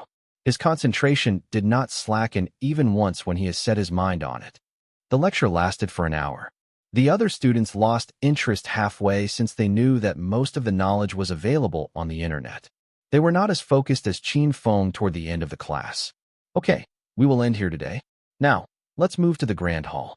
The Grand Assembly is beginning soon. Cheng Chao instructed his students. The Grand Assembly was unlike the normal assembly being held weekly. This only happened once per year, and it was the only time the students were allowed to meet the strongest fighter of Chongbei Colony, E-tier ability user Deng Nian, in person. This was the old guy Wang Chun had mentioned when he invited Qin Feng to join the Tiger Flame troop. This would be the first time Qin Feng met Deng Nian after he was reborn. He did not cross paths with the old man in his previous life. Years later, Qin Feng became an A-tier ancient warrior, an existence that even Deng Nian looked up to. For others, they were eager to see Deng Nian up close. Unlike Qin Feng, who had experienced far greater force, to them, Deng Nian was no different from a savior in Chongbei. Qin Feng frowned as he suddenly felt a great sense of irk. I almost forgot Deng Nian is a light ability user. The light and dark were two opposing factions that unsettled one another. Currently, Deng Nian was addressing the assembly while releasing bands of unique rays around him that took the shape of the sun. It swirled quietly and advertently drew the attention of the crowd toward it.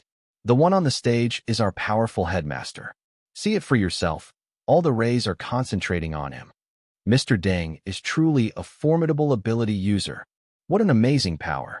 I heard that he can save anyone from the brink of death as long as the person is still breathing. That's as close as resurrecting the dead. Most of the students gazed at the headmaster with great admiration. The assembly began as Deng Nian's voice was being amplified and reached the crowd below him. The students from the earlier batch did not need to be present and joined the assembly through broadcasted feed. Even so, they were equally excited to hear the headmaster's speech. Deng Nian was the embodiment of the Chongbei spirit and its people's faith. Welcome aboard, new recruits. He spoke in a respectable and gripping tone. Qin Feng was perhaps the only one unfazed by the headmaster's firm voice. Luckily, Deng Nian did not waste much time on useless babble, and Qin Feng was able to get the content he was here for. You all have just joined the university, but this is not a playground. I want you to fully utilize the coming month to better your skills. 1 month from now, we are going to hold a comprehensive evaluation of the students. Those qualified will be dispatched to the stable spatial rift, Spring Hunting Ground. This is a joint operation that spans across the 5 main universities in this colony. The top 10 students will be awarded a G-tier insignia, while the top 100 will receive fabulous rewards. Therefore, please give it your best. The news stirred an uproar among the crowd. A lot of students had actually chosen to enroll in the university because they were unprepared to face real danger in the outside world just yet. Unexpected to many, they were going to be thrown right in the face of danger so soon. Qin Feng, on the other hand, was enthused to hear the announcement. Spring Hunting Ground. This stable spatial rift was under the direct governance of the 5 main universities in Chongbei. It was the perfect training ground for students to enhance their power thanks to its rich resources and subpar beasts.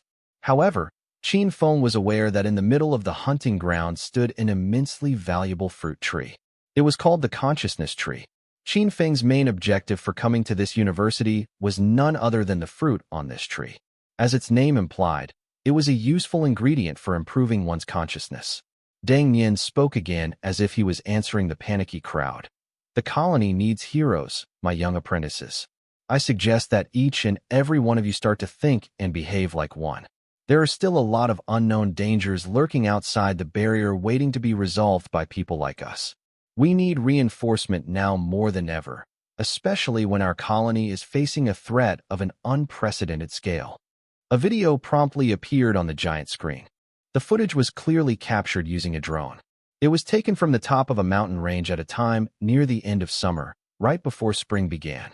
The plants at the perimeter were still growing vibrantly without any signs of wilting. Yet, huge dark spots were seen spreading out from the center of the mountains. The affected land was stained with a dark brown color, indicating its infertility. Plants there appeared black as if they had been scorched. That was not the end of it. The movements spotted on the mountaintop were far more unsettling. It was swarm after swarm of zombies. The drone flew in deeper. Right at the center of the mountain peak, a dark knight riding a skeleton horse stood out from the legion around it. The flaming soul burning within its skeleton rose and stared directly into the camera. In the next moment, the javelin in its hand was tossed into the air. Inch by inch, the crowd could see the spearhead closing in on the screen until finally, the video blacked out and there was dead silence. Gasp! Those with a weak mind were unable to refrain from crying out in horror. They felt like the javelin was going to break through the screen and reach them. Though it was just footage, many students were actually relieved that they were still alive. What is that surreal creature? How can it be so powerful? Qin Feng was equally restless. He realized that the location of the video was exactly where the Hellstone had crashed. No wonder the kids from the orphanage were infected by the dark rune again. Though he had gotten rid of the dark stone, the colony was still in great peril just like in his past life. Only this time, the menace was not from the corrupted beasts but a legion of well-organized zombies. The skeleton knight must be at least an F-tier beast king. Qin Feng thought to himself. Deng Nian's voice rose again. Currently, we need to unite all available forces inside Qingbei to defend against the powerful beast. All G-tier aptitude users in the 2nd and 3rd years, as well as the supporting aptitude users, will be deployed to the field.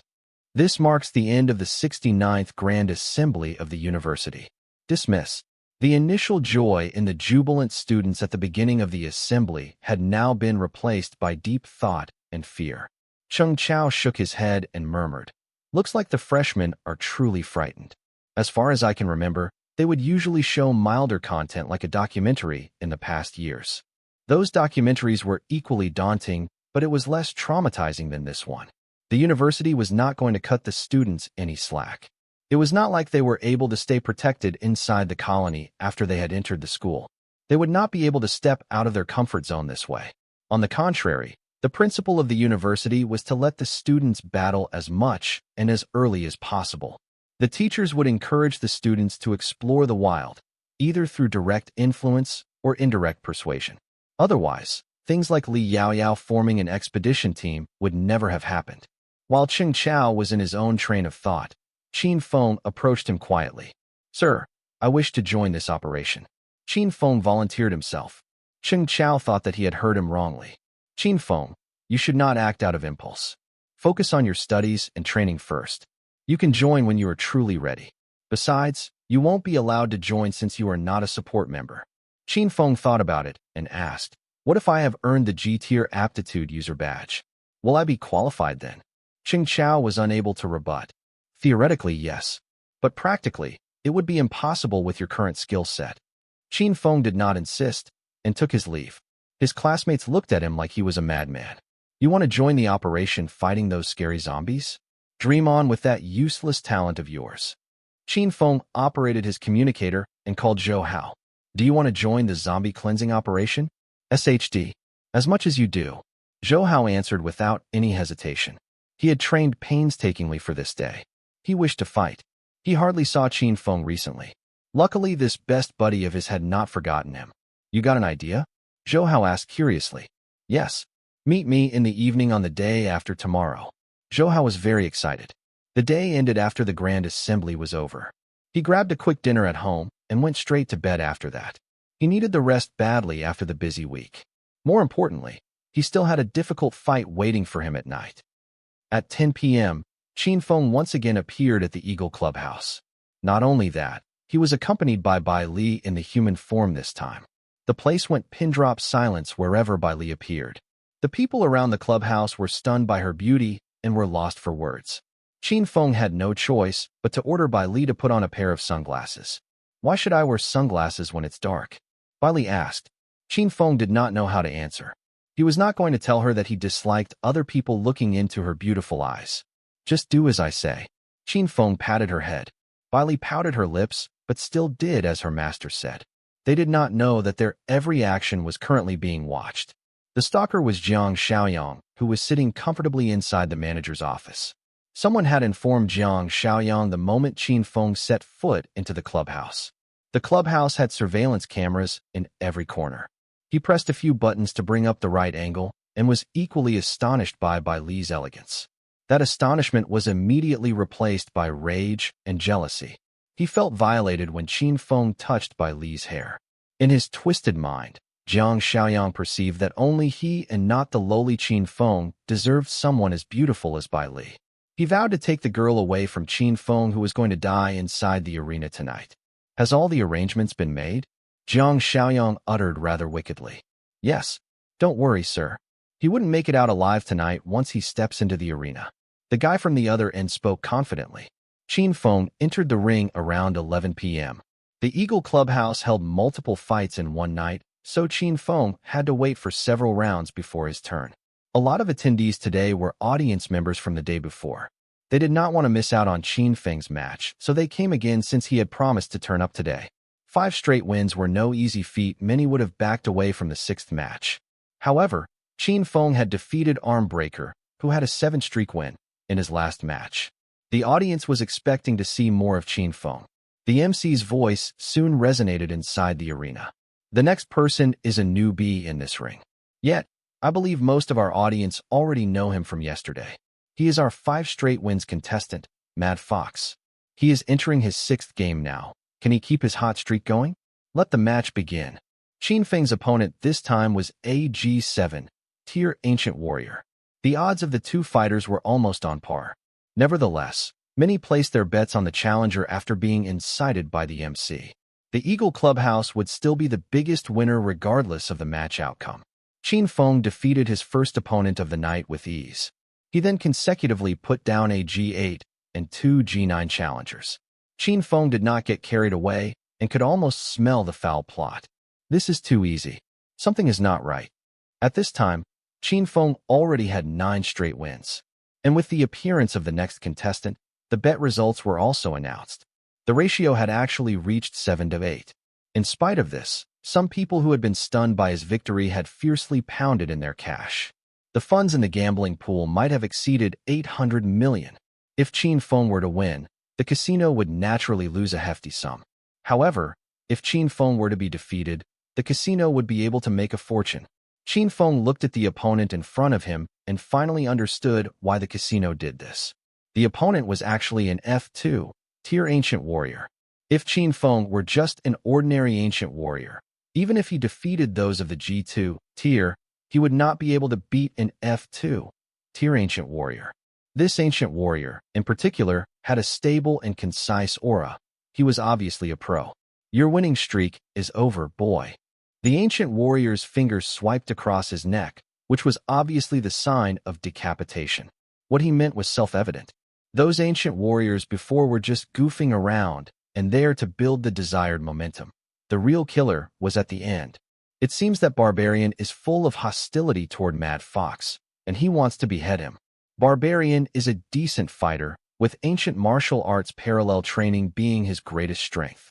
With a body as strong as iron and strength that is extremely powerful, will he be able to overturn Mad Fox's status? The host gave a brief introduction, but many people did not care. He only had a strong body, and not many people would focus on honing this kind of skill to the highest level. There was no way he would be able to rival Mad Fox. Mad Fox was fast and strong. He was probably no weaker than Barbarian. Probably because Barbarian focused on training his physical strength, the aura he exuded was not particularly potent, so he did make people feel like he was one fierce towering giant. Very few people could see that his strength was that of an F2 tier. He did not make much of an appearance in the past. After all, he was a hidden trump card. He had only won 3 rounds, but each of his opponents died very miserably. However, in the ring, people who had died tragically were nothing new. The prestige of Barbarian might not be as high as the previous armbreaker. Ding ding ding. The bell sounded, and the match officially started. "Come on, Mad Fox." Barbarian blatantly taunted Qin Feng with a hook of his finger. He was actually very smart. Speed was not his forte, so he wanted Qin Feng to attack first, and then counterattack when he was in close range. As you wish. Qin Feng did not attempt to dodge. He also wanted to know how strong his own body was now. Qin Feng's absorption skill was much more powerful than it was before his rebirth. Qin Feng's physical strength did not require much cultivation, and was comparable to those ancient warriors who had practiced parallel training. The timing was right for him to have a proper comparison. Qin Feng stepped forward and swung his fist. Barbarian did not dodge his attack. He also swung his fist and punched Qin Feng's body. As for Qin Feng's oncoming fist, he did not even care. It was merely a wound for a wound. Barbarian did not believe that Qin Feng could cause any harm to him. However, if Qin Feng did not avoid Barbarian's fist, then he would receive a penetrating strike on the heart. Qin Feng struck first, so his fist was the one that landed first on Barbarian's chest. At that moment, all Barbarian felt was a huge incoming force, so much so that he could not even contend in order to overturn him. His body was pushed back, and he was forced to step backward. The fist he launched did not even have the chance to touch Qin Feng. Barbarian stepped 3 steps backward before stabilizing his figure. Mad Fox, go on, kill him. Get rid of him, beat him to death. Good one." With the audience cheering excitedly, Barbarian felt a surge of rage rushing to his head. He had been careless, and he did not expect to be knocked back by Qin Feng. Roar! Barbarian suddenly roared out loud, and a yellow light shrouded his palm. Barbaric fist. Qin Feng's eyebrows twitched visibly. It's martial arts. After all, ancient warriors not only knew how to use their Nigong, their martial arts skills were sometimes as powerful as abilities. Qin Feng had also mastered a lot of martial arts skills in his previous life. However, with his current reflexes and experience, he could respond to any threat without having to waste this internal strength. However, he would have some losses. Qin Feng did not intend to forcefully resist, as he dodged extremely fast. With a strike from Barbarian, there seemed to be a translucent fist shadow bursting out. The shadow lengthened with a gust of wind and reached a meter high in the blink of an eye. Even the surrounding area was swirled up in the gust of wind as a chaotic energy burst out. The punch ended up smashing nothing. Boom! Barbarian's fist directly hit the ground, smashing the sturdy ring ground into a wrecked state. The force was so great that the energy force field was not spared, causing the translucent force field to fluctuate and ripple. The audience shouted suddenly, and all of them stood up from their seats. At that moment, it did not matter whether they were betting on Qin Feng's victory or not. They were still very excited. Martial arts. This is martial arts. They came here to watch the match and were actually able to see a fight that involved martial arts. As such, it was certainly well worth its value. Barbarian missed his strike, but he was not perturbed as he approached Qin Feng again. The two clashed head-on once more, but this time they were evenly matched. Qin Feng was guarding against Barbarian. Soon, Barbarian's barbaric fist erupted again, and Qin Feng could only passively avoid it. On the ring, it seemed that the battle outcome was rather apparent. At the backstage, Jiang Xiaoyang was rather pleased as he watched the fight unfold, taking a sip of wine and then switching to another camera's feed. The camera was facing Bai Li, who was standing in a corner. Despite wearing sunglasses, her perfect posture still attracted the attention of many people. There was a group of people around her, preventing other people from getting close to her. They were naturally sent by Jiang Xiaoyang. He already regarded Bai Li as his own property. The moment Mad Fox dies, he would go and personally greet this beauty. On the ring, Barbarian was panting heavily. No one knew how much energy he had consumed. Barbarian had been practicing his parallel training skills. Although the barbaric fist was said to be driven by one's internal strength, its energy outburst was 10 times more than one's physical strength. If one were to get hit by the barbaric fist, even a leapfrog aptitude user would be shattered by him. However, Qin Feng was as slippery as a fish, swiftly avoiding the oncoming attacks whenever possible. If Barbarian did not use his barbaric fist, Qin Feng would take the chance to attack again. On the ring, it seemed as if Barbarian was forcing Qin Feng to retreat and defend. It was more accurate to say that Barbarian had no other choice. Otherwise, he would get attacked by Qin Feng. What's the matter? Out of energy. So that means that it's my turn now, Qin Feng said coldly. Barbarian's heart felt a sudden jolt as he felt that something bad was about to happen. And at this time, a great absorption force burst forth from Qin Feng's body. Asteroid assimilation. Barbarian practically staggered 2 steps forward. Like a puppet drawn by its master, he moved toward Qin Feng, who placed his palm on his dantian. In the next moment, Barbarian's internal strength was like flowing water, rushing out and being absorbed by Qin Feng in the blink of an eye. Barbarian did not even have time to react in anger as Qin Feng's other hand was raised. Everyone could see that Qin Feng's fist had become black in an instant, and there were even flames surrounding it. Barbarian's physical strength was indeed strong. Qin Feng's fist alone was naturally unable to perform a critical strike, but what about his abilities? Hellfire wrapped around Qin Feng's fist, and in the next moment, it was blasted through Barbarian's heart. Puff! The sound emitted was no longer the previous thumping sound of a fist hitting a body. Instead, it sounded like a smoldering sound caused by flames burning a cloth. Hellfire broke through the barrier of flesh and blood in just an instant. As Qin Feng thrusted his fist inward, he incinerated everything around it. Gurgle. Barbarian unwittingly made a sound before his eyes lost their glow.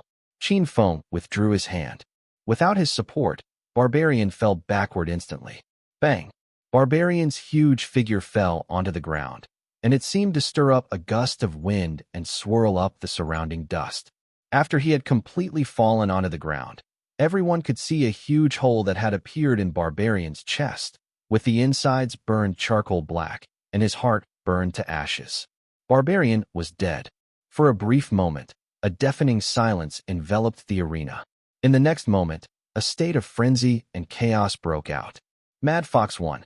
Barbarian, who seemed to be extremely powerful in the eyes of everyone, was finally defeated. For a while, everyone cheered in unison.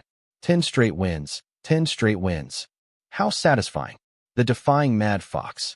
Everyone cheered, while both the referee and the MC once again fell into a stiff and stricken state. This one scene, which had a striking similarity to the night before, had just happened once more. The referee had not announced the victor yet, and the force field was not deactivated, but Qin Feng had disappeared in a flash. Dark Shadow. Qin Feng took it upon himself to leave the arena first, disregarding the referee's judgment and the reward that came with. After all, his objective had been achieved. A tremendous internal strength was entrenched within Qin Feng's body, nearly causing his dantian to burst. He had to either advance to the next tier or swallow the internal force immediately. The moment Qin Feng appeared again, he had already reached Bai Li's side. Jiang Xiaoyang's people standing guard around her had no clue how Qin Feng had appeared. All they saw was Qin Feng trying to take Bai Li away. Kill him. Through the earpieces came Jiang Xiaoyang's roar. The situation that was both originally on the cusp of victory and an assured win was once again crumbled by Qin Feng. Being provoked by Qin Feng once again, Jian Xiaoyang was unimaginably infuriated. And this time, he had no plans to toy with Qin Feng anymore. He wanted to kill Qin Feng with his very own hands. The thugs of the Eagle Clubhouse stepped forward to stop Qin Feng. As for killing Qin Feng, they naturally knew that it was impossible. After all, the other party was the one who killed Barbarian and had emerged unscathed. They were no match for him. Out of my way. Qin Feng's internal strength was at the brink of an outburst, and it was way more vigorous than usual. Whenever he attacked, he would use asteroid assimilation, sending these ancient warriors, who were only G8 or G9 tier, flying in the air. Boom. Qin Feng was like a ticking bomb. Wherever he went, explosions would ensue. He took Bai Li and quickly stepped up the safety ladder. After several steps, Qin Feng had reached the first floor and was dashing out. A group of people were in hot pursuit. With the appearance of the group of malicious people, the slums were thrown into a chaotic mode. Everything was turned upside down. Qin Feng slipped into a dark alley. Wanting to get out of the sight of these people, He wanted Bai Li to cast her spatial teleportation and escape the siege of these people. In the next moment, a person in front was blocking the road.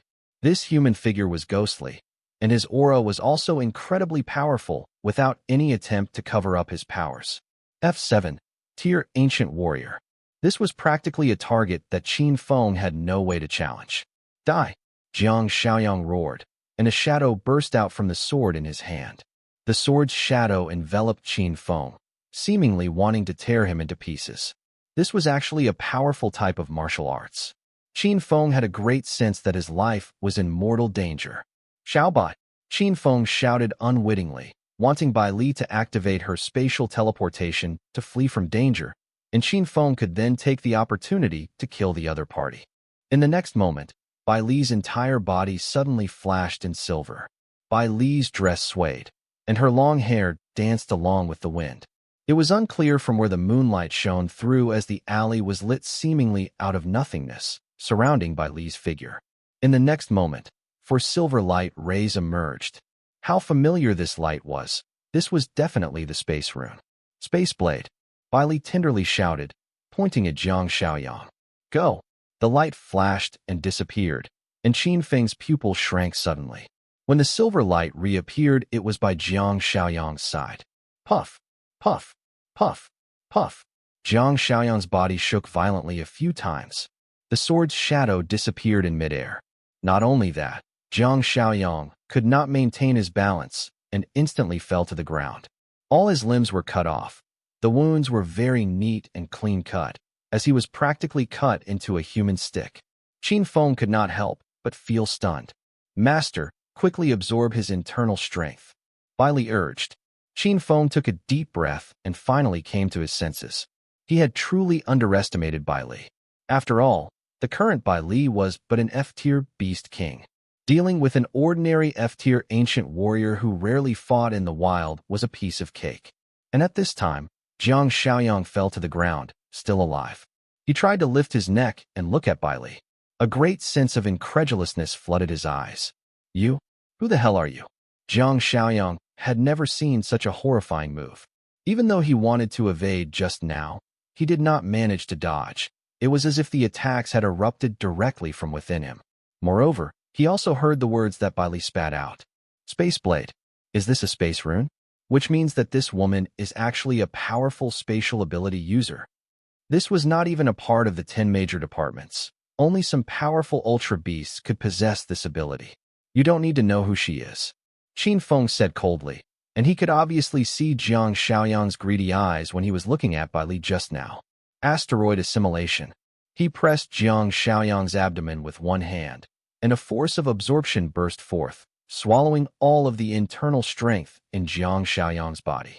Jiang Xiaoyang wanted to resist, but he had no way to do so. His limbs were gone, and there was too much bleeding. Even if Qin Feng did not attack, there was no way he would have survived.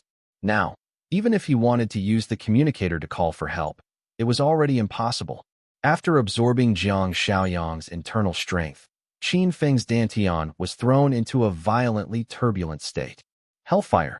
Qin Feng suppressed the violent internal strength. With a burst of his ability, traces of Jiang Xiaoyang's body were obliterated.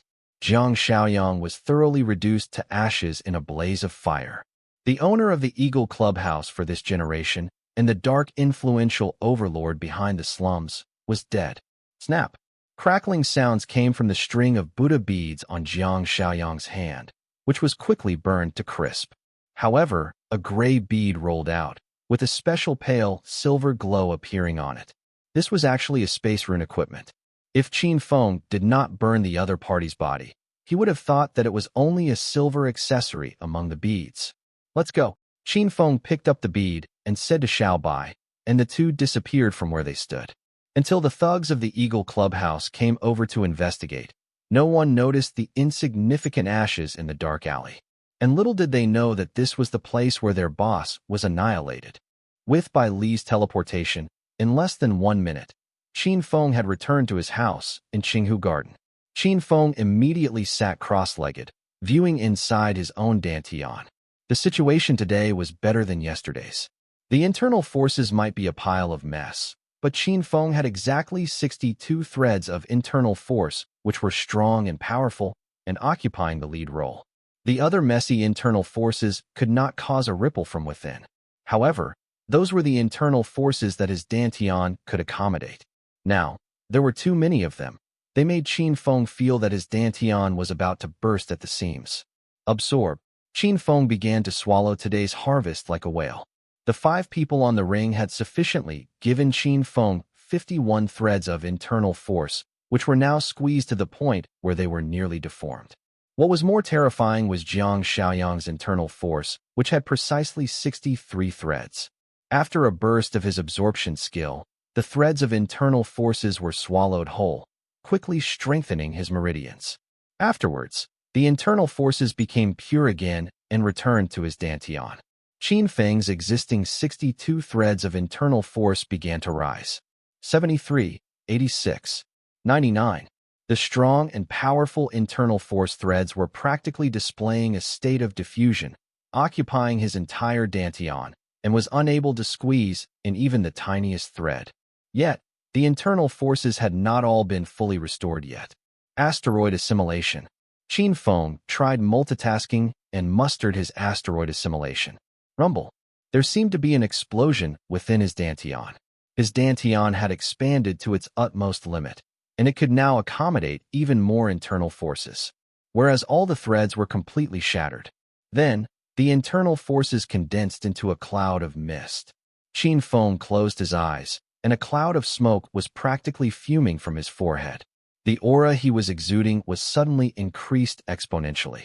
G-tier Ancient Warrior, internal strength like silk.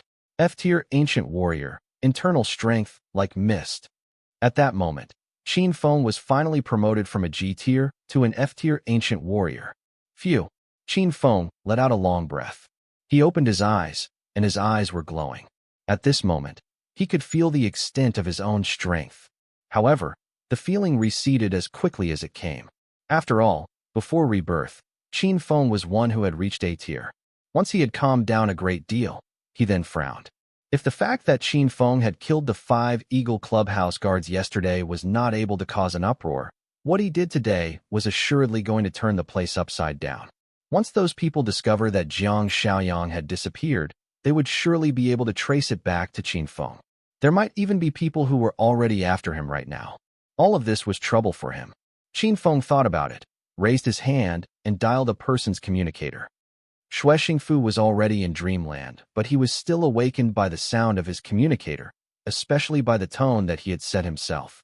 He looked at the time, and it was already 2 o'clock. "Dear, who is it?" "It's okay, just sleep." Xue Xingfu was slightly annoyed, but he had to answer the phone, so he gently patted his wife who was by his side and walked out of the room. "Bro, it's late. What's the matter?" This was neither evening nor morning, and this kid, Qin Feng, really had too much energy. "Yeah, I want to tip you off," Qin Feng said. "For you guys, it should be good news." Xue Xingfu became wide awake at his words. When he thought of Qin Feng murdering Healy previously, he had also said that he wanted to give Xue Xingfu some good news. What he did not know was, who was the one with such bad luck this time around. No matter who it was, Xue Xingfu was excited. "Wait a moment, I'll go meet you right away. We'll discuss when we meet." Some things naturally could not be conveyed via the communicator. Xue Xingfu hung up his communicator, put on a piece of clothing at random, and went to Qinghu Garden. After half an hour, Xue Xingfu was sitting in Qin Feng's living room in a daze as he could not believe his ears. "Say that again. Who did you just say it was?" "Jiang Xiaoyang." "You killed Jiang Xiaoyang?" "Yep. Of course they probably do not know that Jiang Xiaoyang is dead, and there's no evidence to prove that I killed him. However, they may get to the bottom of this. Can you put them in a tight spot?" Qin Feng lifted his cup and took a sip nonchalantly, as if what he had just said was nothing out of the norm. Xue Xingfu saw that Qin Feng did not seem to be joking around. However, this time, he could not sit still. "You said that you killed He Li, I believed you. But now you are saying that you killed Jiang Xiaoyang. How the hell am I supposed to believe you? Jiang Xiaoyang may be a scum, but he's also an F7 tier ancient warrior." Upon seeing that he was refusing to give up until all hope was gone, Qin Feng took out the silver bead at that exact moment. "This is Jiang Xiaoyang's spatial rune equipment. I didn't use anything inside. You can take it. Jiang Xiaoyang's spatial rune equipment was actually smaller than He Li's, only 1 square meter wide. However, there were a lot of stuff in it. Firearms, both blue and purple glow rune equipment, even a huge pile of drugs, and a nameless black card. There were about 50 million yuan in the black card, and Qin Feng kept it with him. After all, Qin Feng was in the ring yesterday, and the Eagle Clubhouse did not pay him what he was owed. As for the rest, Qin Feng had no interest in them. Jiang Xiaoyang was not very good at fighting. Those rune equipment were all standard ones and not custom-made. Obviously, Jiang Xiaoyang did not care much, and Qin Feng was also not willing to use something that other people had used before. As such, he would rather give it to Xue Xingfu. Xue Xingfu looked at the spatial rune equipment. He had been battling against the deputy mayor's men for so many years. As such, he knew the deputy mayor's F-tier ability user underlings like the back of his hand. Xue Xingfu shivered for a while. His blood was rushing to his brain, and his eyes were excited when he looked at Qin Feng. You kid did something huge. Xue Xingfu started going into deep thoughts and paced back and forth, constantly thinking about the matter at hand. And soon, he came to realize one of its most crucial key points. As for Lin Zheng, you don't have to be afraid of him. Although he's the deputy mayor, he's not as powerful as Mayor Zheng, and he's now been dispatched to encircle and suppress the corpse core. Qin Feng frowned. He went to the wilderness? Yep. I don't know whether you know this or not, but a large number of zombies has appeared outside Qingyang City. I'm afraid that their leader is probably an F-tier beast king. As such, the 4 zones in Qingyang City have all dispatched E-tier ability users. I know. Qin Feng nodded. He naturally knew that. The existence of the beast king level, if it were a human of the same level, required tens of thousands of them to encircle and suppress it in order to win. Furthermore, there would be countless deaths and injuries. As such, in order to win at minimum cost, humans would definitely dispatch the strong ones. E-tier ability users battling against an F-tier beast king was a battle with an uncertain outcome. That was also the reason why Bai Li had just killed Jiang Xiaoyang so easily today. However, if Lin Zheng had gone to the wilderness, and he also planned to go there afterward, it also meant that Qin Feng would have to face off against him sooner or later. After thinking about it for a while, Qin Feng was decidedly not bothered about it. As long as these people were not sure that Qin Feng was the one who killed Jiang Xiaoyang, Lin Zheng would have no reason to come for Qin Feng. However, to Lin Zheng, an ancient warrior who had just awakened for a month was just like a baby who had just learned how to crawl. When the time came, as long as Qin Feng did not specifically attract Lin Zheng's attention, Lin Zheng would not attack Qin Feng in the wild. Remember, divert their attention away from me, Qin Feng said. Xue Xingfu smiled wryly. He really could not figure out what kind of devious plots this young one had in mind. Generally speaking, if someone were to kill Jiang Xiaoyang, that person would assuredly be a big troublemaker. That person would have to request for either Xue Xingfu's or Mayor Zhang's help and support in order to protect himself. However, the way Qin Feng sounded was rather forceful, like he was giving an order. It was as if it was something Xue Xingfu must do for Qin Feng. However, when Xue Xingfu looked at the spatial rune equipment in his hand, he let out a sigh again. If he were to give Qin Feng this window of opportunity, perhaps within 2 months' time, the item that would be handed to him would be Lin Zheng's spatial rune equipment. Relax. With the stuff inside, I can seal off the Eagle Clubhouse completely, or even replace it. Even after Doomsday, these things in Jiang Xiaoyang's spatial rune equipment were enough to touch people's nerves, and the final result of the legal penalty here was death. After all criminals were people with outstanding strength. Often, after breaking the law, as long as they were able to avoid being captured, they would be able to live freely. Otherwise, the bounty hunter network would not be that lively. Qin Feng nodded too upon hearing Xue Xingfu's words. Okay, this ought to do it. Oh yeah, it would be 50 million for your stuff. You can pay me a few days later. Xue Xingfu, who was talking domineeringly at first, suddenly felt weak upon hearing Qin Feng's words. Qin Feng really knew how to get the value he wanted. However, the news that Qin Feng had given him was also well worth the price, even far exceeding it. Even Xue Xingfu did not dare bargain with Qin Feng. Okay. Let me make the necessary arrangements. I'll prepare the money for you immediately. Xue Xingfu did not stay long.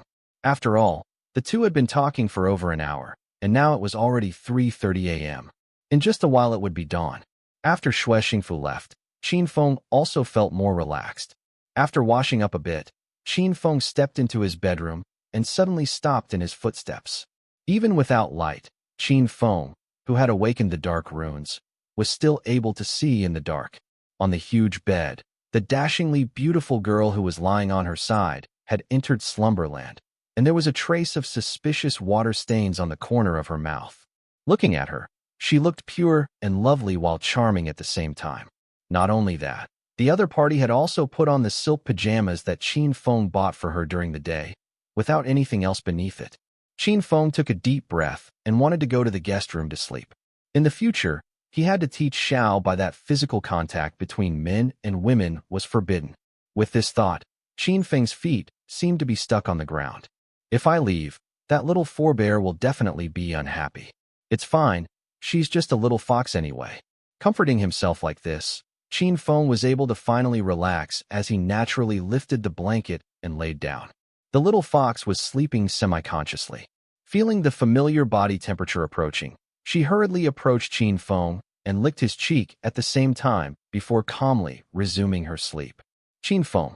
Bloody hell. Qin Feng controlled his consciousness, transferring it from the little fox and placing into his ability core. Now, he had advanced into an F-tier ancient warrior, but Qin Feng's ability user tier had not yet been promoted. The biggest reason was that Qin Feng had not yet found a way to practice his consciousness. Of course, the power of ability users was blessed, but it was also extremely difficult to promote.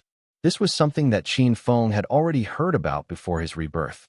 However, once an ability user was able to be promoted, the person would be an apocalyptic force, which was far beyond that of ancient warriors. Don't tell me I have to go and kill gunners. Although there were gunners all over the place, it was still not easy to kill them, even if you wanted to. The underground boxing arena was a special case.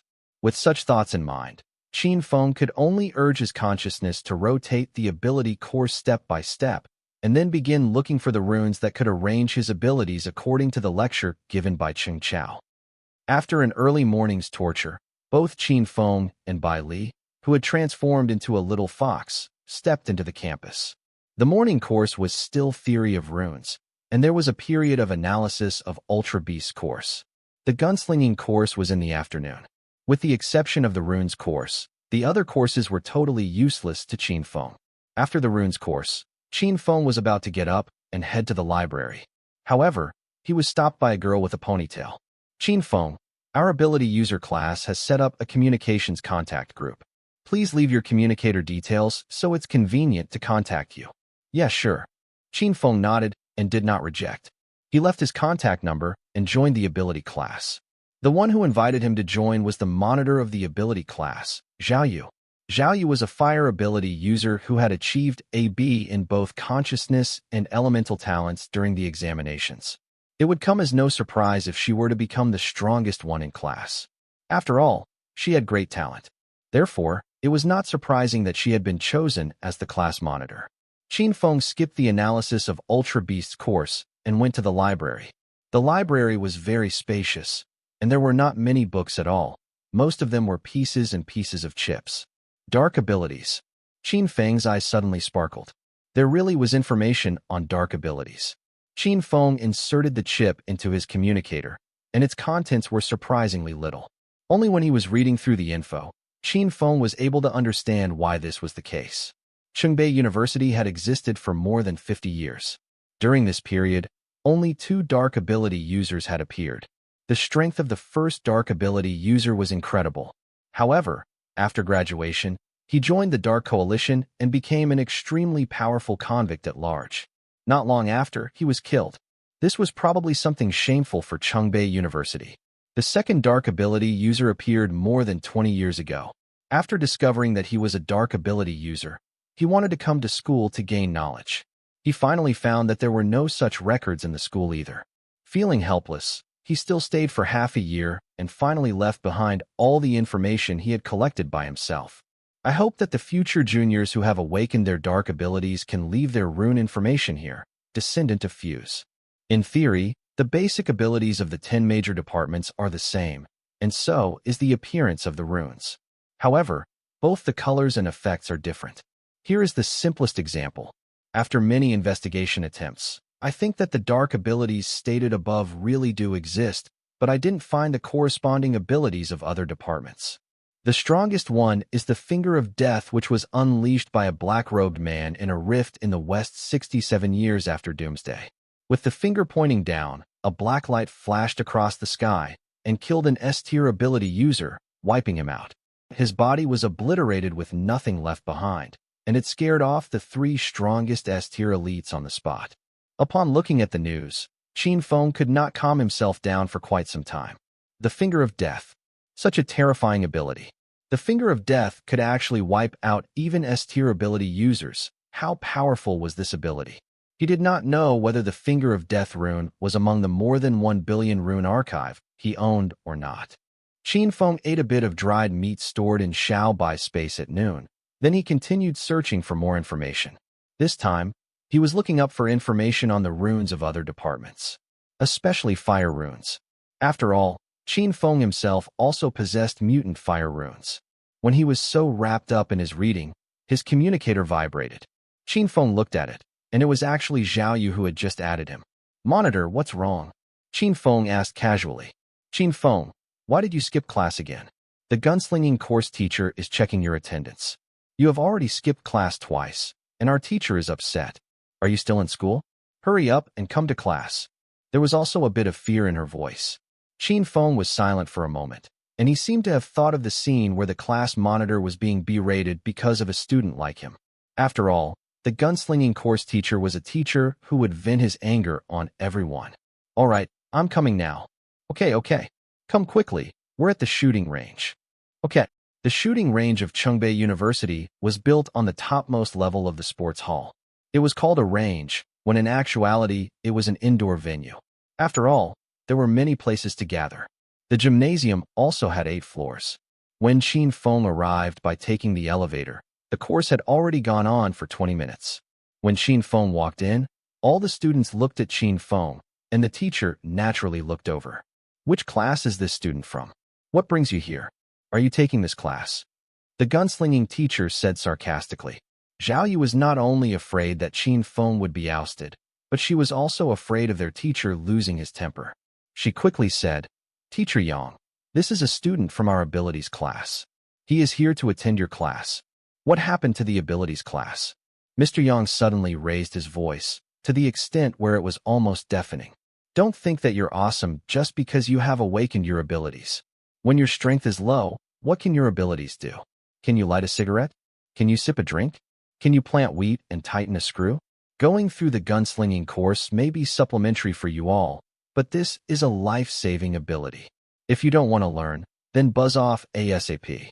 Teacher Yang's tone was improper, and there were even traces of jealousy in his eyes. He was very grumpy. In the first class yesterday, he gave his students a taste of the wrath of God. Using an old-school pistol, he did not even instruct them to put on their earplugs before proceeding to hit a few targets, causing their ears to buzz terribly. In this way, it left a deep impression on the students, and they were even a little afraid of him. At this time, Qin Feng slowly walked forward and glanced at the bench which had guns laid on top of it. Qin Feng said coldly, "Teacher, what you said using firearms to protect ourselves is not wrong. However, we have the freedom to learn whatever we want in this university.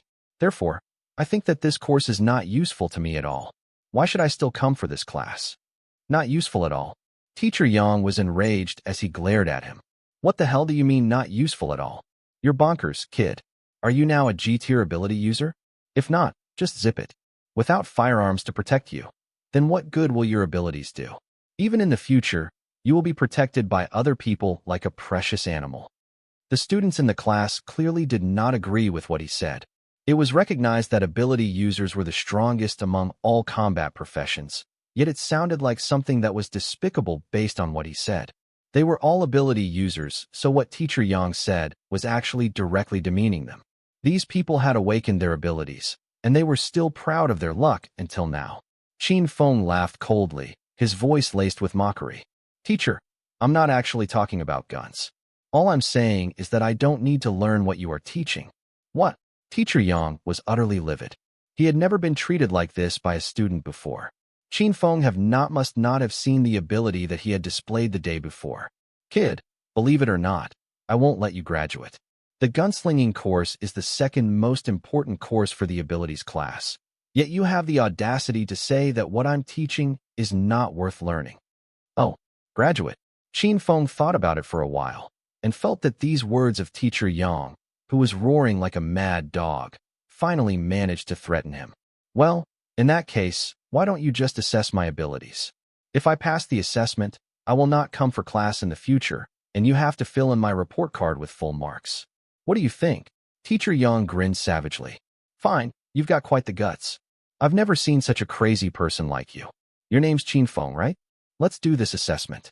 If you fail, then get the hell out of Chungbei University immediately.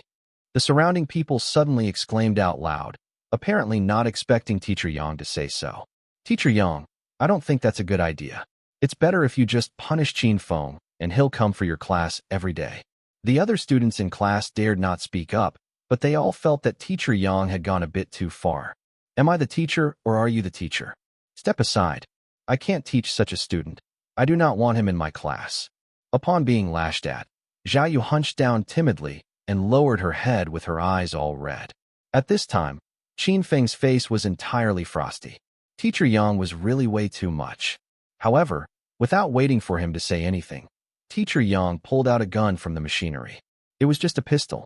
The ability users would learn how to use pistols which were easy to carry around. But obviously, the workmanship of this gun was much more complicated than the other firearms, and it looked way more powerful. Assemble this gun under 30 seconds, and then aim it at the bullseye. An average score of 8 points in 10 shots will be counted as a passing mark. Everyone was silent once again, as they did not expect the content of the assessment to be so difficult. After all, when they were in secondary academy, the most that they did was to attend some combat classes and would not come across gunslinging classes. Yesterday, they had just learned to take apart a basic pistol. As for this pistol that was so complicated and was soon disassembled, they were not able to tell what it was. Qin Feng nodded, and his face was calm. Teacher Yang, why don't you also join me in this assessment? If you fail, then you can get out of Chungbei University too. What do you think? You, kid, refuse to give up until all hope is gone. Teacher Yang sneered, thinking that Qin Feng had wussed out. The other party must have just failed to clearly see his movements, and now he wanted Teacher Yang to take part in the assessment with him. In this way, he could imitate his movements to assemble the pistol, and then hit the bullseye at random. As long as all the shots were above 8 points, this bet would be Qin Feng's victory. However, Teacher Yang had no intention of rejecting his challenge.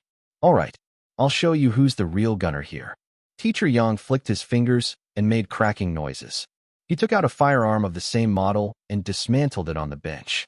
Zhao Yu came up with red eyes and became both a referee and a timekeeper. Ready, go. With those words, the duo made their move at the same time. Qin Feng's movements were swift. The components changed form at his slightest touch. Upon further observation, it was actually his sequence of reassembly. Kachuk, kachuk. Qin Feng's hands were so quick, it almost seemed to form a mirage. His body was enhanced whether in terms of strength or speed or agility. Furthermore, Qin Feng had once absorbed the consciousness of an F-tier gunman. He had a strong sense of perception. Hence, he already had a complete understanding of these machineries when Teacher Yang disassembled them. Before Qin Feng was reborn, he had undergone extremely tough training to become a high-tier ancient warrior. In his early years, though, guns were always by his side. After all, guns were a long-range weapon. Even an ancient warrior had limitations in terms of his range. Qin Feng started from nothing. Being a gunner was an almost exclusive job for the rich. Servicing the guns alone would attract a huge cost. Therefore, Grimm had always serviced the guns himself. Disassembling it was but a menial effort. The rest of his classmates had a tough time learning the gunslinging ability. In his hands, however, the gun had transformed into a different object. Teacher Yang, who was nonchalant at first, was about to raise his head and throw out mocking insults. Yet, he saw that Qin Feng was halfway done in assembling his gun. How long had it been? 5 seconds? 6 seconds? Teacher Yang's eyes were wide in disbelief. His hands began to move faster. in his state of chaos. However, his movements were far from his best. Kachuk. Qin Feng was done assembling his gun. Tick. Time. 9.31 seconds. Immediately after that, Teacher Yang heard a gunfire. Bam! Qin Feng raised his arm. He did not seem to have aimed the gun properly, yet he was able to hit one of the targets. Must be a lucky shot. Teacher Yang thought as such deep down, while expecting Qin Feng to miss the target. But there was no fooling the mechanical voice that rang through. 10 points. Bam! Bam! Bam! 10 points. 10 points. 10 points. Bam! Bam! Bam! Bam! Bam! Bam! Sounds of 10 points kept coming in. The gunfire was ear-piercingly loud, but the phrase 10 points was like a huge insult. At this moment, Teacher Yang had not even finished assembling his gun yet. Qin Feng calmly placed his gun on top of the bench, and the sound of it woke Teacher Yang up from his dazedness. He could feel his face heating up like a surge of hot air rushing into his head. If only there were a hole he could crawl into. Teacher Yang, does this mean that I get full marks in the test then? Said Qin Feng calmly. Of course, the previous bet was just a sudden outburst on my part. Don't take it seriously. Teacher Yang's expression was somber. This student was actually adding fuel to the fire. Even if he were to treat it as a joke, he had already lost all the pride he had. Katang. He threw his gun components onto the workbench. I can't teach a student like you. You can teach this class instead. The teacher spat those words and turned to leave. Teacher Yang slammed the door, and then there was dead silence in the range. Qin Feng, you're amazing. Zhao Yu's eyes were filled with admiration. Teacher Yang showed off his skills yesterday, but he only got 4 10 points and 1 9 point. In the end, he even said that he was not at his top form. However, Qin Feng's casual 10 shots were not riddled with hesitations at all. His reassembly of the gun was quick as well. Compared to Teacher Yang's skills, it was a clear victory. Qin Feng, teach us. Yeah, Teacher Yang is gone anyway. What kind of teacher is he? So irresponsible. Did he think he could blow us off? We are ability users. Yeah, it feels like Teacher Yang is always looking to start a fight with us. Qin Feng looked on as his classmates complained about the teacher. However, Qin Feng had driven the teacher away. He was not sure if Teacher Yang would still attend the coming classes, but one thing was for sure.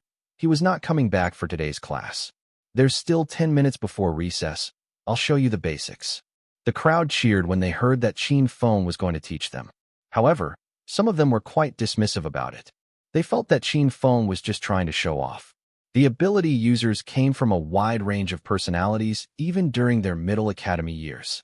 Most of them who were enrolled into the top class of the advanced academy were merely lucky to have awakened their abilities. There were those who enjoyed learning, but there were also those who loathed it. Qin Feng could care less about it.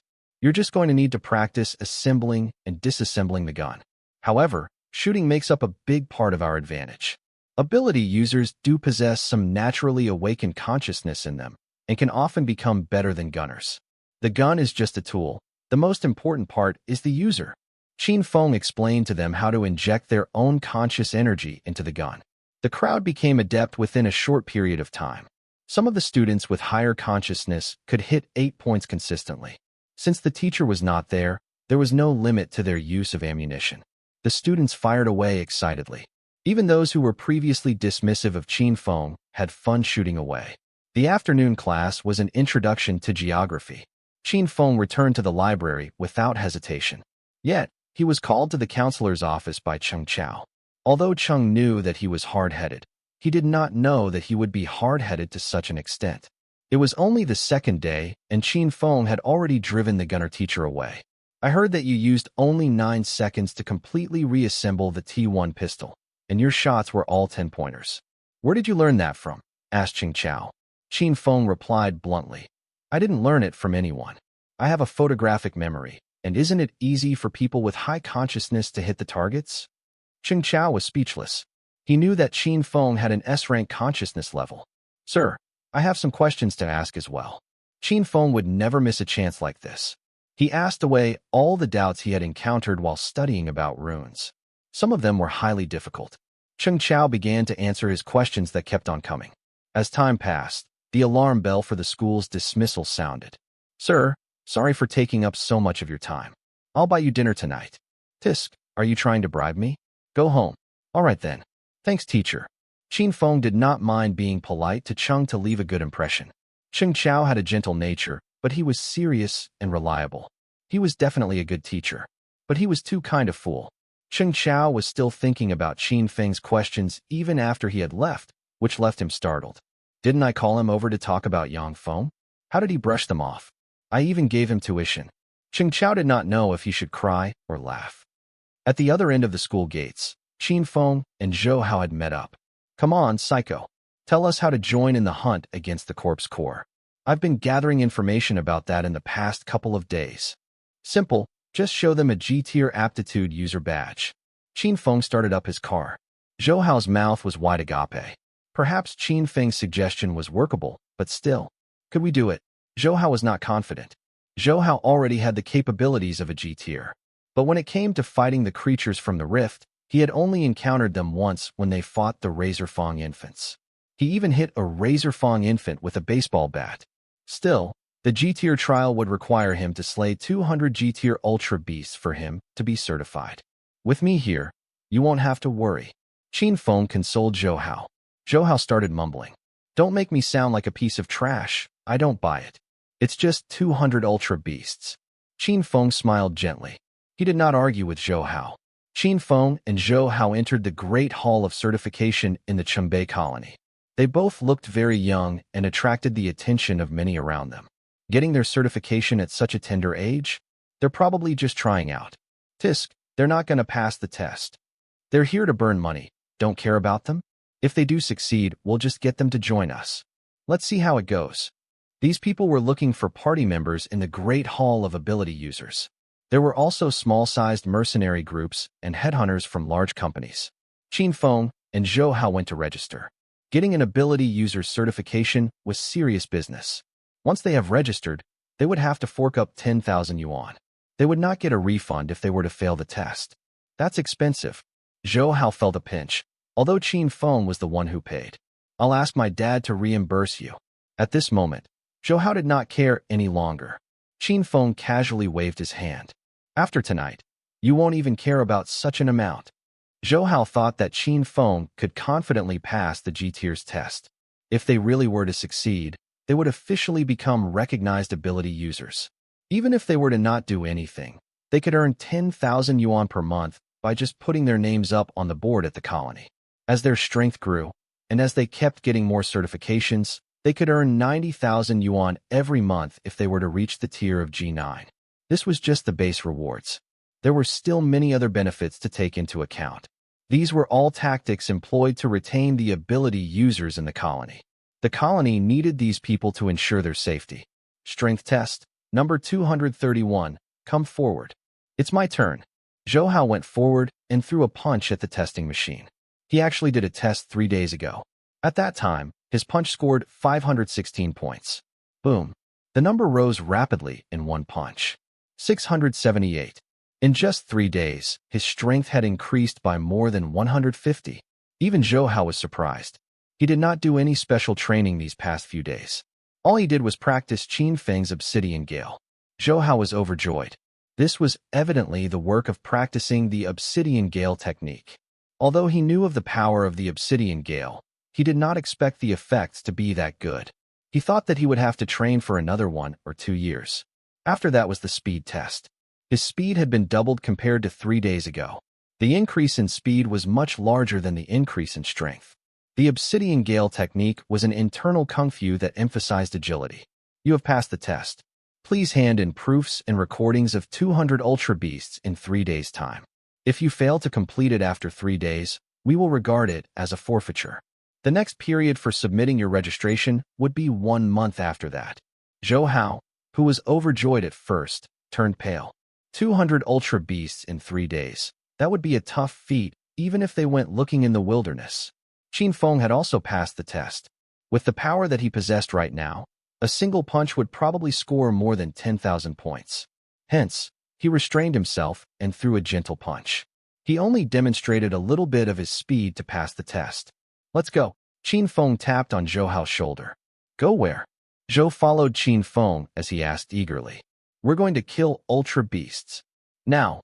Zhou Hao's eyes grew wide. It was already 5 in the evening. The early spring day would soon turn dark at 7 p.m. It was the time when Ultra Beasts were the most active, and they were going to hunt down Ultra Beasts now. Would it not be suicide? Right at this moment, some people had gathered around them. You must be Zhou Hao. We just saw your test results. You have great potential. Want to join our mercenary legion? Join us. It's only 200 Ultra Beasts. We'll take you through it. We guarantee you'll be able to finish the quest. Humph. Us Deshang Group has a branch in the Qingbei colony. Join us to enjoy the best offer.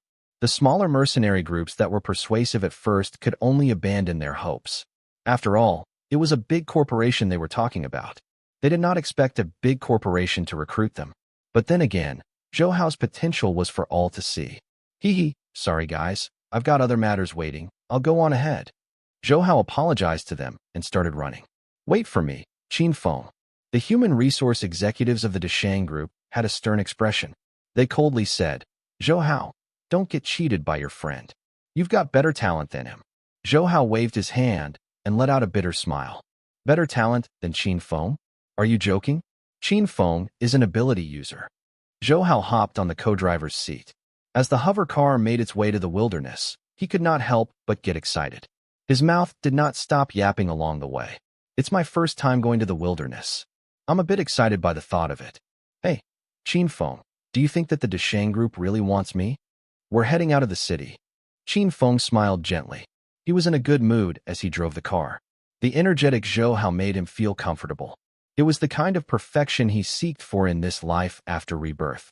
However, after they left the city, Zhou Hao's face turned from excitement to one that was grim. Finally, he stopped talking. He could feel a dangerous presence all around him. The car sped up after they had left the city. They were finally utilizing the potential of the car, but they did not stay on the highway for long before going off the beaten path. There was not any tree along the track.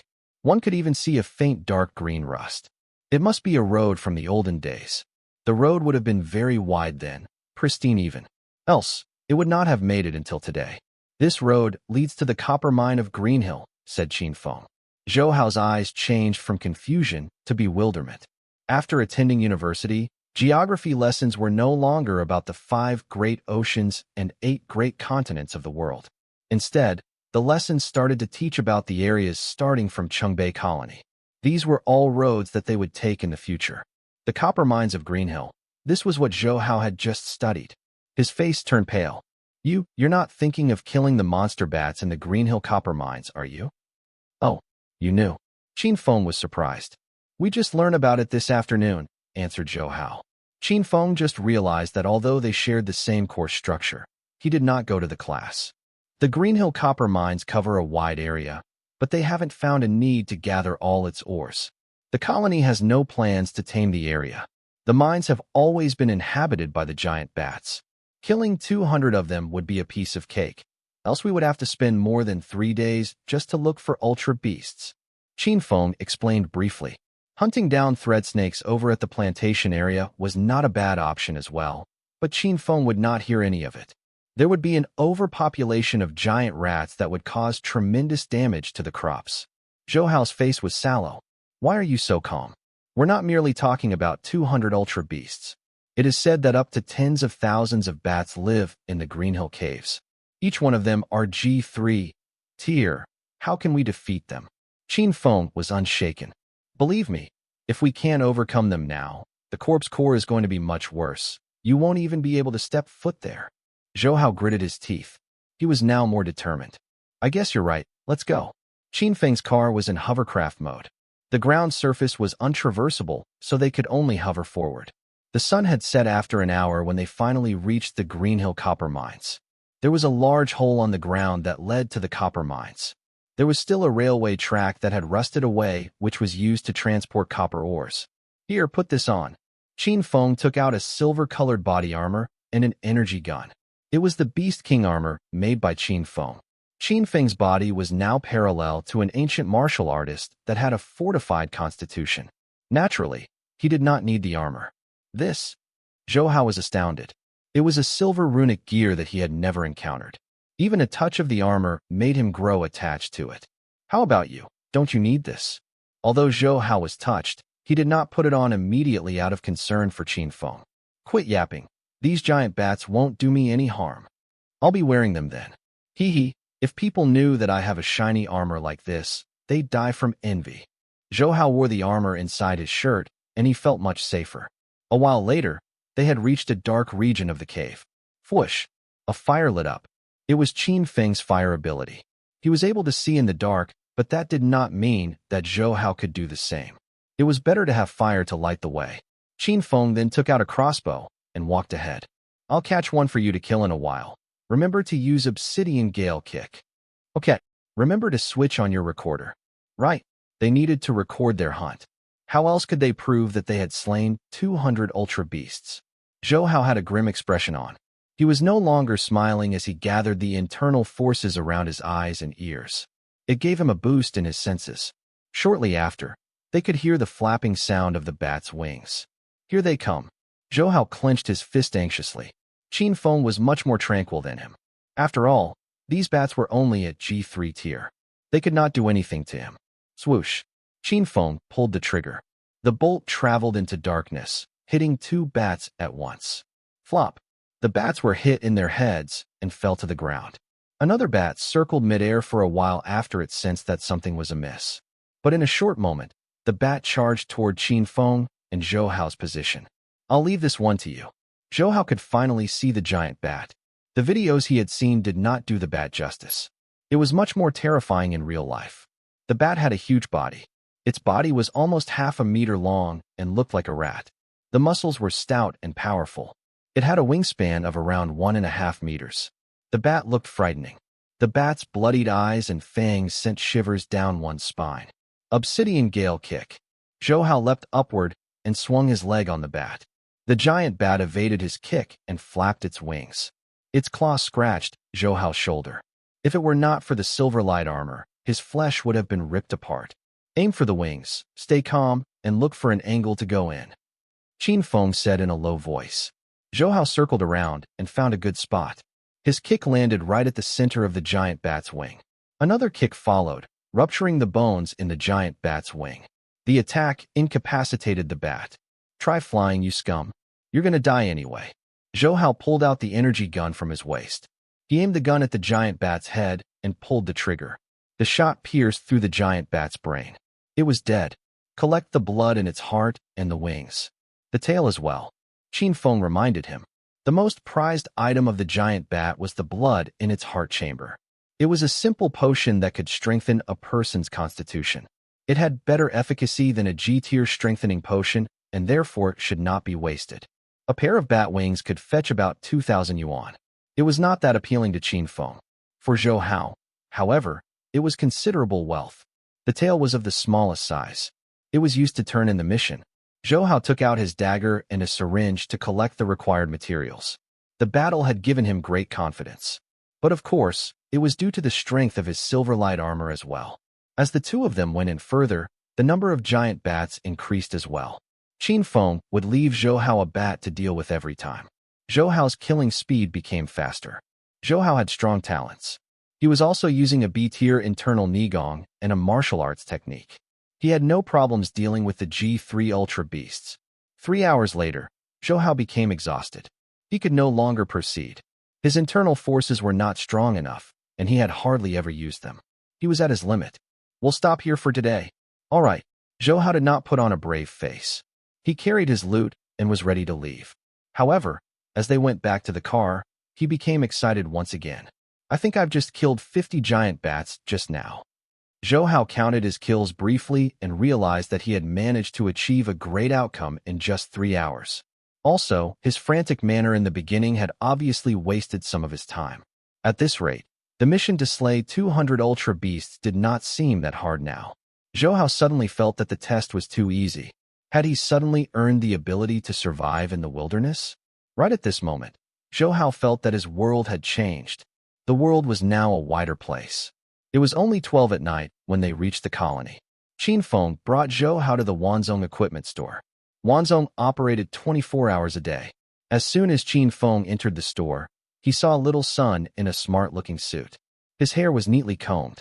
There was a silver nameplate on his left chest. Sun Yu. The position written there was manager. Qin Feng was taken aback. He did not expect little Sun to be promoted to a manager in just a few days' time. Mr. Qin. Sun Yu's eyes lit up when he saw Qin Feng. He immediately went forward to greet him. At this moment, however, Qin Feng's communicator started vibrating. The familiar vibration made Qin Feng survey his surroundings subconsciously.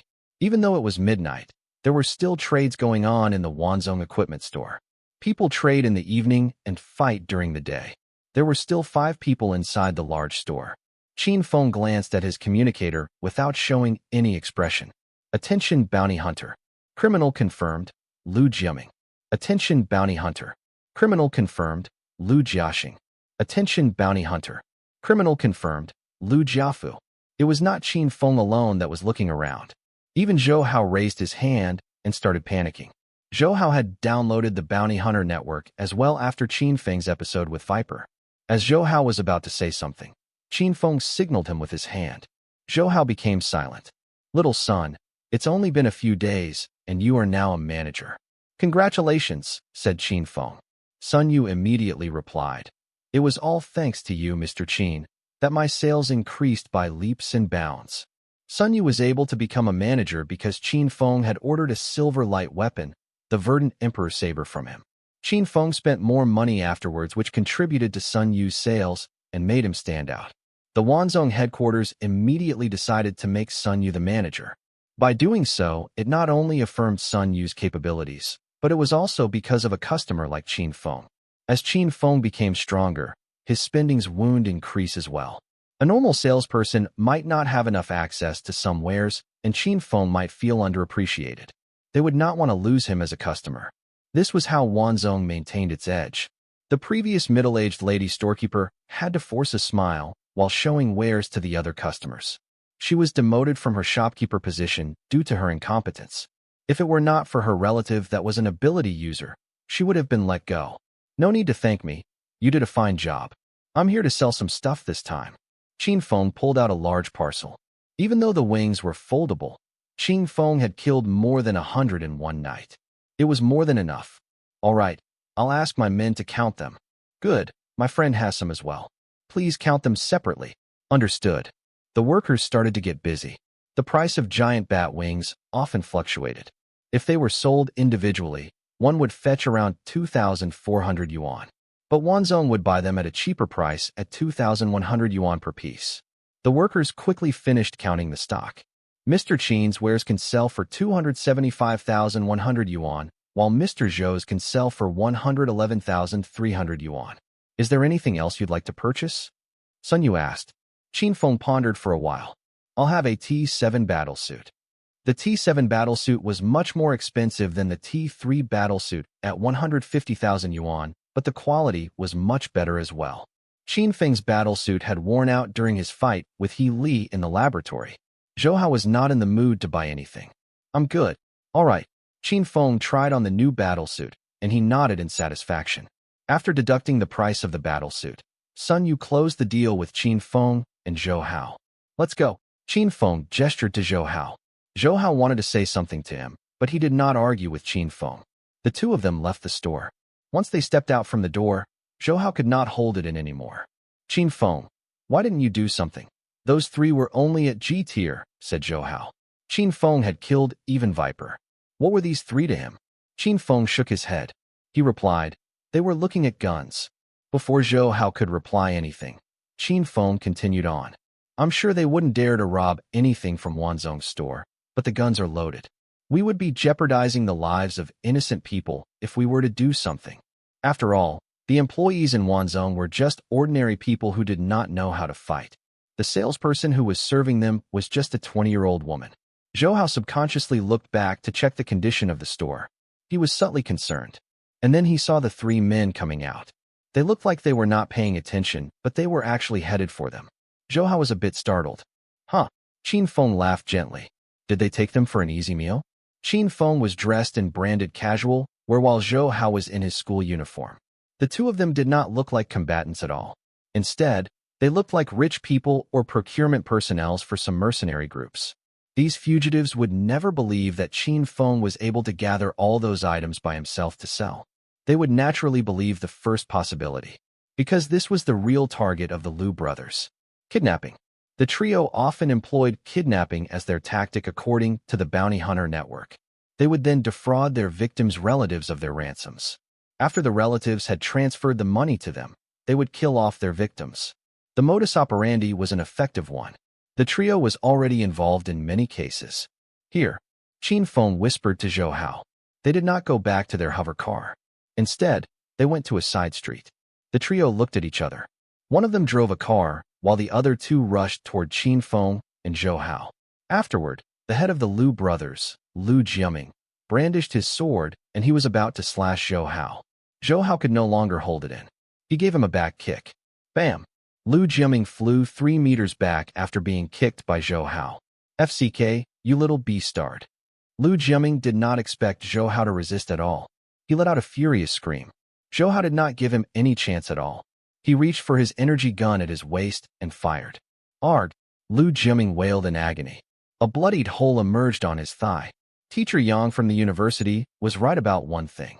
Guns were very useful, especially when you were at a low tier.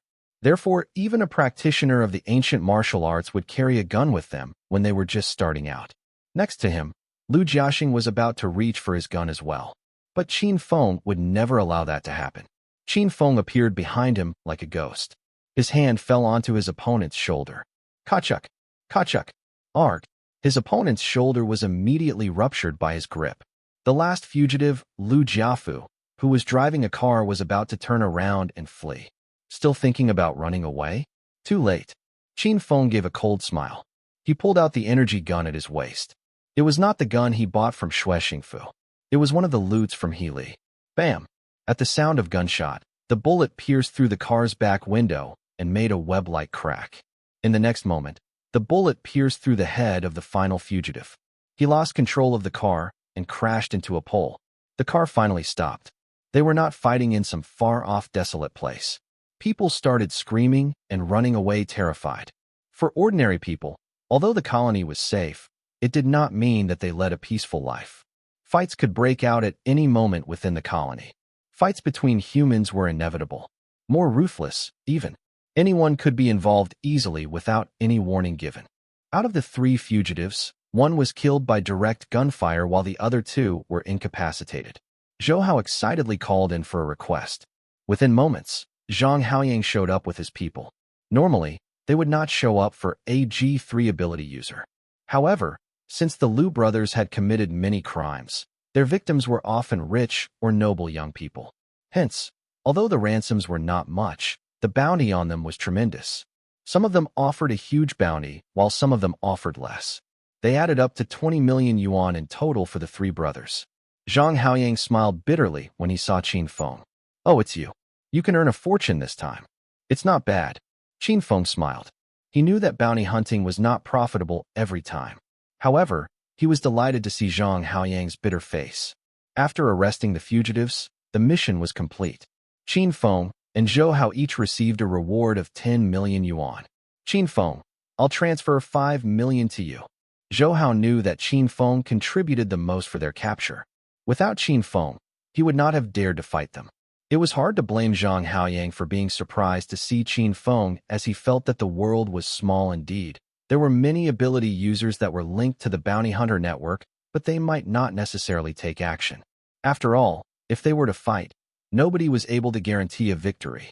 They could even end up dying or attracting gruesome revenge. Don't worry about it. Keep it and buy a car tomorrow afternoon, replied Qin Feng. Zhou Hao was taken aback. Why would I buy a car? Qin Feng pointed at Xiao Bai that had not moved even once on his shoulder. You were sitting on Xiao Bai's seat. She's very upset. It was not only that. Xiao Bai wanted to attend classes with Qin Feng during the day. At night, she could transform into a human and dress up in pretty clothing. With Zhou Hao tagging along, not only could she not transform into a human, she had even lost her seating privilege.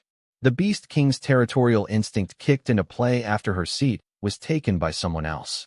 If it were not for Qin Feng, Zhou Hao would have been swept away by her claws. After listening to Qin Feng's explanation, his jaw dropped. Damn, I thought I was your pal. Is my position lower than Xiao Bai? Qin Feng contemplated for a while before answering in a serious tone. Yes, you are much lower. Xiao Bai was recognized by Qin Feng as his girlfriend. It had always been gals before pals since ancient times. How could Zhou Hao be more important than Xiao Bai? Qin Feng chuckled lightly. He was only joking around. Of course they were both important. Zhou Hao was taken aback by his words. All right, you're going to walk yourself home. I need to leave as well. Qin Feng did not send him home and left in his car. Zhou Hao rolled his eyes. On the next day, however, Zhou Hao really went to buy a car. The car was even more expensive than Qin Feng's, but it did not look too glaring. It looked like an ordinary off-road car. Still, it had a hovering system. The price was 9 million. Perhaps he had learned from Qin Feng's choice. His car was a 5-seater, and there was enough room to carry some stuff. How's this? My dad chose this with me. Look at how rugged it is. This is what you call a man's car. Zhou Hao gloated. Qin Feng nodded. Your dad sure has an eye for cars. Remember to send him some money. Get him a better house or something. I know. I'll send him more after I earn some money. Although Zhou Hao's home was in the commoners' area, it was situated too close to the ghettos. It was still quite dangerous. Zhou Hao was not the kind of guy to forget about his family once he had earned some money. After buying the car, he sent the rest of the money to his parents. After the battle last night, he was pretty shaken up. There's no knowing when I might die in the wilderness. Better to leave the money to my parents. However, he did not voice his concern to Qin Feng. It would have meant that he had no faith in Qin Feng. After the class had been dismissed, they headed back into the wilderness. Inside Qin Feng's hover car, Bailey could not hold it in any longer as the buildings around her became sparsely spread. Poof! She turned into a humanoid. Qin Feng gripped the steering wheel tightly. He almost drove the car into a ditch. Master, do I look good in this? Or that? Or this one over here? Bailey was indulging herself in a selection of clothes. Qin Feng replied, Are you going for a pageant? What's a pageant? Is it a competition to see who's prettier? Of course I'm the prettiest. Bailey raised her chin proudly. Get dressed quick. Qin Feng was kneading his forehead. After some effort, Bailey put on her clothes. She even matched it with a pair of high heels. They came down from their car after reaching the Green Hill Copper Mines entrance. Behind them, Zhou Hao thought that he had seen a ghost. Qin Feng, why is there another person in your car? Where did you pick her up from? Zhou Hao pointed at Bai Li in a puzzled manner. He then felt that his actions were inappropriate and quickly retracted his finger. He was smiling like a fool. How do you do, beautiful? Humph. Bai Li did not harbor any good feelings toward Zhou Hao, who had taken her seat. Zhou Hao was the only person who had rode in Qin Feng's car, although the car was bought ages ago. Stop fooling around. She Xiao Bai. Just call her Bai Li. Qin Feng closed in on Zhou Hao. She's a beast king. She knows shape-shifting. I won't be able to save you if you misbehave again. Zhou Hao was in disbelief. He looked over at Bai Li. A humanoid ultra-beast? Who knew that Xiao Bai was so powerful? Humanoid ultra-beasts were not a rare sight after the spatial rift had opened up. Instead, there were many that had blended in among humans. Some of them caused bloody massacres while some had produced many talents. The most famous one was Bard the Blue Dragon. In human form, he was a gentle middle-aged man. He had taught many water elemental abilities and dragon techniques. And then there was the infamous snake woman Evergreen. She appeared as a bewitching lady and fed on men after successfully luring them in with her appearance. It was shuddering just to think about it. Unsurprisingly, those who could shape-shift were all at the level of a beast king. Damn son, you sure are lucky. I'm so envious of you. Zhou Hao was impressed. My luck's not bad. Qin Feng smiled. Without luck, how could he be reborn and enjoy such a strong foundation? The three of them entered the mines together and once again began their hunt. Zhou Hao was much stronger than he was yesterday. His energy had also increased considerably. It was due to the giant bat's blood from their heart chambers. There were only 1 or 2 drops from each bat located inside the part of their heart that was still developing. They were exceptionally viscous, almost at the consistency of jelly. Hence, it was easy to gather them. After Zhou Hao went home, he diluted the blood and bathed in them, boosting his energy by a little. Hence, compared to the chaotic battle the day before, he was performing much better. Let's go deeper. Zhou Hao was anxious to test himself by going deeper into the mines. There were not many bats around where they were. Very well, let's go. Qin Feng nodded. After walking for 100 meters, Xiao Bai's eyes lit up. There's good stuff here. After saying so, Bai Li disappeared in the blink of an eye. Zhou Hao knew that Xiao Bai was strong, and he was not exactly clear on how Xiao Bai had disappeared. He just thought that her speed could not be caught by the naked eye. In the next moment, Bai Li had already returned with a small bonsai-like tree in her hands. There were a small row of fruits on the tree, red through and through. Bai Li plucked one off and put it in her mouth before nodding in satisfaction. Not bad. It's quite delicious, sweet and sour. Bai Li had not found anything worth eating since she was born. It was not that she did not need to eat, but because human food provided energy that was too mottled, and it was not as good as the energy she received from energy cores. However, she had eaten talent fruits before, and nowadays there were more of those lying around. Naturally, that was a good thing. Qin Feng saw the fruit and instantly knew what it was. Blood catarch fruit. Speaking of which, the fruit was pretty disgusting. It was a spirit herb cultivated by vampire bats using their own phlegm. It was not exactly phlegm though, as it was actually weak heart blood. The heart blood was a jelly with a fruit-like shape, hence the nickname blood catarch fruit. While the fruit did not sound appetizing, it had a strong physical growth ability, which was 1,000 times stronger than the blood from a giant bat. This kind of treasure was not something a normal giant bat could produce. Shoot!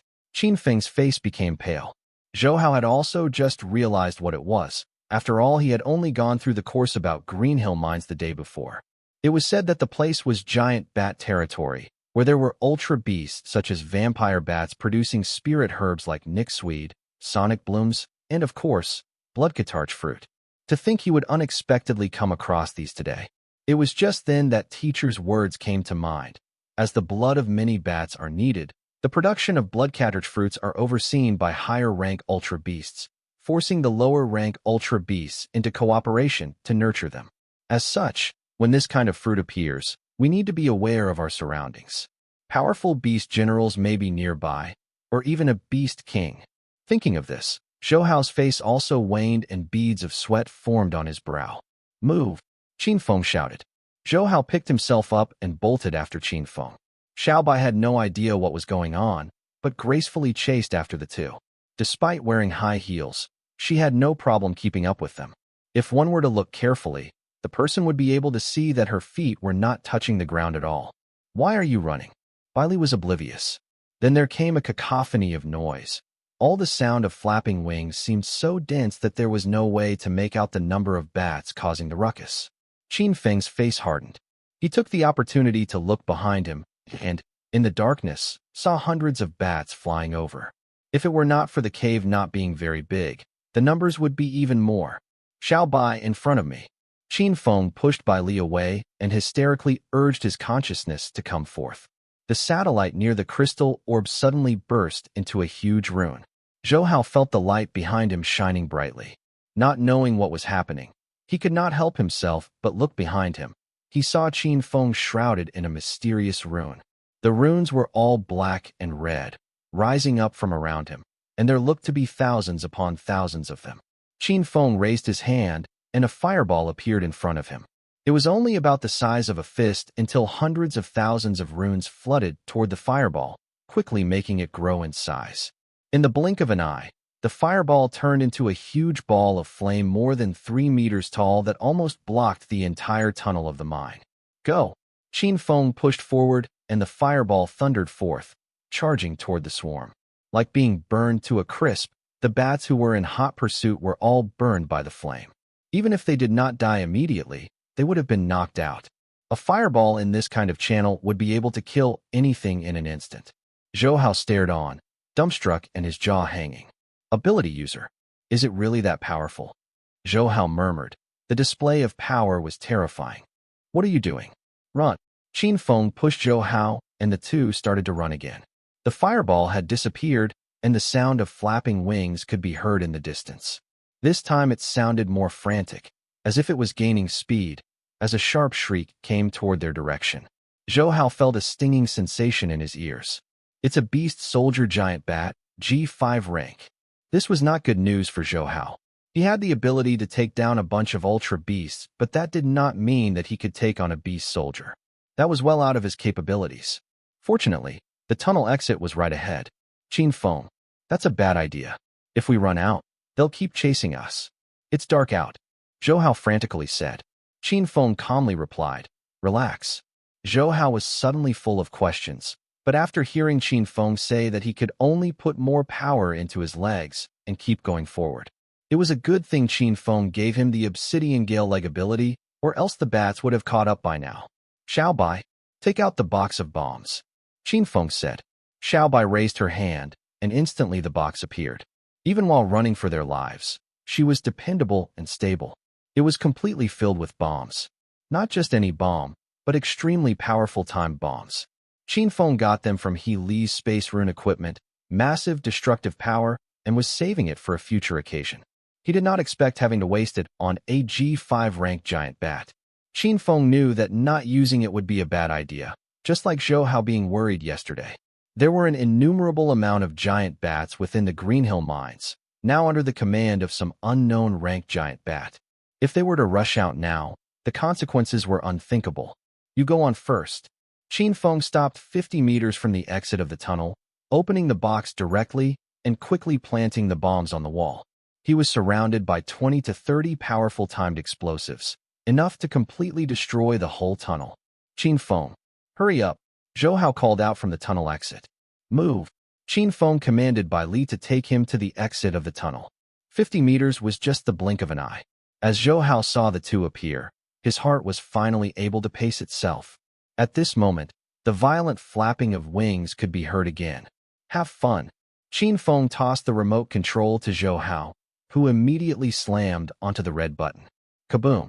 The whole mountain was rocked by the explosion. Rocks broke loose and started crumbling down, and sporadic ultra beasts fled in a panic. Zhou Hao stabilized himself before suddenly coughing. Smog had surrounded them, and under the moonlight, dust could be seen flying around in the air. Qin Feng, next time, don't try to entertain me when our lives are at stake. What are you trying to do, acting all cool like? Zhou Hao berated through his coughs. Qin Feng grinned, but did not refute. I don't know if all the bats are crushed to death. Qin Feng shook his head. The bombs were only placed to collapse the tunnel. It probably crushed a few hundred. Any more than that would be impossible. And it was that moment that the flapping of wings could be heard, and a giant bat suddenly flew out of a cave. I'd love to hear from you. Thanks so much for watching. Did you enjoy this video? If you did, make sure to hit that notification bell so you never miss an update. And don't forget to subscribe and give this video a big thumbs up. Your support means the world to me, and I can't wait to see you in the next one. Thank you.